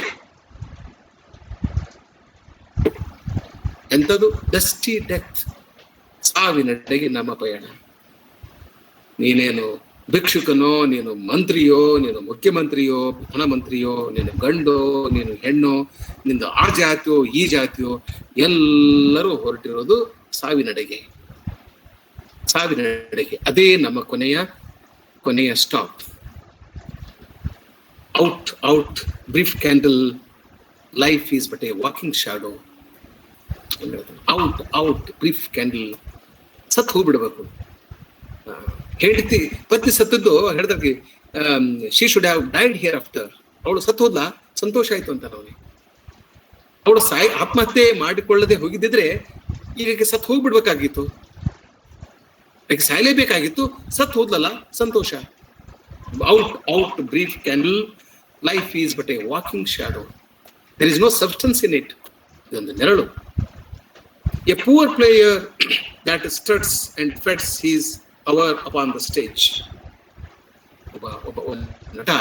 ಒಬ್ಬ ನಟ ಎಲ್ಲಿವರೆಗೆ ರಂಗಭೂಮಿಯ ಮೇಲೆ ಇರ್ತಾನೋ ಅಲ್ಲಿವರೆಗೂ ಜನರು ನಗ್ತಾರೆ, ಚಪ್ಪಾಳೆ ತಡ್ತಾರೆ. ಎಲ್ಲಿವರೆಗೆ ಅವನು ಅಭಿನಯ ಮಾಡ್ತಾನಲ್ಲ ಅಲ್ಲಿವರೆಗೆ ಅವನನ್ನ ಇಷ್ಟಪಡ್ತಾರೆ. ಒಂದು ಸಲ ಅವನು ತೆರೆ ಮೇರೆಗೆ ಸರಿದ್ರೆ ಅವನ ಬಗ್ಗೆ ಯಾರು ವಿಚಾರ ಮಾಡೋದಿಲ್ಲ. ಈಗ ನಾವು ನಮ್ಮ ಅನೇಕ ಯುವಕರಿಗೆ ರಾಜ್ಕುಮಾರ್ ಅವ್ರ ಬಗೆಗೇನೆ ಪರಿಚಯ ಇಲ್ಲ. ಒಂದು ಉದಾಹರಣೆ ಹೇಳೋದಾದ್ರೆ, ದಿಲೀಪ್ ಕುಮಾರ್ ಇನ್ನೂ ಜೀವಂತವಾಗಿದ್ದಾರೆ. ಯಾರಿಗೂ ಗೊತ್ತಿಲ್ಲ, ಇಂಡಿಯಾದಾಗ ಅರ್ಧ ಜನರಿಗೆ ಗೊತ್ತಿಲ್ಲ ಅವ್ರು ಜೀವಂತ ಇದ್ದಾರೆ ಅನ್ನೋದು. ಯಾಕಂದ್ರೆ ಅವ್ರು ತೆರೆ ಮರೆಗೆ ಸರಿದು ಬಿಟ್ರಲ್ಲ. ಹಾಗೆ ಮನುಷ್ಯ ಹಾಗೇನೆ. ಈಗ ನಾನೊಬ್ಬ ಕುಟುಂಬದ ಮುಖ್ಯಸ್ಥನೋ, ವಿಭಾಗದ ಮುಖ್ಯಸ್ಥನೋ ಏನೋ, ಅದೆಲ್ಲ as long as I am alive it make some sense. ಎಲ್ಲಿವರೆಗೆ ನಾನು ಜೀವಂತವಾಗಿ ಇರ್ತೇನೆಯೋ ಅಲ್ಲಿವರೆಗೆ ಅದಕ್ಕೆ ಅರ್ಥ, ಮಹತ್ವ ಇರ್ತದೆ. ಸತ್ ಹೋದ್ಮೇಲೆ ಏನು ಇರೋದಿಲ್ಲ, ಮಣ್ಣಿನಲ್ಲಿ ಹೂತ್ ಬಿಡೋದು ಅಷ್ಟೇ. ಈಗಂತರೂ ಸಾವಿನ ಬಗೆಗೆ, ಇದರ ಬಗ್ಗೆ ನಾನು ಹೇಳ್ಬೇಕಾಗಿಲ್ಲ. ಮುಂದೆ ಹೇಳ್ತಾನೆ ಅವನು, and then is heard no more. It is a tale told by an idiot full of sound and fury signifying nothing. ಏನಪ್ಪಾ ಜೀವನ? ಮುಟ್ಟಾಡ ಹೇಳಿದ ಕತೆ. Not even it's a tale not told by a wise man. It's a tale told by an idiot. It's a tale told by an idiot full of sound and fury. What does it signify? Nothing. ಆ ಜೀವನ ಅಂದ್ರೆ ಬಹಳ ಅದ್ಭುತ ಅನ್ನಿಸ್ತದೆ. ಏನಿದು, ಎಂತ ವೇಷಭೂಷಣ, car, ಬಂಗ್ಲೆ, ಸಭೆ ಸಮಾರಂಭ, ಚಪ್ಪಳೆ ಎಲ್ಲ ಇದೆ. ಇದು ಏನನ್ನು ಸೂಚಿಸ್ತದೆ? ಏನು ಇಲ್ಲ ಅಂತಕ್ಕಂಥ ಮಾತಿಗೆ ತೀರ್ಮಾನಕ್ಕೆ ಅವನು ಬರ್ತಾನೆ. ಇನ್ನು ಕೊನೆಗೆ ಶೇಕ್ಸ್ಪಿಯರ್ನ ಅವನಿಗೆ ಪುನರ್ಜನ್ಮದಲ್ಲಿ ನಂಬಿಕೆ ಇತ್ತೇ, ಸಾವಿನ ನಂತರದ ಜೀವನದ ಗತಿಯಲ್ಲಿ ವಿಶ್ವಾಸ ಇತ್ತೇ, ಅವನಿಗೆ ವಾಸ್ತವವೇ ಮುಖ್ಯವಾಗಿತ್ತೆ? ಇಂಥ ಪ್ರಶ್ನೆಗಳಿಗೆ ಉತ್ತರ ನೀಡುವುದು ಕಷ್ಟ, ಸಮಯದ ಅಭಾವ ಇರೋದ್ರಿಂದ ನಾನು ಹೆಚ್ಚು ಇದ್ರ ಬಗ್ಗೆ ಚರ್ಚೆ ಮಾಡೋದಿಲ್ಲ. ಶೇಕ್ಸ್ಪಿಯರ್ ಒಂದು ಮಾತು ಸ್ಪಷ್ಟವಾಗಿ ಹೇಳಬೇಕು, ಈ ಕ್ರಿಶ್ಚಿಯಾನಿಟಿ ಬಗೆಗೆ ಶೇಕ್ಸ್ಪಿಯರ್ನಿಗೆ ದೊಡ್ಡ ಮಟ್ಟದ ಗೌರವ ಇತ್ತು ಅಂತ ಒಂದೊಂದ್ಸಲ ಅನಿಸೋದಿಲ್ಲ. ಏಕೆಂದ್ರೆ ಸಾಕಷ್ಟು ಆಂಟಿ ಕ್ರಿಶ್ಚಿಯನ್ ಒಂದು ಸಂದರ್ಭಗಳು ಅವನ ನಾಟಕದಲ್ಲಿ ಬರ್ತದೆ. ಅವನು ಇದ್ರ ಬಗೆಗೆ, ನೈತಿಕತೆ ಬಗೆಗೆ ಮತ್ತು ಪುನರ್ಜನ್ಮದ ಬಗೆಗೆ, ದೈವದ ಬಗೆಗೆ, ದೇವರ ಬಗೆಗೆ ಅನೇಕ ವಿರೋಧಾಭಾಸಗಳು ನಮಗೆ ಕಾಣಸಿಗ್ತವೆ. ಉದಾಹರಣೆಗೆ ಸಾವಿನ ಬಗ್ಗೆ ಹ್ಯಾಮ್ಲೆಟ್ ಹೇಳ್ತಾನೆ, the undiscovered country from whose bourn no traveller returns ಅಂತಕ್ಕಂಥ ಮಾತನ್ನ ಹೇಳ್ತಾನೆ. ಸೊ ಇದೆಲ್ಲ ಇಷ್ಟು ಹೇಳಿದ್ಮೇಲೆ ನಿಮಗೆ ಶೇಕ್ಸ್ಪಿಯರ್ನ ನಿಜವಾದ ಭಾವನೆಗಳನ್ನ, ವ್ಯಕ್ತಿಗತ ಭಾವನೆಗಳು, ಅವನ ಪ್ರೇಮ, ಪ್ರೀತಿ ಅಥವಾ ಅವನ ಸಾಫಲ್ಯ, ಅವನ ವಿಫಲ ಪ್ರೇಮ ಇತ್ಯಾದಿ ನಮಗೆ ಅರ್ಥ ಆಗ್ಬೇಕು ಅಂತಂದ್ರೆ ಅವನ ಸುನಿತಗಳನ್ನ ನಾವು ಓದ್ಬೇಕು. ಅವನ ಸುನಿತಗಳಲ್ಲಿ ನಮಗೆ ಪ್ರೀತಿ, ಸಾವು ಮತ್ತು ಅಮರತ್ವ ನಮಗೆ ಕಾಣಿಸ್ತದೆ. ಮತ್ತು ಅವನ ಅಮರತ್ವಕ್ಕೆ ಆಧ್ಯಾತ್ಮಿಕತೆಯ ಒಂದು ಆರೋಪವನ್ನ ನಾವು ಮಾಡಬಾರ್ದು. ಮಕ್ಕಳನ್ನ ಹೆರುವುದು, ಕಾವ್ಯದಲ್ಲಿ ಅಮರತ್ವ ಸಾಧಿಸುವುದು ಅವನ ಅಮರತ್ವಕ್ಕಿರುವ ಅರ್ಥಗಳು. ಇಲ್ಲಿ ಅನೇಕ ಮಾತುಕತೆ ನಾನು ನನ್ನ ಭಾಷಣದ ಕೊನೆಯ ಘಟ್ಟಕ್ಕೆ ಬರ್ತೇನೆ. ಇನ್ನು 2 ನಿಮಿಷದಲ್ಲಿ ನಾನು ಮಾತುಗಳನ್ನು ಮುಗಿಸ್ತೇನೆ. ಪ್ರತಿಯೊಂದು ಯುಗಧರ್ಮ ಶೇಕ್ಸ್ಪಿಯರ್ನನ್ನ ತನ್ನ ಅಗತ್ಯಕ್ಕೆ ತಕ್ಕಂತೆ ಮರು ವ್ಯಾಖ್ಯಾನಿಸುತ್ತದೆ.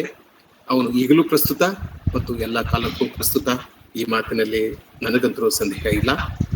ಮತ್ತು ಶೇಕ್ಸ್ಪಿಯರ್ ಜಾತ್ಯತೀತವಾಗಿ ಮತ್ತು ಅಧಾರ್ಮಿಕವಾಗಿ, ಅರಿಲಿಜಿಯಸ್ ಅನ್ನೋ ಅರ್ಥದಲ್ಲಿ ಜೀವನವನ್ನ ಅರ್ಥಿಸ್ತಾನೆ. ಅದು ಬಹಳ ಮುಖ್ಯವಾಗಿರುತ್ತೆ.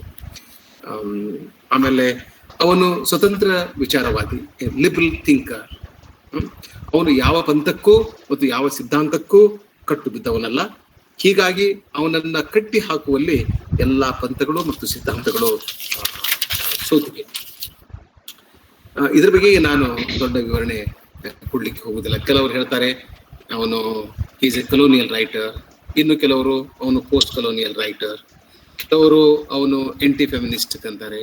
ಸಾಕಷ್ಟು ಫೆಮಿನಿಸಮ್ಗೆ ಪೂರಕವಾದಂತಹ ಸಂಗತಿಗಳು ಅವನಲ್ಲಿ ಸಿಗ್ತವೆ. ಅವನು ಒಬ್ಬ ಸಿನಿಕ್ ಆಗಿದ್ದ ಅಂತ ಕೆಲವರು ಹೇಳ್ತಾರೆ, ಫಿಲಾಸಫರ್ ಆಗಿದ್ದ, ತತ್ವಜ್ಞಾನಿ ಆಗಿದ್ದ ಅಂತ ಕೆಲವರು ಹೇಳ್ತಾರೆ, ಮನಃಶಾಸ್ತ್ರಜ್ಞ ಆಗಿದ್ದ ಅಂತ ಹೇಳ್ತಾರೆ. ಆಮೇಲೆ ಅವನೊಬ್ಬ ರಮ್ಯವಾದಿ ಆಗಿದ್ದ ಅಂತ ಹೇಳ್ತಾರೆ, ಅವನು ಪ್ರೊಟೋ ಮಾರ್ಕ್ಸ್ವಾದಿ ಆಗಿದ್ದ ಅಂತ ಹೇಳ್ತಾರೆ, ಅಥವಾ ಪ್ರೊಟೋ ಫ್ರೈಡಿಯನ್ ಆಗಿದ್ದ ಅಂತ ಹೇಳ್ತಾರೆ, ಅಥವಾ ಸ್ವಾತಂತ್ರ್ಯದ ಚಾಂಪಿಯನ್ ಆಫ್ ಫ್ರೀಡಮ್ ಆಗಿದ್ದ ಅಂತ ಹೇಳ್ತಾರೆ. ಕೊನೆಗೆ ಹೇಳೋದಾದ್ರೆ ಈ ಎಲ್ಲಾ ಮಾತುಗಳನ್ನ ನಾವು ನಮ್ಮ ದೃಷ್ಟಿಯಲ್ಲಿ ಇಟ್ಕೊಂಡು ಹೇಳೋದಾದ್ರೆ ಶೇಕ್ಸ್ಪಿಯರ್ ನಿಸ್ಸಂಶಯವಾಗಿ ಈ ದೇಶ ಸೃಷ್ಟಿ ಮಾಡಿ, ಈ ಜಗತ್ತು ಸೃಷ್ಟಿ ಮಾಡಿದ ಅತ್ಯಂತ ಅದ್ಭುತವಾದಂತಹ ಪ್ರತಿಭೆ. Shakespeare is the greatest genius that the world has ever produced. ಕುರ್ತಕೋಟಿಯವರ ಮಾತಿನೊಂದಿಗೆ ನನ್ನ ಮಾತನ್ನ ಮುಗಿಸ್ತೇನೆ. ಅವ್ರು ಒಂದ್ಸಲ ಹೇಳಿದ್ರು, Shakespeare is like all of his characters and he is like none of his characters. Shakespeare ಅವನ ಎಲ್ಲಾ ಪಾತ್ರಗಳಿದ್ದಂತೆ ಇದ್ದ, ಅಥವಾ ಶೇಕ್ಸ್ಪಿಯರ್ ಅವನ ಯಾವ ಪಾತ್ರಗಳು ಇದ್ದಂತೆಯೂ ಇರಲಿಲ್ಲ ಅಂತಕ್ಕಂಥ ಮಾತನ್ನ ಕುರ್ತಕೋಟಿಯವರು ಹೇಳಿದ್ರು. ಹೀಗೆ ಅನೇಕ ಸಂಗತಿಗಳನ್ನ, ಹೊಡವುಗಳನ್ನ, ಪ್ರಶ್ನೆಗಳನ್ನ ನಮ್ಮಲ್ಲಿ ಹುಟ್ಟುಹಾಕುವ, ನಮ್ಮನ್ನು ತಟ್ಟುವ, ನಮ್ಮನ್ನು ಕಾಡುವ, ನಮ್ಮನ್ನು ಪೀಡಿಸುವ ಮತ್ತು ನಮ್ಮಲ್ಲಿ ಮನುಷ್ಯರ ಬಗೆಗೆ ಪ್ರೀತಿ ಹುಟ್ಟಿಸುವ, ನಮ್ಮಲ್ಲಿ ಮನುಷ್ಯರ ಶ್ರೇಷ್ಠತೆಯ ಬಗೆಗೆ ಪ್ರೀತಿ ಹುಟ್ಟಿಸುವ ಮತ್ತು ನಮ್ಮಲ್ಲಿ ಮನುಷ್ಯನ ನೀಚದತನದ ಬಗೆಗೆ, ಮನುಷ್ಯನ ಕ್ರೂರತನದ ಬಗೆಗೆ ಎಚ್ಚರವನ್ನ ಹುಟ್ಟಿಸುವ ಶೇಕ್ಸ್ಪಿಯರ್ ಈ ಜಗತ್ತು ಕಂಡ ಅತ್ಯಂತ ಮಹತ್ವದ ವಿಸ್ಮಯಕಾರಿ ನಾಟಕಕಾರ.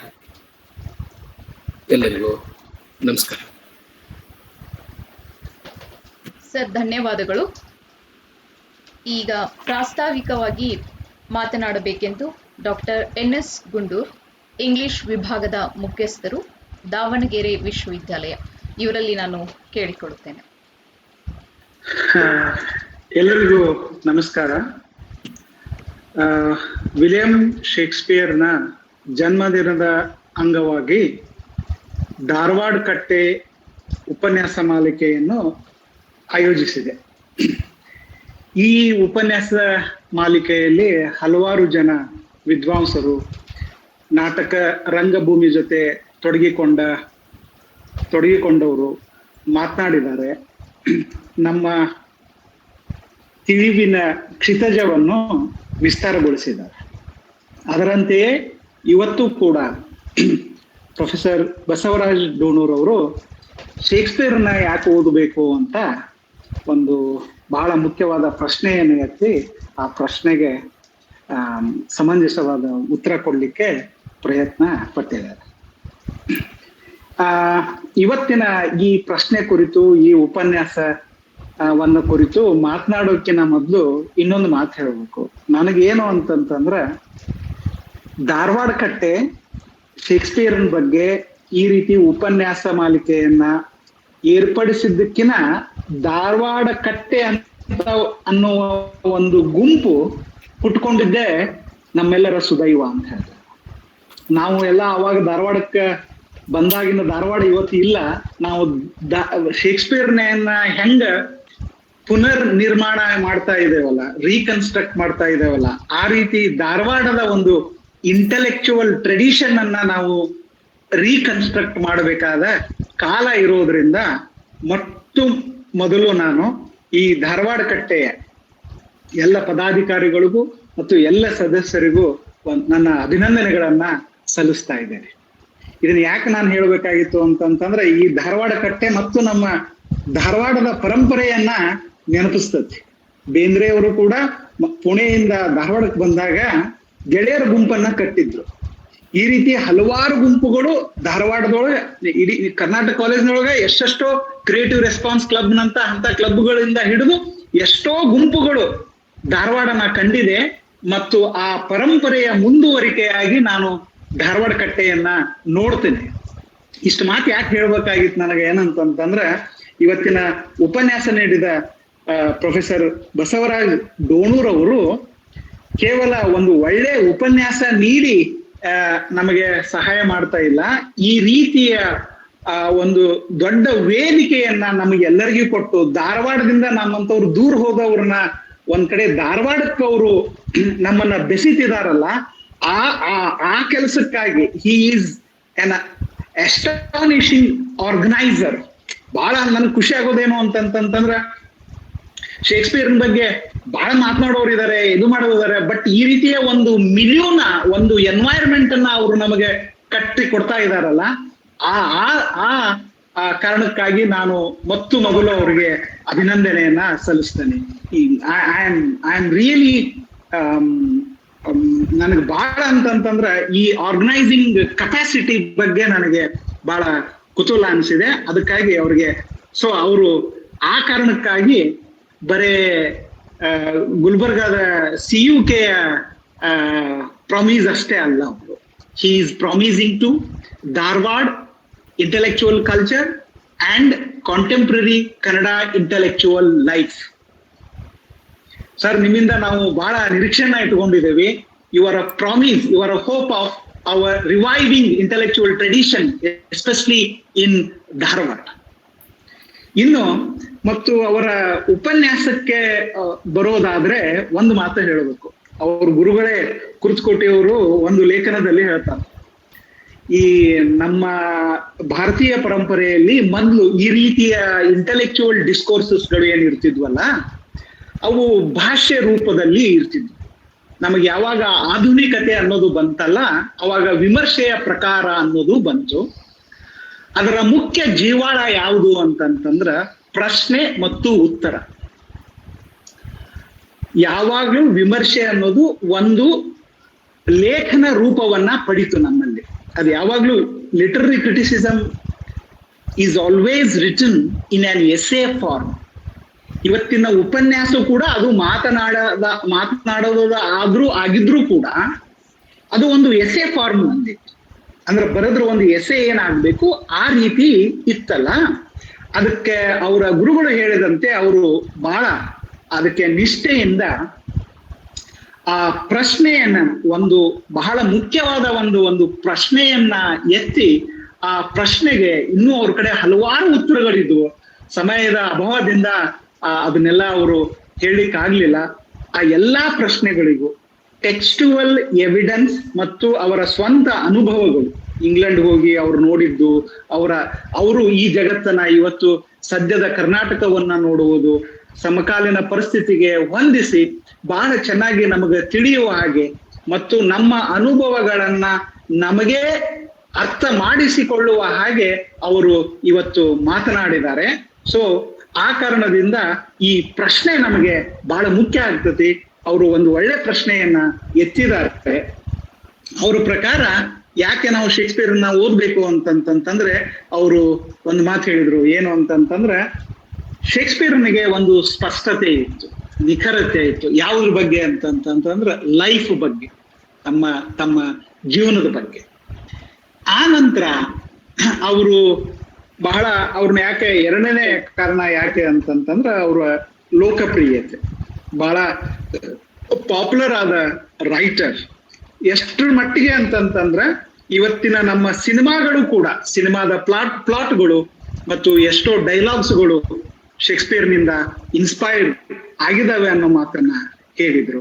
ಅದರ ನಂತರ ಟಿಪಿಕಲ್ ಲಿಟರರಿ ಕ್ರಿಟಿಸಿಸಮಿನ ಒಂದು ಇಡಿಯಂನ ಬಳಸ್ತಾ Shakespeare created life like characters ಅನ್ನುವ ಮಾತನ್ನ ಹೇಳಿದ್ರು. ನನಗೆ ಇನ್ನೂ ನೆನಪೈತಿ, ಡೋಣೂರ್ ಸರ್ ಧಾರವಾಡದ ಕಲ್ಯಾಣ ನಗರದಾಗಿದ್ದಾಗ ಕುರ್ತಕೋಟಿ ಸರ್ ಒಂದು ಲೇಖನ ಬರೆದು ಕೊಟ್ಟಿದ್ರು. ಅದು ಯಾವ ಕಾರಣಕ್ಕೋ ಈಗ ನನಗೆ ನೆನಪಿಲ್ಲ, ಬಟ್ ಆ ಲೇಖನ ನಾ ಎಲ್ಲಿಂದನೋ ಇಸ್ಕೊಂಡ್ ಬಂದು ಎಲ್ಲಿಗೆ ಅವ್ರ ಕಡೆ ಕೊಡ್ಬೇಕಾಗಿತ್ತು. ನನ್ ಕುರ್ತಕೋಟಿ ಸರ್ ಇನ್ನೂ ಅದರಲ್ಲಿ ಬರೆದ ಒಂದು ಮಾತು ನೆನಪೈತಿ. ಏನು ಅಂತಂತಂದ್ರೆ ಅದನ್ನ ಡೋಣೂರ್ ಸರ್ ಅವರು ಹೇಳ್ಯಾರ, Shakespeare is great because the way he uses language, ಭಾಷೆಯನ್ನ ಅವರು ಬಳಸುವ ರೀತಿ ಇದೆ ಅಲ್ಲ, ಅದೇ ಅವರನ್ನ ಗ್ರೇಟ್ ಮಾಡ್ತತಿ ಅನ್ನುವ, ಅದಕ್ಕೆ ಸಾಕಷ್ಟು ಉದಾಹರಣೆಗಳನ್ನ ಕೊಟ್ಟು ವಿಸ್ತರಿಸಿ ಹೇಳಿದ್ದಾರೆ. ಮತ್ತು ಬಹಳ ಮುಖ್ಯವಾಗಿ ಅನ್ಸೋದು, ಒಬ್ಬ ಒಳ್ಳೆ ರೈಟರ್ ಮಾಡೋದು ಕೆಲಸ ಶೇಕ್ಸ್ಪಿಯರ್ ಏನ್ ಮಾಡ್ತಾನೆ ಅಂತಂತಂದ್ರೆ ನಮ್ಮನ್ನ ನಾವು ಅರ್ಥ ಮಾಡ್ಕೊಳ್ಳಿಕ್ಕೆ ಹೆಲ್ಪ್ ಮಾಡ್ತಾನೆ ಅನ್ನೋ ಒಂದು ಪಾಯಿಂಟ್ ಅನ್ನ ಹೇಳಿದ್ರು. ಬಹಳ ಒಳ್ಳೆಯ ಅಬ್ಸರ್ವೇಷನ್ ಅದು. Shakespeare helps us to understand our own experiences. ಈ ರೀತಿ ಸಾಕಷ್ಟು ಉದಾಹರಣೆಗಳನ್ನ ಕೊಟ್ಟು ನಮಗೆ ಇವತ್ತಿನ ಉಪನ್ಯಾಸವನ್ನ ಮಾಡಿದ್ದಾರೆ. ಅದಕ್ಕಾಗಿ ಅವರಿಗೆ ಅಭಿನಂದನೆಗಳು.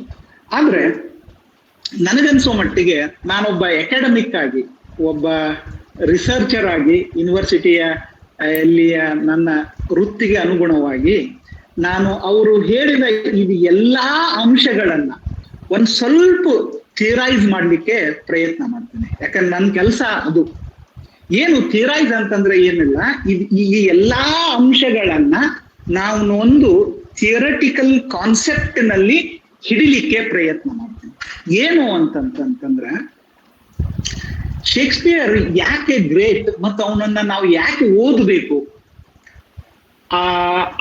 ತನ್ನ ಕಾಲದಿಂದ ಇಲ್ಲಿವರೆಗೂ ಅವನು ಉಳ್ಕೊಂಡು ಬರ್ಲಿಕ್ಕೆ ಒಂದು ಕಾರಣ ಏನು ಅಂತಂತಂದ್ರೆ he created aesthetic objects, ಕಲಾಕೃತಿಗಳನ್ನ ನಿರ್ಮಾಣ ಮಾಡಿದ. ಅದಕ್ಕೆ ಸಾಕಷ್ಟು ಉದಾಹರಣೆ ಕೊಟ್ಟಿದ್ದಾರೆ. ಅಂದ್ರೆ ತನ್ನ ಕ್ಯಾರೆಕ್ಟರ್ಸ್ ಗಳ ಮೂಲಕ ಅದನ್ನ ಮಾಡಿರ್ಬೋದು, ತನ್ನ ಭಾಷೆಯ ಮೂಲಕ ಒಟ್ಟಾರೆ ಶೇಕ್ಸ್ಪಿಯರ್ ಏನ್ ಮಾಡಿದ ಅಂತಂತಂದ್ರೆ ಕಲಾಕೃತಿಗಳನ್ನ ಮಾಡಿದ. ಅಂದ್ರೆ ನಾನೇನ್ ಹೇಳ್ಬೇಕಂತ ಮಾಡಿದ್ದೀನಿ ಅಂತಂದ್ರೆ, ಗಲೀಲಿಯೋ ಏನ್ ಮಾಡಿದ, ನ್ಯೂಟನ್ ಏನ್ ಮಾಡಿದ ಬೇರೆ, ಶೇಕ್ಸ್ಪಿಯರ್ ಏನ್ ಮಾಡಿದ ಬೇರೆ. ಇವತ್ತ ಯಾವ ಫಿಸಿಕ್ಸ್ ಡಿಪಾರ್ಟ್ಮೆಂಟ್ಗಳಲ್ಲಿ ಕೂಡ ಯಾವ ಫಿಸಿಸಿಸ್ಟು ಕೂಡ ಈ ಪ್ರಶ್ನೆಯನ್ನ ಕೇಳೋದಿಲ್ಲ, why should we read Newton, why should we read Galileo ಅಂತ. ಆದರೆ ಮಾನವಿಕಗಳಲ್ಲಿ, ಸಮಾಜ ವಿಜ್ಞಾನಗಳಲ್ಲಿ ಈ ಪ್ರಶ್ನೆ ಬಹಳ ಮುಖ್ಯ ಆಗ್ತದೆ. ಕಾರಣ ಏನು ಅಂತಂತಂದ್ರೆ, ನಾ ಇದನ್ನ ಯಾಕೆ ಹೇಳ್ತಾ ಇದ್ದೇನೆ ಅಂತಂತಂದ್ರೆ, ನಾವೆಲ್ಲರೂ ಎಸ್ಥೆಟಿಕ್ ಆಬ್ಜೆಕ್ಟ್, ಕಲಾಕೃತಿಗಳ ಜೊತೆ ತೊಡಗಿಸ್ಕೊಂಡಿರ್ತೇವೆ. ಅವುಗಳನ್ನ ದಿನಂಪ್ರತಿ ನೋಡ್ತಾ ಇರ್ತೇವೆ. ಅದು ಸಿನಿಮಾನೇ ಆಗಿರ್ಬೋದು, ನಾಟಕನೇ ಆಗಿರ್ಬೋದು, ಸಾಹಿತ್ಯದ ಕೃತಿಗಳೇ ಆಗಿರ್ಬೋದು, ಮತ್ತೆ ಅವನ್ನೇ ಟೀಚ್ ಮಾಡೋದು. ಹೆಚ್ಚಾಗಿ ನಾವಿಲ್ಲಿ ಟೀಚರ್ಸ್ ಇರೋದ್ರಿಂದ ನಾವು ಈ ಪಾಯಿಂಟ್ ಅನ್ನ ನೆನಪಿಟ್ಕೋಬೇಕು. ಏನು ಅಂತಂತಂದ್ರೆ, ಫಿಸಿಕಲ್ ಸೈನ್ಸಸ್ ನಲ್ಲಿ, ನ್ಯಾಚುರಲ್ ಸೈನ್ಸಸ್ ನಲ್ಲಿರುವ ಆಬ್ಜೆಕ್ಟ್ಸ್ ಗಳ ಸ್ವರೂಪ ಬೇರೆ, ನಮ್ಮ ಹ್ಯುಮ್ಯಾನಿಟೀಸ್ ಮತ್ತು ಸೋಷಿಯಲ್ ಸೈನ್ಸ್ ಗಳಲ್ಲಿ ಇರುವ ಆಬ್ಜೆಕ್ಟ್ಗಳು ಬೇರೆ. ನಾವು ಡೀಲ್ ಮಾಡ್ತಾ ಇರುವ ವಸ್ತುಗಳು ಅದಾವಲ್ಲ, ಇವುಗಳ ಸ್ವಭಾವ ಬೇರೆ, ಅವುಗಳ ಸ್ವಭಾವ ಬೇರೆ. ಗ್ರಾವಿಟೇಷನ್, ವೇವ್ಸ್ ಎಲ್ಲ ನ್ಯಾಚುರಲ್ ಆಬ್ಜೆಕ್ಟ್ಸ್ ಇದಾವಲ್ಲ, ಅವು ಬ್ರೂಟ್ ಫ್ಯಾಕ್ಟ್ಸ್. ಗಲೀಲಿಯೋನ ನಂತರ, ನ್ಯೂಟನ್ ನಂತರ ಗ್ರಾವಿಟೇಷನ್ ಅನ್ನೋದು ಚೇಂಜ್ ಆಗಿಲ್ಲ, ಅದು ಹಂಗೆ ಇರ್ತದೆ. ಆದ್ರೆ ಕಲಾಕೃತಿ ಅನ್ನೋದು ಹಂಗಲ್ಲ, ಎಸ್ಥೆಟಿಕ್ ಆಬ್ಜೆಕ್ಟ್ ಹಂಗಲ್ಲ, ಅದು ಯಾವಾಗಲೂ ನಿರಂತರವಾಗಿ ತನ್ನನ್ನ ತಾನು ರಿವೀಲ್ ಮಾಡ್ತಾನೇ ಇರ್ತದೆ. ಸೊ ಅದಕ್ಕಾಗಿ ನಾವು ಅರಿಸ್ಟಾಟಲ್ ಮಾಡುವ ಡಿಸ್ಟಿಂಕ್ಷನ್ ಇದೆ ಅಲ್ಲ, ಯಾವುದು ಅಂತಂತಂದ್ರೆ ಒಂದು ಪೊಯಿಟಿಕ್ ಟ್ರುತ್ ಅನ್ನೋದನ್ನ ಹೇಳ್ತಾನಲ್ಲ. ಸೊ ನಾವು ನಮ್ಮ ಡೊಮೇನ್ ನಲ್ಲಿ, ನಮ್ಮ ಕ್ಷೇತ್ರದಲ್ಲಿ ಬೇರೆ ರೀತಿಯ ಸತ್ಯದ ಹುಡುಕಾಟದಲ್ಲಿ ಇರ್ತೇವೆ. ಸತ್ಯದ ಸ್ವರೂಪ ಈ ಡೊಮೇನ್ ನಲ್ಲಿ, ಕಲಾ ಕ್ಷೇತ್ರದಲ್ಲಿ ಬೇರೆ ಅನ್ನೋದನ್ನ ನಾವು ತಿಳ್ಕೋಬೇಕಾಗ್ತದೆ.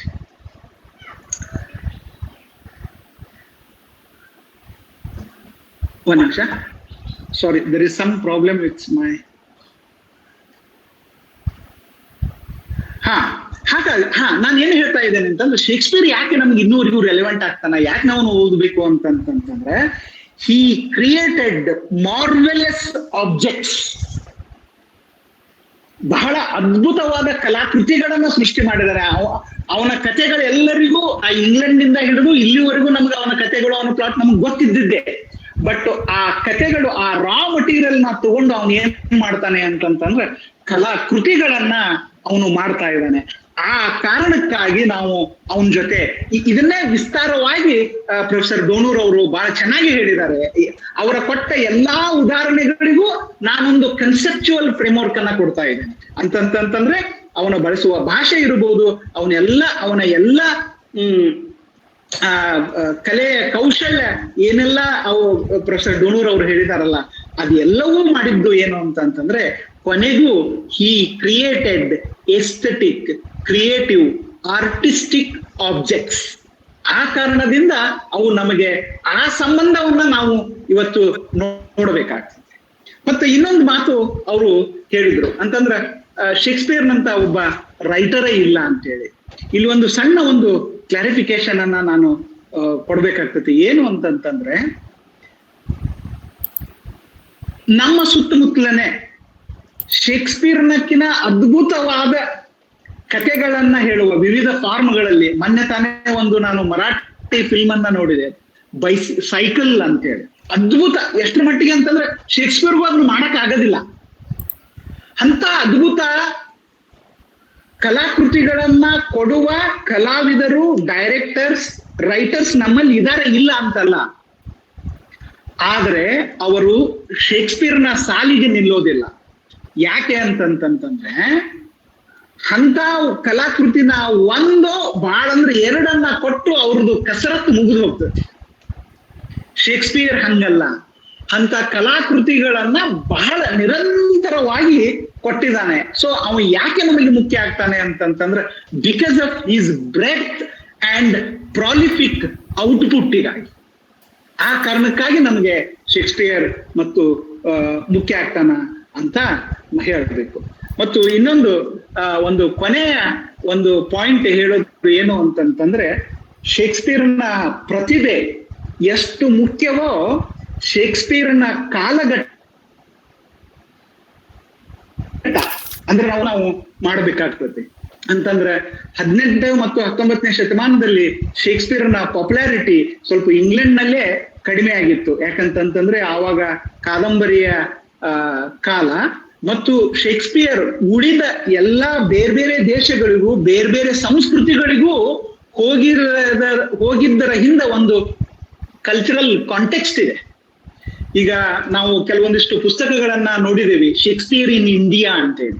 The kind of roles he played, his impact on other cultures. ಮತ್ತು ಪ್ರೊಫೆಸರ್ ಎಡ್ವರ್ಡ್ ಲೀ ಅಂತ ಕರ್ನಾಟಕ ಯೂನಿವರ್ಸಿಟಿಗೆ ಬರ್ತಿದ್ದ Shakespeare scholar, Shakespeare in Swahili land ಅಂತ ಒಂದು ಅದ್ಭುತವಾದ ಕೃತಿ. ಈ ರೀತಿ ಸಾಕಷ್ಟು ಶೇಕ್ಸ್ಪಿಯರ್ ಬೇರೆ ಬೇರೆ ಕಡೆ ಯಾವ ರೀತಿ ಟ್ರಾವೆಲ್ ಮಾಡಿದ ಅನ್ನುವ ಅಕೌಂಟ್ಸ್ ಗಳು ನಮ್ಮಿದಾವೆ. ಶೇಕ್ಸ್ಪಿಯರ್ನ ಪ್ರತಿಭೆ ಎಷ್ಟು ಮುಖ್ಯನೋ ಅವನ ಕಾಲಘಟ್ಟ. ಸುಭಾಷ್ ಅನ್ಮ್ಯೂಟ್ ಮಾಡ್ಕೊಳ್ಳಿ. ಸುಭಾಷ್, ಹಾ, ಶೇಕ್ಸ್ಪಿಯರ್ನ ಪಾಪ್ಯುಲಾರಿಟಿಗೆ, ಶೇಕ್ಸ್ಪಿಯರ್ ಜಗತ್ತಿನ ತುಂಬಾ ಹೋಗಿದ್ದಕ್ಕೆ ಒಂದು ದೊಡ್ಡ ಐತಿಹಾಸಿಕ ಭೂಮಿಕೆ ಇದೆ. ಸೊ ಇವತ್ತು ನಮ್ಮ ಮುಂದೆ ಶೇಕ್ಸ್ಪಿಯರ್ನ ಎಳೆಯಾಗಿ ಅವನನ್ನ ನಾವು ಯಾಕೆ ಓದಬೇಕು ಅನ್ನುವ ಪ್ರಶ್ನೆಯನ್ನ ಇಟ್ಟುಕೊಂಡು ಬಹಳ ಸಿಸ್ಟಮ್ಯಾಟಿಕ್ ಆಗಿ ನಮ್ಮ ಮುಂದೆ ಪ್ರಸ್ತುತಪಡಿಸಿದ ಪ್ರೊಫೆಸರ್ ಬಸವರಾಜ್ ದೋಣೂರ್ ಅವರಿಗೆ ಅಭಿನಂದನೆಗಳು. ಸರ್, ಧನ್ಯವಾದಗಳು ಸರ್. ಈಗ ಚರ್ಚೆಗೆ ವೇದಿಕೆಯನ್ನ ಬಿಟ್ಟು ಕೊಡುವ ಮುಂಚೆ ನಮ್ಮ ಮುಂದಿನ ಕಾರ್ಯಕ್ರಮಗಳ ಬಗ್ಗೆ ಸಂಕ್ಷಿಪ್ತವಾಗಿ ನಾನು ಹೇಳಕ್ ಇಷ್ಟಪಡ್ತಾ ಇದ್ದೀನಿ. 22/5/2021 ಅಂದ್ರೆ ಬರುವ ಶನಿವಾರ ಡಾಕ್ಟರ್ ಚೆನ್ನಪ್ಪ ಕಟ್ಟಿ, ಕತೆಗಾರರು, ಸಿಂದಗಿ, ಇವರು ರಣ್ಣನ ಗದಾಯುದ್ಧ ಹಾಗೂ ಶೇಕ್ಸ್ಪಿಯರ್ ರುದ್ರ ನಾಟಕಗಳು ಈ ವಿಷಯದ ಮೇಲೆ ತಮ್ಮ ಉಪನ್ಯಾಸವನ್ನ ಮಂಡಿಸಲಿದ್ದಾರೆ. ಅದೇದನ್ನಾಗಿ ಅದರ ಮುಂದಿನ ಶನಿವಾರ 29/5/2021 ಪ್ರೊಫೆಸರ್ ಸಿ ನಾಗಣ್ಣ ಸರ್, ಲೇಖಕರು, ಮೈಸೂರು, ಇವರು ಯುರೋಪಿಯನ್ ರೆನೆಸಾನ್ಸ್ ಮತ್ತು ಶೇಕ್ಸ್ಪಿಯರ್ ಪ್ರತಿಭೆ ಇದರ ಕುರಿತು ತಮ್ಮ ಉಪನ್ಯಾಸವನ್ನ ಮಂಡಿಸಲಿದ್ದಾರೆ. ಹಾಗೇನೆ ಪ್ರಾರಂಭದಲ್ಲಿನೇ ಹಲವಾರು ಯುವ ಮನಸ್ಸುಗಳು ಮತ್ತೆ ಹಲವಾರು ಪಾರ್ಟಿಸಿಪೆಂಟ್ಸ್ಗಳು ನಮ್ಮಲ್ಲಿ ವಿನಂತಿಸ್ಕೊಂಡಿದ್ರು ಶೇಕ್ಸ್ಪಿಯರ್ನ ನಾಟಕಗಳ ಮೇಲೆ, ಒಂದೊಂದು ನಾಟಕದ ಮೇಲೆ ಸುದೀರ್ಘವಾದಂತಹ ಚರ್ಚೆನ ಪ್ರಾರಂಭಿಸಿದ್ರೆ ಒಳ್ಳೇದಾಗತ್ತೆ ಅಂತ ಹೇಳಿ ತಮ್ಮ ಆಲಿಕೆಯನ್ನ ವಿಚಾರಿಸಿ ಆಮೇಲೆ ನಾವು ಅದನ್ನ ಡಿಸ್ಕಷನ್ ಮಾಡಿ ಜೂನ್ ತಿಂಗಳಲ್ಲೂ ಕೂಡ ನಾವು ಶೇಕ್ಸ್ಪಿಯರ್ ಉಪನ್ಯಾಸ ಮಾಲಿಕೆಯನ್ನ ಮುಂದುವರಿಸ್ತಾ ಇದ್ದೇವೆ. ಜೂನ್ 5ನೇ ತಾರೀಕು ಶನಿವಾರ ಜೂಲಿಯಸ್ ಸೀಸರ್ ಈ ನಾಟಕದ ಮೇಲೆ ಸುದೀರ್ಘವಾದಂತ ಉಪನ್ಯಾಸವನ್ನ ನೀಡಲಿದ್ದಾರೆ professor Chenni sir, Rajendra Chenni sir. June 12 ಶನಿವಾರ ಮ್ಯಾಕ್ಬೆತ್ ಮೇಲೆ ಪ್ರೊಫೆಸರ್ HS ಶಿವಪ್ರಕಾಶ್ ಸರ್ ತಮ್ಮ ಉಪನ್ಯಾಸವನ್ನ ನೀಡಲಿದ್ದಾರೆ. ಜೂನ್ 19ನೇ ತಾರೀಕಿಗೆ ಡಾಕ್ಟರ್ NS ಗುಂಡು ಸರ್ ಕಿಂಗ್ ಲಿಯರ್ ನಾಟಕದ ಮೇಲೆ ತಮ್ಮ ಉಪನ್ಯಾಸವನ್ನ ಮಂಡಿಸಲಿದ್ದಾರೆ. ಜೂನ್ 26ನೇ ತಾರೀಕು ಡಾಕ್ಟರ್ ತಾರಿಣಿ ಶುಭದಾಯಿನಿಯವರು ಒಥೆಲೋ ನಾಟಕದ ಮೇಲೆ ತಮ್ಮ ಉಪನ್ಯಾಸವನ್ನ ಮಂಡಿಸಲಿದ್ದಾರೆ. ಈಗ ಚರ್ಚೆಗೆ ಅವಕಾಶ ಇದೆ. ಯಾರು ಪ್ರಶ್ನೆಗಳನ್ನ ಕೇಳೋರಿದ್ರೆ ದಯವಿಟ್ಟು ಸರ್ಗೆ ಡೈರೆಕ್ಟ್ ಆಗಿ ತಮ್ಮ ಪ್ರಶ್ನೆಯನ್ನ ಕೇಳಬಹುದು. ಚನ್ನಬಸವ ಆಸ್ಪರಿ ಅವರು ಒಂದು ಪ್ರಶ್ನೆ ಹಾಕಿದ್ರು. ಅವರು as A Young researcher I have A question. It can rather be looked at a curious than a question. Shakespeare has been explored to an extent that he has been done to death. Could you please throw some light on the present or relevant possibilities of studying Shakespeare in the gamut of Shakespeare literary research? ಅಂತ ಪ್ರಶ್ನೆ ಹಾಕಿದ್ದಾರೆ sir. ಈ ಪ್ರಶ್ನೆಗೆ ಗುಂಡೂರ್ ಅವರು ಉತ್ತರ ಕೊಟ್ಟರು ಅಂತ ಕಾಣ್ತದೆ. ಇಲ್ಲಿ ಶೇಕ್ಸ್ಪಿಯರ್ನ ಬಗ್ಗೆ ವಿಮರ್ಶೆ ಸಾಕಷ್ಟು ಬಿದ್ದಿದೆ. ಇನ್ನೇನು ವಿಮರ್ಶೆ ಬರಬೇಕಾದದ್ದೇ ಇಲ್ಲ ಅಂತಕ್ಕಂಥ ಅಭಿಪ್ರಾಯನ ನಾನು ಒಪ್ಕೊಳ್ಳೋದಿಲ್ಲ. ಯಾಕಂತಂದ್ರೆ ಒಬ್ಬ ಶ್ರೇಷ್ಠ ನಾಟಕಕಾರನ ಬಗ್ಗೆ ಮಾತಾಡ್ಲಿಕ್ಕೆ ಅನೇಕ ಸಂಗತಿಗಳು ಇರ್ತವೆ. ಅತ್ಯಂತ ಯುಗ ಪ್ರವರ್ತಕ ವಿಮರ್ಶಕ ಮಾತನಾಡಿದ ಮೇಲೂ ಕೂಡ ನಿಮಗೆ ಮಾತಾಡ್ಲಿಕ್ಕೆ ಅನೇಕ ಸಂಗತಿಗಳು ಇರ್ತವೆ. ಸೊ ನನ್ನ ಒಂದು ನಂಬಿಕೆ ಏನಂದ್ರೆ there are certain things in Shakespeare which we can still talk about. ನಾವು ಮಾತನಾಡಲೇಬೇಕಾದಂತ ಅನೇಕ ಸಂಗತಿಗಳು ಶೇಕ್ಸ್ಪಿಯರ್ನ ನಾಟಕದಲ್ಲಿ ಇವೆ. ಇದನ್ನ ಹೇಳಲಿಕ್ಕೆ ಇಷ್ಟಪಡ್ತೇನೆ. ಇನ್ನ ಶೇಕ್ಸ್ಪಿಯರ್ನನ್ನ ಹೇಗೆ ನಾವು ಪ್ರಸ್ತುತಗೊಳಿಸ್ಬೇಕು ಅಥವಾ ಈ ಸಾಹಿತ್ಯಿಕ ಸಂಶೋಧನೆಯ ಸಂದರ್ಭದಲ್ಲಿ ಶೇಕ್ಸ್ಪಿಯರ್ನನ್ನ ಹೇಗೆ ಅರ್ಥೈಸ್ಕೊಳ್ಬೇಕು ಅಥವಾ ಅನ್ನೋದ್ರ ಬಗೆಗೆ ಈಗಾಗಲೇ ಗುಂಡೂರು ಹೇಳಿದ್ರು, ಅದನ್ನ ಮಾತನ್ನು ಹೇಳಿದ್ರು. ಏನಂತಂದ್ರೆ ನಮ್ಮ ಸಾಹಿತ್ಯ ಬೋಧನೆಯಲ್ಲಿ ಅಥವಾ ನಮ್ಮ ಸಂಶೋಧನೆಯಲ್ಲಿ ಶೇಕ್ಸ್ಪಿಯರ್ನಿಂದ ಹೇಗೆ ಒಳಗೊಳ್ಬೇಕು ಅಂತಕ್ಕಂಥ ಒಂದು ಪ್ರಶ್ನೆ ಇದೆ ಅಂತ ನಾನು ಅಂದ್ಕೊಂಡಿದ್ದೇನೆ. ಇದಕ್ಕೆ ಉತ್ತರ ಏನಂತಂದ್ರೆ Shakespeare is a significant part of literary studies in India. ನಾವೇನು ನಮ್ಮ ಇಂಗ್ಲಿಷ್ ವಿಭಾಗಗಳಲ್ಲಿ ಇಂಗ್ಲಿಷ್ ಅಧ್ಯಯನವನ್ನ ನಾವು ಮಾಡ್ತಾ ಇದ್ದೀವಲ್ಲ, ಈ ಅಧ್ಯಯನದ ಅವಿಭಾಜ್ಯ ಅಂಗ. ಅದ್ರ ಬಗ್ಗೆ ಹೆಚ್ಚು ವಿಸ್ತೃತವಾಗಿ ಈ ಸಂದರ್ಭದಲ್ಲಿ ಹೇಳಲಿಕ್ಕೆ ಸಾಧ್ಯ ಇಲ್ಲ. ಆದ್ರೆ ಆ ಪಾಸಿಬಿಲಿಟೀಸ್ ಎಲ್ಲ ಇವೆ. ಆ ಪಾಸಿಬಿಲಿಟೀಸ್ ಅನ್ನ ನಾವೆಲ್ಲ ಎಕ್ಸ್ಪ್ಲೋರ್ ಮಾಡ್ತಾನೆ ಇದ್ದೇವೆ ಈಗ. ಮತ್ತು ಬೇರೆ ಬೇರೆ ಮಾಧ್ಯಮಗಳಲ್ಲಿ ಶೇಕ್ಸ್ಪಿಯರ್ನ ಒಂದು ಶ್ರೇಷ್ಠತೆ ಎಲ್ಲಿದೆ ಅಂತಂದ್ರೆ ಅಡಪ್ಟಬಿಲಿಟಿ. ನೀವು ಯಾವುದೇ ಒಂದು ಫಾರ್ಮ್ಗೂ ಕೂಡ ಅವನನ್ನು ಅಡಾಪ್ಟ್ ಮಾಡಲಿಕ್ಕೆ ಸಾಧ್ಯ ಇದೆ.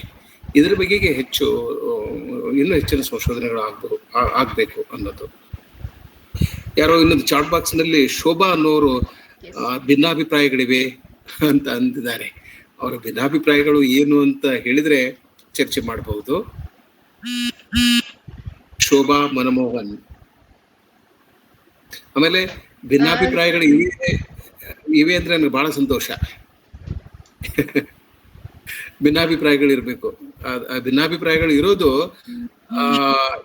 ಇದು ಪ್ರಜಾಪ್ರಭುತ್ವದ ಆರೋಗ್ಯದ ಲಕ್ಷಣ ಅದು. ಹೇಳಿ ಸರ್. ಇಲ್ಲಿ ಸುಚೇತನ್ ಅಂತ ಹೇಳ್ಬಿಟ್ಟು ಒಂದು ಪ್ರಶ್ನೆ ಇದೆ ಸರ್. ಕಾಳಿದಾಸನ ನಾಟಕಗಳ ಆಳ ಶೇಕ್ಸ್ಪಿಯರ್ನ ನಾಟಕಗಳಲ್ಲಿ ಇರುವುದಾದ್ರೆ ಅದು ಯಾವ ಮುಖ್ಯ ಮೆರಿಟ್ಸ್ಗಳಲ್ಲಿ ಅವಿತಿವೆ? ನನಗೆ ಶೇಕ್ಸ್ಪಿಯರ್ನ ಜೀವನ ದರ್ಶನ ಮತ್ತು ಕಾಳಿದಾಸನ ಜೀವನ ದರ್ಶನ ಇವೆಲ್ಲ ಎರಡು ಬೇರೆ ಬೇರೆ ಇರ್ತಕ್ಕಂಥವು. ಉದಾಹರಣೆಗೆ ರೋಮಿಯೋ ಜೂಲಿಯಟ್ ನಾಟಕದಲ್ಲಿ ರೋಮಿಯೋ ಜೂಲಿಯಟ್ ಸೇರೋದೇ ಇಲ್ಲ. Antony Cleopatra don't get married. Antony ಸತ್ತೋಗ್ತಾನೆ, ಮತ್ತೆ ಅಕ್ಳು ಸತ್ತೋಗ್ತಾಳೆ, ಕ್ಲಿಯೋಪ್ಯಾಟ್ರಾ ಸತ್ತೋಗ್ತಾಳೆ. ಬಟ್ ಅಭಿಜ್ಞಾನ ಶಾಕುಂತಲದಲ್ಲಿ ಹಾಗಾಗೋದಿಲ್ಲ. ಏನೆಲ್ಲಾ ಒತ್ತಡಗಳು ಅಥವಾ ಸಮಸ್ಯೆಗಳು, ತಲ್ಲಣಗಳು, ವಿರುದ್ಧಗಳು ಬಂದರೂ ಕೂಡ ಅದು ಅಭಿಜ್ಞಾನ ಶಾಕುಂತಲಂ. ಅದು ಕೊನೆಗೆ ಏನಾಗ್ತದೆ, ಸುಖಾಂತದಲ್ಲಿ ನಾಟಕ ಎಂಡ್ ಆಗ್ತದೆ. ಇಬ್ರು ವಿಭಿನ್ನ ದೃಷ್ಟಿಕೋನಗಳನ್ನ ಹೊಂದಿರುವಂತ ನಾಟಕಕಾರರು. ನನಗೆ ಇಬ್ಬರಲ್ಲಿ ಸಾಮ್ಯತೆ ಏನಿದೆ ಅಂತಂದ್ರೆ ಇನ್ ಮ್ಯಾಟರ್ಸ್ ಆಫ್ ಇದು ಆ ಭಾಷೆಯ ಬಳಕೆಯಲ್ಲಿ, the way they use the language. Shakespeare ಹೇಗೆ ಇಂಗ್ಲಿಷ್ ಅನ್ನ ಬಳಸ್ತಾನಲ್ಲ ಹಾಗೆ ಕಾಳಿದಾಸ ಸಂಸ್ಕೃತವನ್ನ ಬಳಸ್ತಾನೆ ಅಂತ ಅನ್ನೋದು. ಮತ್ತು ಪ್ರತಿಭೆ ಏನಿದೆಯಲ್ಲ, ಶೇಕ್ಸ್ಪಿಯರ್ ಜೀನಿಯಸ್ಸು ಮತ್ತು ಕಾಳಿದಾಸನ ಜೀನಿಯಸ್ಸು ಅವೆಲ್ಲ ಸಮಾನವಾಗಿ ಇರ್ತಕ್ಕಂಥವು. ಏನೋ in that sense Kalidas is as good as Shakespeare ಅಂತ ಅನ್ಬೋದು. Shakespeare is as good as Kalidas ಅಂತ ಅನ್ಬೋದು. ಕಾಳಿದಾಸ ಅಷ್ಟು ದೊಡ್ಡ ಸಂಖ್ಯೆಯ ನಾಟಕಗಳನ್ನ ಬರೆದಿಲ್ಲ, ಅಷ್ಟು ವೈವಿಧ್ಯತೆ ಇಲ್ಲ ಅಂತಕ್ಕಂಥ ಮಾತನ್ನ ಇದ್ರೂ ಕೂಡ ಈ ಎಲ್ಲ ಸಂಗತಿಗಳನ್ನ ಗಮನದಲ್ಲಿ ಇಟ್ಕೊಂಡು ನಾವು ಇಬ್ಬರನ್ನ ಹೋಲಿಕೆ ಮಾಡ್ತಾ ಇರ್ತೀವಿ. ಮತ್ತು ಅವನನ್ನ ಭಾರತೀಯ ಶೇಕ್ಸ್ಪಿಯರ್ ಅಂತ ಅವನ್ ಕರಿತೀವಿ, ಅಥವಾ ಇಂಗ್ಲೆಂಡಿನ ಕಾಳಿದಾಸ್ ಅಂತ ಶೇಕ್ಸ್ಪಿಯರ್ನ ಕರಿತೀವಿ. ಇದ್ರಾಗೇನಂತ ಇದು ಇಟ್ಸ್ ನಾಟ್ ಅನ್ ಎಕ್ಸಾಸರೇಷನ್ ಅಂತದ ಅತಿಶಯೋಕ್ತಿ ಇದೆ ಅಂತ ನನ್ಗೆ ಅನ್ಸೋದಿಲ್ಲ. ಸರ್, ಇಲ್ಲಿ ಕಾಂಚನಾ ಮೇಡಮ್ ಒಂದು ಕ್ವೆಶನ್ ಹಾಕಿದ್ದಾರೆ. Any insights on ಶೇಕ್ಸ್ಪಿಯರ್ಸ್ last place? Kanchan Gaonkar ಅವರು ನನ್ನ ಕ್ಲಾಸ್ಮೇಟು ಮತ್ತು ನನ್ನ ಕಲಿಗು ಕರ್ನಾಟಕ ಕಾಲೇಜಿನಲ್ಲಿ. ಅವರ ಶೇಕ್ಸ್ಪಿಯರ್ನ ಕೊನೆಯ ನಾಟಕಗಳ ಬಗೆಗೆ ನಾನು ವಿಶೇಷವಾದ ಅಧ್ಯಯನ ಮಾಡಿಲ್ಲ. ಟೆಂಪೆಸ್ಟ್ ನನಗೆ ಬಹಳ ಇಷ್ಟವಾದ ನಾಟಕ. ಟೆಂಪೆಸ್ಟ್ ಇಷ್ಟವಾದ ನಾಟಕ. ಸೊ ಟೆಂಪೆಸ್ಟ್ ನಾಟಕವನ್ನು ನಾನು ಹೇಗೆ ಓದ್ತೇನೆ ಅಂತಂದ್ರೆ, ಶೇಕ್ಸ್ಪಿಯರ್ನ ನಾಟಕದ ಜರ್ನಿಯ ಕನ್ಕ್ಲೂಷನ್ ಅದು ಅಂತ ನಾನು ಅದನ್ನ ಓದ್ತೇನೆ. ಆಮೇಲೆ ಶೇಕ್ಸ್ಪಿಯರ್ ತನ್ನ ಮೊದಲಿನ 36 ನಾಟಕಗಳಲ್ಲಿ ಅಥವಾ 35-36 ನಾಟಕಗಳಲ್ಲಿ ಎತ್ತಿದ ಅನೇಕ ಪ್ರಶ್ನೆಗಳಿಗೆ ಅಥವಾ ಜೀವನದ ಕುರಿತು, ಸಂಬಂಧದ ಕುರಿತು, ಬೇರೆ ಬೇರೆ ಸಂಗತಿಗಳ ಕುರಿತು ಅವನು ವ್ಯಕ್ತಪಡಿಸಿದ ಪ್ರಶ್ನೆಗಳಿಗೆ ಮತ್ತು ಈ ಇದ್ರ ಬಗೆಗೆ, ಮಾಂತ್ರಿಕ ಶಕ್ತಿಯ ಬಗೆಗೆ, ಬರಹದ ಬಗೆಗೆ ಆಗ್ಲೇ ಗುಂಡೂರು ಹೇಳಿದ್ರಲ್ಲ, ಅದನ್ನ ಸ್ವಲ್ಪ ಥಿಯರೈಸ್ ಮಾಡಬೇಕಾದದ್ದು. ಸೊ ಈ ನಾಟಕಕ್ಕೆ ಸಂಬಂಧಪಟ್ಟಂತ ಒಂದು ಪ್ರಶ್ನೆಗಳು, ಕಲೆಗೆ ಸಂಬಂಧಪಟ್ಟಂತ ಪ್ರಶ್ನೆಗಳು, ಇಂಥ ಅನೇಕ ಪ್ರಶ್ನೆಗಳಿಗೆ ಅವನು ಟೆಂಪೆಸ್ಟ್ ನಾಟಕದಲ್ಲಿ ಉತ್ತರ ಕಂಡುಕೊಳ್ಳಿಕ್ಕೆ ಪ್ರಯತ್ನ ಮಾಡ್ದ ಅಂತ ನನಗೆ ಅನಿಸ್ತದೆ. ಆ ಒಂದು ಮ್ಯಾಜಿಕ್ ಏನಿದೆಯಲ್ಲ, ಪ್ರಾಸ್ಪೆರೋನಲ್ಲಿ ಇರ್ತಕ್ಕಂಥ ಮ್ಯಾಜಿಕ್ ಏನಿದೆಯಲ್ಲ, ಪ್ರಾಸ್ಪೆರೋ ಅಂತಂದ್ರೆ ಶೇಕ್ಸ್ಪಿಯರ್ ಅಂತಕ್ಕಂಥ ಮಾತನ್ನ ಅನೇಕ ಜನರು ಹೇಳ್ತಾರೆ. ಇದನ್ನ ಸಂಪೂರ್ಣವಾಗಿ ಒಪ್ಕೊಳ್ಳಿದ್ರು ಕೂಡ ಅದರಲ್ಲಿ ಸತ್ಯ ಇದೆ. ಸೊ ಅವನ ಕೊನೆಯ ನಾಟಕಗಳಲ್ಲಿ mostly tempest is the best and it concludes his dramatic journey as a playwright and poet. Sir Anusha Hegde ಪ್ರಶ್ನೆ ಕೇಳಬೇಕು ಅಂತ ಕಾಯ್ತಿದ್ದಾರೆ. ಅನುಷಾ, ನೀವು ಲೈನ್ ನಲ್ಲಿ ಇದ್ರೆ ಡೈರೆಕ್ಟ್ ಆಗಿ ಕೇಳಿ question. Yeah, ma'am. Thank you. Good evening, sir. Good evening Anusha. Good evening, sir. Good evening. Sir, I had I wanted your opinion regarding this. Since we are about to, one or the other day, we will become teachers now. So I wanted to ask you, based on your experience, sir, when we simply read the play and come to the class, we never understand things, especially regarding Shakespeare's play. As I've observed amongst my classmates across the time period of my study, I've seen that when we act out scenes in the class, specific scenes, specific dialogues, be it Mark Antony's speech or be it the sleepwalking scene from Macbeth, everything registered very well in our minds when we acted it out in the class rather than just reading it or just discussing it. So sir, what do you feel about this? Do you think that there should be more of acting out in the class when it comes to Shakespeare's plays? Or is it dwindling nowadays amongst the classrooms? I partly agree with you, Anusha. Anusha was my student, one of my very brilliant students.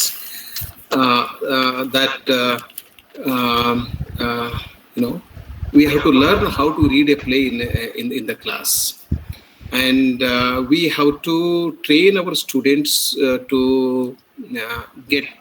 we have to train our students to connect themselves to the situations in the plays of Shakespeare or in any play for that matter. And if you are able to read out a scene in a class, that will have an added advantage. You will be very effective in your communication, and you will be helping students understand the scene situation better. You can do so. What is important is connectivity. You should be able to connect yourself to the context, to the situation, and you should identify yourself with the characters in the play. ಅಂದ್ರೆ ನಾಟಕಗಳ ಜೊತೆ ಒಂದು ನೇರವಾದ ಸಂಪರ್ಕವನ್ನ, ಒಂದು ಜೀವಂತವಾದ ಸಂಬಂಧವನ್ನ ಸಾಧಿಸಲಿಕ್ಕೆ ಪ್ರಯತ್ನ ಮಾಡಬೇಕು. ಮೊದಲು ಶಿಕ್ಷಕನಾದವನು ಪಾತ್ರಗಳ ಜೊತೆ ಸಂಬಂಧವನ್ನ ಕುದುರಿಸಿಕೊಳ್ಳಲಿಕ್ಕೆ ಪ್ರಯತ್ನ ಮಾಡಬೇಕು. ಶಿಕ್ಷಕನಾದವನು ನಾಟಕದ ಸನ್ನಿವೇಶವನ್ನ, ನಾಟಕದ ಸಂದರ್ಭವನ್ನ ಗ್ರಹಿಸೋದು ಅಷ್ಟೇ ಅಲ್ಲ, ಅದನ್ನ ಸ್ವತಃ ಅನುಭವಿಸ್ಬೇಕು. ಅನುಭವಿಸಿದಾಗ್ಲೇ ಅವನು ವಿದ್ಯಾರ್ಥಿಗಳಿಗೆ ಪಾಠ ಮಾಡಲಿಕ್ಕೆ ಸಾಧ್ಯ ಇದೆ. ಇನ್ನು ಅವನು ಯಾವುದಾದ್ರೂ ಒಂದು ಸೀನನ್ನ ಎತ್ಕೊಂಡು ಅದನ್ನ ಓದೋದಾಗ್ಲಿ, ಡೈಲಾಗ್ಸ್ಗಳನ್ನ ಓದೋದಾಗ್ಲಿ, ಅಥವಾ ಅದನ್ನ ಆಕ್ಟ್ ಮಾಡೋದಾಗ್ಲಿ, ಹೀಗೆ ಏನಾದ್ರೂ ಮಾಡೋದಿದ್ರೆ as I said, it will have an added advantage. ನನಗೆ ಚಂಪಾ ಅವರು ಹೇಳ್ತಿದ್ರು, ನಮ್ಮ ಗುರುಗಳು ಚಂಪಾ ಅವರು, ಗಿರೆಡ್ಡಿ ಅವರು, ವೀಕ್ರು ಗೋಕಾಕ್ರು ಹ್ಯಾಮ್ಲೆಟ್ ನಾಟಕವನ್ನ ಕರ್ನಾಟಕ ಕಾಲೇಜಿನಲ್ಲಿ ನೀವು ರೂಮ್ ನಂಬರ್ 17ರಲ್ಲಿ ಹೋಗ್ಬೇಕು. ಒಂದು ಅದ್ಭುತವಾದಂತ ಒಂದು ಕ್ಲಾಸ್ ರೂಮ್. ಆ ಕ್ಲಾಸ್ ರೂಮ್ದಲ್ಲಿ ಕೂತ್ಕೊಂಡ್ರೆ ನೀವು ಜಾಣರಾಗ್ಬಿಡ್ತೀರಿ. ನಿಮ್ಮಲ್ಲಿ ಒಂದು ದೊಡ್ಡ ಶಕ್ತಿ ಬರ್ತೈತಿ, ಏನೋ ಒಂದು ಚೈತನ್ಯ ಬರ್ತೈತಿ ನಿಮಗೆ. ಕರ್ನಾಟಕ ಕಾಲೇಜಿನಲ್ಲಿ ಅಲ್ಲಿ ಒಂದು ಈ ಕಟ್ಟಿಗೆಯ ವೇದಿಕೆ ಇದೆ. ಆ ವೇದಿಕೆ ಮೇಲೆ ಅವರು ಒಂದು ಪಾಯಿಂಟ್ನಿಂದ ಇನ್ನೊಂದು ಪಾಯಿಂಟ್ಗೆ ತಿರುಗಾಡ್ತಾ ಕೈಯಲ್ಲಿ ಪುಸ್ತಕ ಇಟ್ಕೊಂಡು ಆ ಡೈಲಾಗ್ಸ್ಗಳನ್ನ ಓದುವ ರೀತಿ ಇರುತ್ತಲ್ಲ, ಅದ್ಭುತವಾಗಿತ್ತು ಅಂತ ಹೇಳ್ತಾ ಇದ್ದಾರೆ. ಆ ರೀತಿಯ ಇಂಗ್ಲಿಷ್ ಪ್ರಾಧ್ಯಾಪಕರ ಸಂಖ್ಯೆ ಕಡಿಮೆ ಆಗ್ತಾ ಇದೆ. ನಾವು ಕುರ್ಚಿ ಮೇಲೆ ಕೂತ್ಕೊಂಡು, ಆಮೇಲೆ ಮುಖದ ಮೇಲೆ ಯಾವ ಭಾವನೆಗಳನ್ನು ವ್ಯಕ್ತಪಡಿಸದೆ ಸುಮ್ಮನೆ ಮೆಕ್ಯಾನಿಕಲ್ ಆಗಿ ಓದಿದ್ರೆ ಅದು ಪರಿಣಾಮ ಬೀರೋದಿಲ್ಲ. So reading a text in a classroom is an art. Teaching is an art. So ಅದಕ್ಕಾಗಿ ನನ್ನ ಎಲ್ಲ ವಿದ್ಯಾರ್ಥಿಗಳಿಗೆ ನಾನು ಇದನ್ನು ಹೇಳ್ತಿದ್ದೇನೆ. ಅನೇಕ ಜನ ವಿದ್ಯಾರ್ಥಿನಿಯರು ಇಲ್ಲಿ ಇದ್ದೀರಾ. You have to practise it, you have to learn. ನೀವು ಅದನ್ನು ಕಲಿಬೇಕು, ಹಠ ಹಿಡಿದು ಕಲಿಬೇಕು, ಪರಿಶ್ರಮ ಪಡಬೇಕಾಗ್ತೈತಿ, ತಯಾರಿ ಮಾಡ್ಕೋಬೇಕಾಗ್ತೈತಿ. ಅದಾದಾಗ ಅದು ಸಾಧ್ಯ ಇದೆ. ವಿದ್ಯಾರ್ಥಿಗಳಲ್ಲಿ ಆಸಕ್ತಿ ಕೊಡಬೇಕು. Anusha, I'm sure that you will be a wonderful teacher. Thank you, sir. God bless you. Sir ನಮಸ್ಕಾರ. ಶಿವಶರಣಪ್ಪ ಬಾಲಿ ಅಂತ ಸರ್, ಸಾತ್ಯವಾದಿಂದ. ಏನ್ ನಮ್ಮೂರ್ನಿಂದ ಕೇಳಪ್ಪ ನೀನು? ಸರ್ ಬಹಳ ಅದ್ಭುತವಾಗಿತ್ತು ಸರ್. ಆದ್ರೆ ಒಂದು ನಮ್ಮಲ್ಲಿ ಕಾಡ್ತಿರುವುದು, 16ನೇ ಶತಮಾನದಲ್ಲಿ ಶೇಕ್ಸ್ಪಿಯರ್ ಇವತ್ತಿಗೂ ಪ್ರಸ್ತುತ ಅನ್ನಲಿಕ್ಕೆ ಅವರು ಅನುಭವಿಸಿ ಬರ್ದಿದ್ರು ಅಥವಾ ಬರ್ದಿದ್ದೋ ಅಥವಾ ಅವರು ಜೀನಿಯಸ್ ಆಗಿ ಕಾಲ್ಪನಿಕವಾಗಿ ಇವತ್ತು ಎಲ್ಲ ಯುಗಗಳಿಗೆ ಸೂಕ್ತವಾಗುವಂತಹ ವಸ್ತುನಿಷ್ಠವಾಗಿ ಮತ್ತು ಈಗಿನ ಕಾಲಕ್ಕೂ ಸೂಕ್ತವಾದಂತಹ ನಾಟಕಗಳು ಬರೆಯಲು ಅವರಿಗೆ ಪ್ರಭಾವ ಬೀರಿದಂತ ಅವತ್ತಿನ ಇಂಗ್ಲೆಂಡಿನ ಸೋಷಿಯಲ್ ಬ್ಯಾಕ್ಗ್ರೌಂಡು ಅಥವಾ ಅವರ ಜೀನಿಯಸ್ ಅಥವಾ ಅವರ ಎಕ್ಸ್ಪೀರಿಯನ್ಸ್. ನಾನು 2 ನಿಮಿಷದಲ್ಲಿ 20 ಪ್ರಶ್ನೆಗಳನ್ನ ಕೇಳಿದೆ. ನನಗೆ ಬಹಳ ಖುಷಿ ಆಯ್ತು. ನಮ್ಮೂರಿನ ಒಬ್ಬ ಯುವಕ ನನಗೆ ಪ್ರಶ್ನೆಯನ್ನ ಕೇಳಿದ್ದು. ನನ್ನ ಜೀವನದಲ್ಲಿ ಪ್ರಾಯಶಃ ಇದೇ ಮೊದಲ ಪ್ರಶ್ನೆ ಇರ್ತದೆ. ನಮ್ಮೂರಿನ ವಿದ್ಯಾರ್ಥಿಗಳು ನನ್ನ ಕಾರ್ಯಕ್ರಮಕ್ಕೆ ಅಟೆಂಡ್ ಆಗಿ ನನಗೆ ಪ್ರಶ್ನೆಯನ್ನ ಕೇಳಿದ್ದಕ್ಕೆ ಬಹಳ ಖುಷಿ ಆಯ್ತು. ನಮ್ಮೂರಿಗೆ ಹೋದ ಹಾಗೆ ನನಗೆ ಅನಿಸ್ತು. ನಾನು ನಿನ್ನ ಎಲ್ಲಾ ಪ್ರಶ್ನೆಗಳಿಗೆ ಶಿವಶರಣ್ ಉತ್ತರ ಹೇಳೋದಿಲ್ಲ, ಉತ್ತರ ಹೇಳಲಿಕ್ಕೆ ಸಾಧ್ಯ ಇಲ್ಲ, ಟೈಮ್ ಇಲ್ಲ. ಒಂದು 2-3 ನಿನ್ನ ಪ್ರಶ್ನೆಗಳಿಗೆ ಉತ್ತರ ಹೇಳ್ತೇನೆ. ಮೊದಲನೇದೇನಂತಂದ್ರೆ, ನಾವು 10 ಪುಸ್ತಕಗಳನ್ನ ಓದಿ ಒಂದು ಪುಸ್ತಕ ಬರೀಲಿಕ್ಕೆ ಸಾಧ್ಯ ಇಲ್ಲ. ವಿಮರ್ಶೆ ಬರೀಬಹುದು, ಸಂಶೋಧನೆ ಮಾಡಬಹುದು, ಇತಿಹಾಸ ಬರೀಬಹುದು. ಆದ್ರೆ 10 ಕಥೆಗಳನ್ನ ಓದಿ ಒಂದು ಕಥೆಯನ್ನ ಬರೀಲಿಕ್ಕೆ ಆಗೋದಿಲ್ಲ. 10 ಕವನಗಳನ್ನ ಓದಿ ಒಂದು ಕವನವನ್ನ ಬರೀಲಿಕ್ಕೆ ಆಗೋದಿಲ್ಲ. 10 ನಾಟಕಗಳನ್ನ ಓದಿ ಒಂದು ನಾಟಕವನ್ನ ಬರೀಲಿಕ್ಕೆ ಆಗೋದಿಲ್ಲ. ಜೀವನದಲ್ಲಿ ನೀವು ಸ್ವತಃ ಅನುಭವಿಸದೆ ಶ್ರೇಷ್ಠವಾದ ಕೃತಿಯನ್ನ, ಶ್ರೇಷ್ಠವಾದ ಸಾಲನ್ನ ಬರೀಲಿಕ್ಕೆ ಸಾಧ್ಯನೇ ಇಲ್ಲ. ನಿಮ್ಮಲ್ಲಿ ಸ್ವತಃ ನಿಮ್ಮ ಜೀವನದಲ್ಲಿ ನಿಮ್ಮ ಬದುಕಿನಲ್ಲಿ ಸಂಘರ್ಷಗಳು, ಸೋಲು, ಅವಮಾನ, ಅಪಮಾನ, ಬಡತನ, ಹಿಂಸೆ, ಮೋಸಕ್ಕೆ ಒಳಗಾಗೋದು, ಮೋಸ ಮಾಡೋದಲ್ಲ, ಮೋಸಕ್ಕೆ ಒಳಗಾಗೋದು, ವಂಚನೆಗೆ ಒಳಗಾಗೋದು, ದ್ರೋಹಕ್ಕೆ ಒಳಗಾಗೋದು, ಇದೆಲ್ಲ ಆದಾಗ್ಲೇನೆ ಅದ್ಭುತವಾದ ಒಂದು ಕೃತಿ ಬರ್ಲಿಕ್ಕೆ ಸಾಧ್ಯ ಇದೆ. ಶೆಲ್ಲಿಯ ಒಂದು ಮಾತಿದೆಯಲ್ಲ, I fall upon thorns and bleed ಅಂತ. ನಾನು ಮುಳ್ಳುಗಳ ಮೇಲೆ ಬೀಳುತ್ತೇನೆ ಮತ್ತು ರಕ್ತ ಸುರಿಸ್ತೇನೆ ಅಂತಂಥದ್ದು. ಸೊ ಯಾರು ಈ ಜೀವನದ ಮುಳ್ಳುಗಳ ಮೇಲೆ ಬೀಳ್ತಾರೆ, ಜೀವನದ ಕಷ್ಟ ಕಾರ್ಪಣ್ಯಗಳನ್ನ ಎದುರಿಸ್ತಾರೆ, ಅಂತವರಿಂದ ಅದ್ಭುತವಾದ ಕೃತಿಗಳು ಬರಲಿಕ್ಕೆ ಸಾಧ್ಯ ಇದೆ. ಸೊ ಶೇಕ್ಸ್ಪಿಯರ್ ಅದಕ್ಕೆ ಜೀನಿಯಸ್ ಬೇಕಾಗ್ತದೆ. ಇಲ್ಲದೆ ಹೋದ್ರೆ ಎಲ್ಲಾ ಬಡವರು, ಎಲ್ಲಾ ಶೋಷಣೆಗೆ, ಅವಮಾನಕ್ಕೆ ಗುರಿಯಾದವರು ಕೃತಿಗಳನ್ನ ಬರೀತಾರೆ ಅಂತ ಸಾಧ್ಯ ಇಲ್ಲ. ಎಲ್ಲರೂ ಅಂಬೇಡ್ಕರ್ ಆಗೋದಿಲ್ಲ. ಶೋಷಣೆಗೆ ಒಳಗಾದ್ರೆ ಎಲ್ಲರೂ ಅಂಬೇಡ್ಕರ್ ಆಗೋದಿಲ್ಲ. ಯಾಕಂದ್ರೆ ಅಂಬೇಡ್ಕರ್ಗೆ ಆ ಜೀನಿಯಸ್ ಇತ್ತು, ಆ ಶಕ್ತಿ ಇತ್ತು ಅನ್ನೋ ಕಾರಣಕ್ಕಾಗಿ. ಹಾಗೆ ಒಬ್ಬ ಲೇಖಕರಿಗೆ ಅನುಭವಗಳಿರ್ಬೇಕು, ಲೀವ್ಡ್ ಎಕ್ಸ್ಪೀರಿಯನ್ಸ್ ಅಂತೇಳಿ ನಾವು ಅನುಭವಿಸಿರ್ಬೇಕು ಜೀವನದಲ್ಲಿ, ಮತ್ತು ಜೀನಿಯಸ್ ಇರಬೇಕು. ಈ ಕಾಲ್ಪನಿಕತೆ ಅಂದ್ರೆ ಜೀನಿಯಸ್, ಇಮ್ಯಾಜಿನೇಷನ್ ಅಂದ್ರೆ ಜೀನಿಯಸ್, ಮತ್ತೇನಲ್ಲ. That's how I understand. ನನಗೆ ಗುಂಡೂರು ಇದನ್ನ ಹೇಗೆ ಅರ್ಥ ಮಾಡ್ಕೋತಾರೋ ಗೊತ್ತಿಲ್ಲ. Genius means imagination. ಅದೇ ಕಲ್ಪಕ ಶಕ್ತಿ. ಒಬ್ಬ ಲೇಖಕನಿಗೆ ಜೀನಿಯಸ್ ಅಂದ್ರೆ ಕಲ್ಪನೆ ಅಂದ್ರೆ ಇದ್ದದನ್ನೇ ಕಲ್ಪನೆ ಮಾಡ್ಕೊಳ್ಳೋದಲ್ಲ, ಇದ್ದದನ್ನ ಕಲ್ಪನೆ ಮಾಡ್ಕೊಳ್ಳೋ ಅಗತ್ಯನೇ ಇಲ್ಲ. ಇರದೇ ಇರೋದನ್ನ ಸೃಷ್ಟಿ ಮಾಡೋದು. Something which you have never seen, something which you have never heard, something which you have never thought of. ಇಂಥ ಒಂದು ಕಲೆಯನ್ನ ಅಥವಾ ಕೃತಿಯನ್ನ ಸೃಷ್ಟಿ ಮಾಡೋದು. ಹೀಗಾಗಿ ಶೇಕ್ಸ್ಪಿಯರ್ ಅವನ ಬದುಕಿನಲ್ಲಿ ಇತ್ತೋದು. ಅವನಲ್ಲಿ ಆ ಎಲ್ಲ ವಿಷಯಗಳನ್ನ ಚರ್ಚೆ ಮಾಡಲಿಕ್ಕೆ ಆಗೋದಿಲ್ಲ. ಸೊ ಅವರಿಗೆ ಜೀನಿಯಸ್ ಇತ್ತು, ಮತ್ತೆ ಅದೇ ಕಾಲ್ಪನಿಕತೆ ಇತ್ತು ಅಥವಾ ಕಲ್ಪನಾ ಶಕ್ತಿ ಇತ್ತು, ಮತ್ತು ಸಾಕಷ್ಟು ಜೀವನದ ಅನುಭವಗಳು ಇದ್ದು ಜೀವನದ ಕುಲುಮೆಯಲ್ಲಿ ಬೆಂದು ಬಂದವನಾಗಿದ್ದ.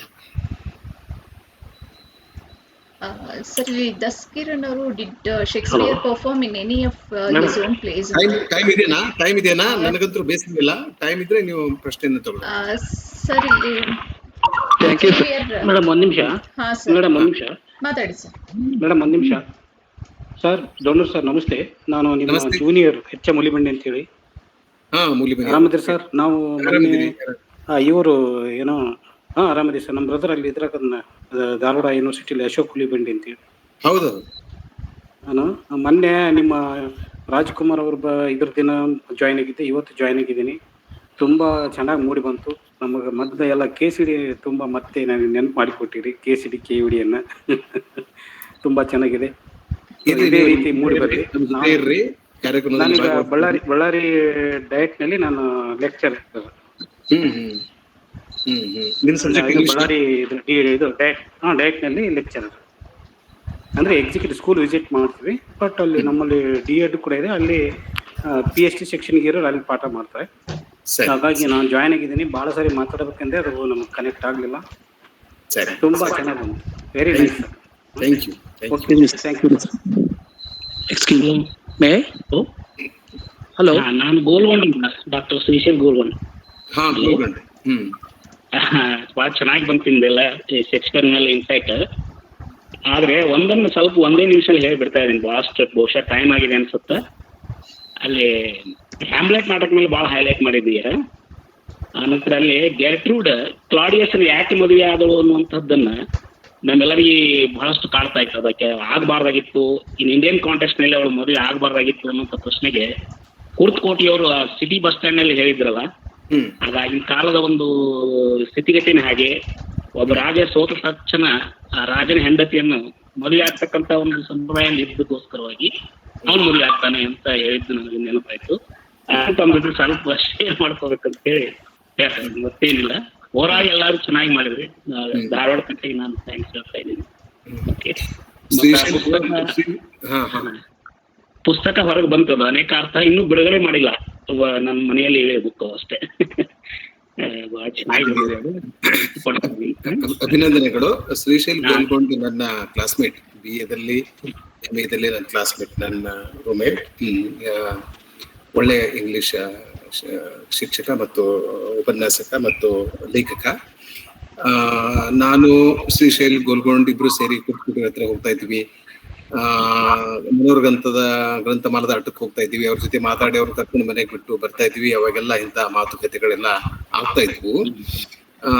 ಆದ್ರೆ ಈ ನಾಟಕದ ಸಂದರ್ಭದಲ್ಲಿ ಅದು ರಾಜ ಸತ್ತ ಮೇಲೆ ಅವನ ಹೆಂಡತಿನ ಮದುವೆ ಆಗೋದು ಅದು ಸಹಜ ಆಗಿದ್ರು ಕೂಡ ಇಲ್ಲಿ ಕೊಲೆ ಆಗ್ತದೆ. ಇಲ್ಲಿ ಅವನು ಅಣ್ಣನ ಹೆಂಡತಿಯನ್ನ ಮದುವೆ ಆಗ್ತಾನೆ ಅನ್ನೋದು ಕೂಡ ಒಂದು ಪ್ರಶ್ನೆ.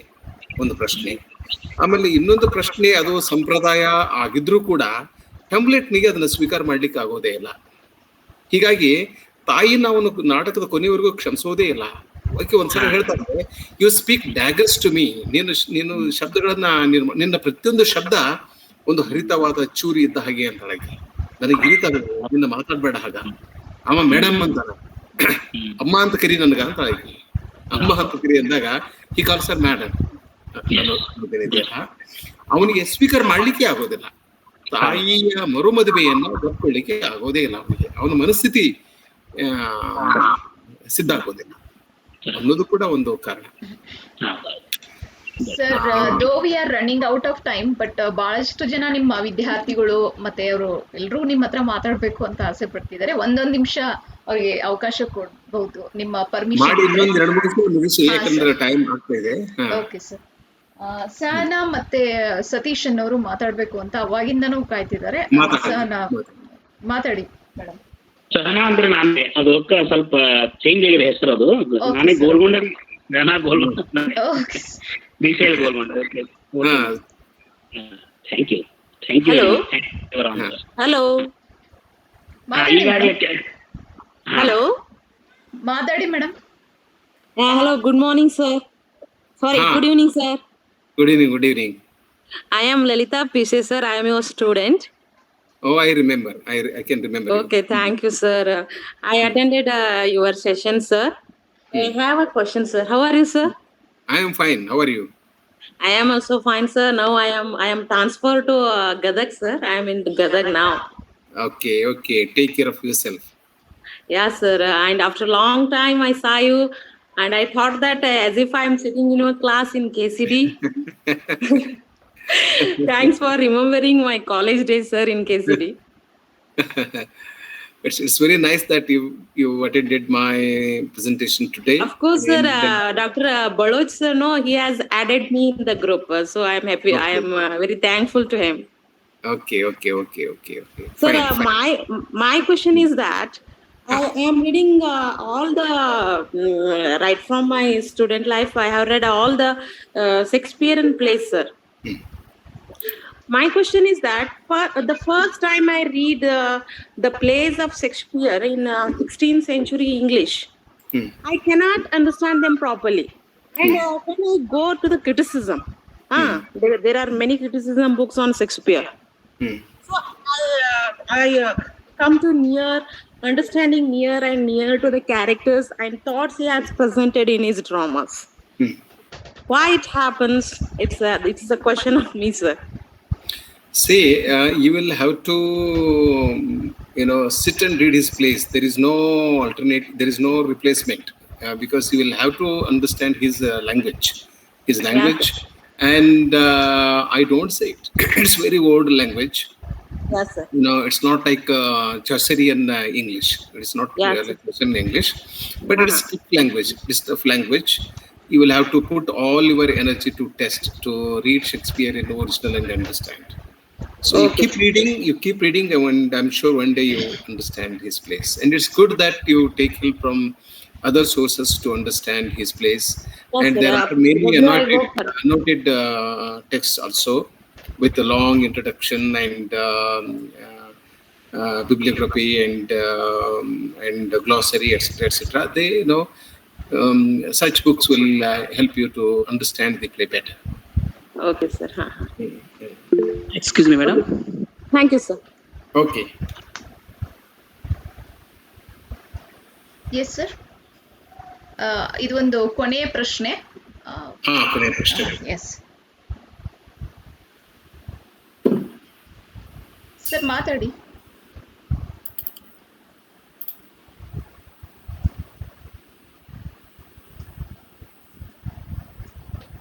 Hello, sir. Can you hear me?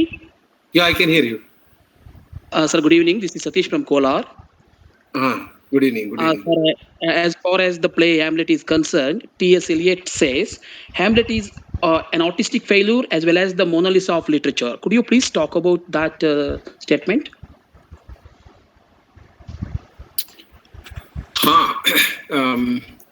Eliot says that it is an artistic failure, and he gives the reasons why it is an artistic failure.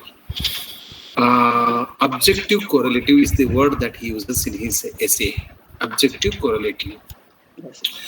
So, according to Eliot, Shakespeare did not succeed in giving right expression to the agonies that take place in the mind and heart of Hamlet. So, it is an artistic failure. Okay. Thank you. What is your second? What is the second part of your question? It's the Mona Lisa of literature. So, Mona Lisa means it's a great work of art. It's a great work of art on the one hand, but it is an artistic failure. Artistic failure. Okay, sir. It is an artistic failure. Okay. Thank you. So ನಾವೀಗ ಕೊನೆಯ ಘಟ್ಟದಲ್ಲಿದ್ದೀವಿ. ಸರಿಯಾಗಿ ನಾವು 6:30 ಕಾರ್ಯಕ್ರಮವನ್ನ ಮುಕ್ತಾಯಗೊಳಿಸಬೇಕಾಗಿತ್ತು. ಆದರೆ sir ಜೊತೆಗೆ ಸುಮಾರು ಜನ ತಮ್ಮ ಚರ್ಚೆನ ಮುಂದುವರಿಸಬೇಕು ಅಂತ ಆಸಕ್ತಿನ ತೋರಿಸಿದ್ರಿಂದ ನಾವು ಮುಂದುವರಿಸ್ತಾ ಇದ್ವಿ. ಇದುವರೆಗೂ ಕಾರ್ಯಕ್ರಮದಲ್ಲಿ ತಮ್ಮ ಸುದೀರ್ಘವಾದಂಥ ಉಪನ್ಯಾಸವನ್ನ ನೀಡಿದಂಥ ಪ್ರೊಫೆಸರ್ ಬಸವರಾಜ್ ಡೋಣೂರ್ ಗುರುಗಳಿಗೆ ನಾನು ಮೊದಲನೇದಾಗಿ ಧನ್ಯವಾದಗಳನ್ನು ಅರ್ಪಿಸ್ತಾ ಇದ್ದೀನಿ. ಹಾಗೇನೆ NS ಗುಂಡು ಸರ್ ಪ್ರಾಸ್ತಾವಿಕವಾಗಿ ಅದಕ್ಕೆ ಒಂದು ಅಕಾಡೆಮಿಕ್ ಚೌಕಟ್ಟನ್ನ ಒದಗಿಸ್ಕೊಟ್ಟಂತ ಸರ್ಗೆ ನಾನು ಧನ್ಯವಾದಗಳನ್ನು ಅರ್ಪಿಸ್ತಾ ಇದ್ದೀನಿ. ಹಾಗೆ ಈ ಕಾರ್ಯಕ್ರಮದಲ್ಲಿ ಕಾಂಚನಾ ಮೇಡಮ್, ಇಂದಿರಾ ಮೇಡಮ್, ಮತ್ತೆ DM ಹಿರೇಮಠ್ ಸರ್, ಆಮೇಲೆ ಅರವಿಂದ್ ಕುಲಕರ್ಣಿ ಸರ್, ಹೀಗೆ ಅನೇಕ ಹಿರಿಯರು ಭಾಗವಹಿಸಿದ್ರು. ಚರ್ಚೆನಲ್ಲೂ ಕೂಡ ತಮ್ಮ ಪ್ರಶ್ನೆಗಳನ್ನ ಹಾಕಿದ್ರು. ಅವರಿಗೂ ಕೂಡ ನಾನು ಧನ್ಯವಾದಗಳನ್ನು ಅರ್ಪಿಸ್ತಾ ಇದ್ದೀನಿ.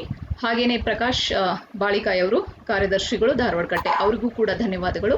ಹಾಗೆ ಈ ಕಾರ್ಯಕ್ರಮದಲ್ಲಿ ಚರ್ಚೆನಲ್ಲಿ ಭಾಗವಹಿಸಿದಂಥ ಮತ್ತೆ KCD-ನಲ್ಲಿ ಓದಿ ಸರ್ ದೊಡ್ಡ ಅಭಿಮಾನಿಗಳಾದಂಥ ಎಲ್ಲ ವಿದ್ಯಾರ್ಥಿಗಳಿಗೆ ಹಾಗೂ ಎಲ್ಲ ಈ ಕಾರ್ಯಕ್ರಮದಲ್ಲಿ ನಾಡಿನಾದ್ಯಂತ ಇರುವಂಥ ಎಲ್ರಿಗೂ ಕೂಡ ನಾನು ಧನ್ಯವಾದಗಳನ್ನು ಅರ್ಪಿಸ್ತಾ ಇದ್ದೀನಿ. ನಾವೀಗ ಇಲ್ಲಿಗೆ ಈ ಕಾರ್ಯಕ್ರಮವನ್ನು ಮುಗಿಸ್ತಾ ಇದ್ದೀವಿ. ಧನ್ಯವಾದಗಳು. Take care of yourself. ಥ್ಯಾಂಕ್ ಯು.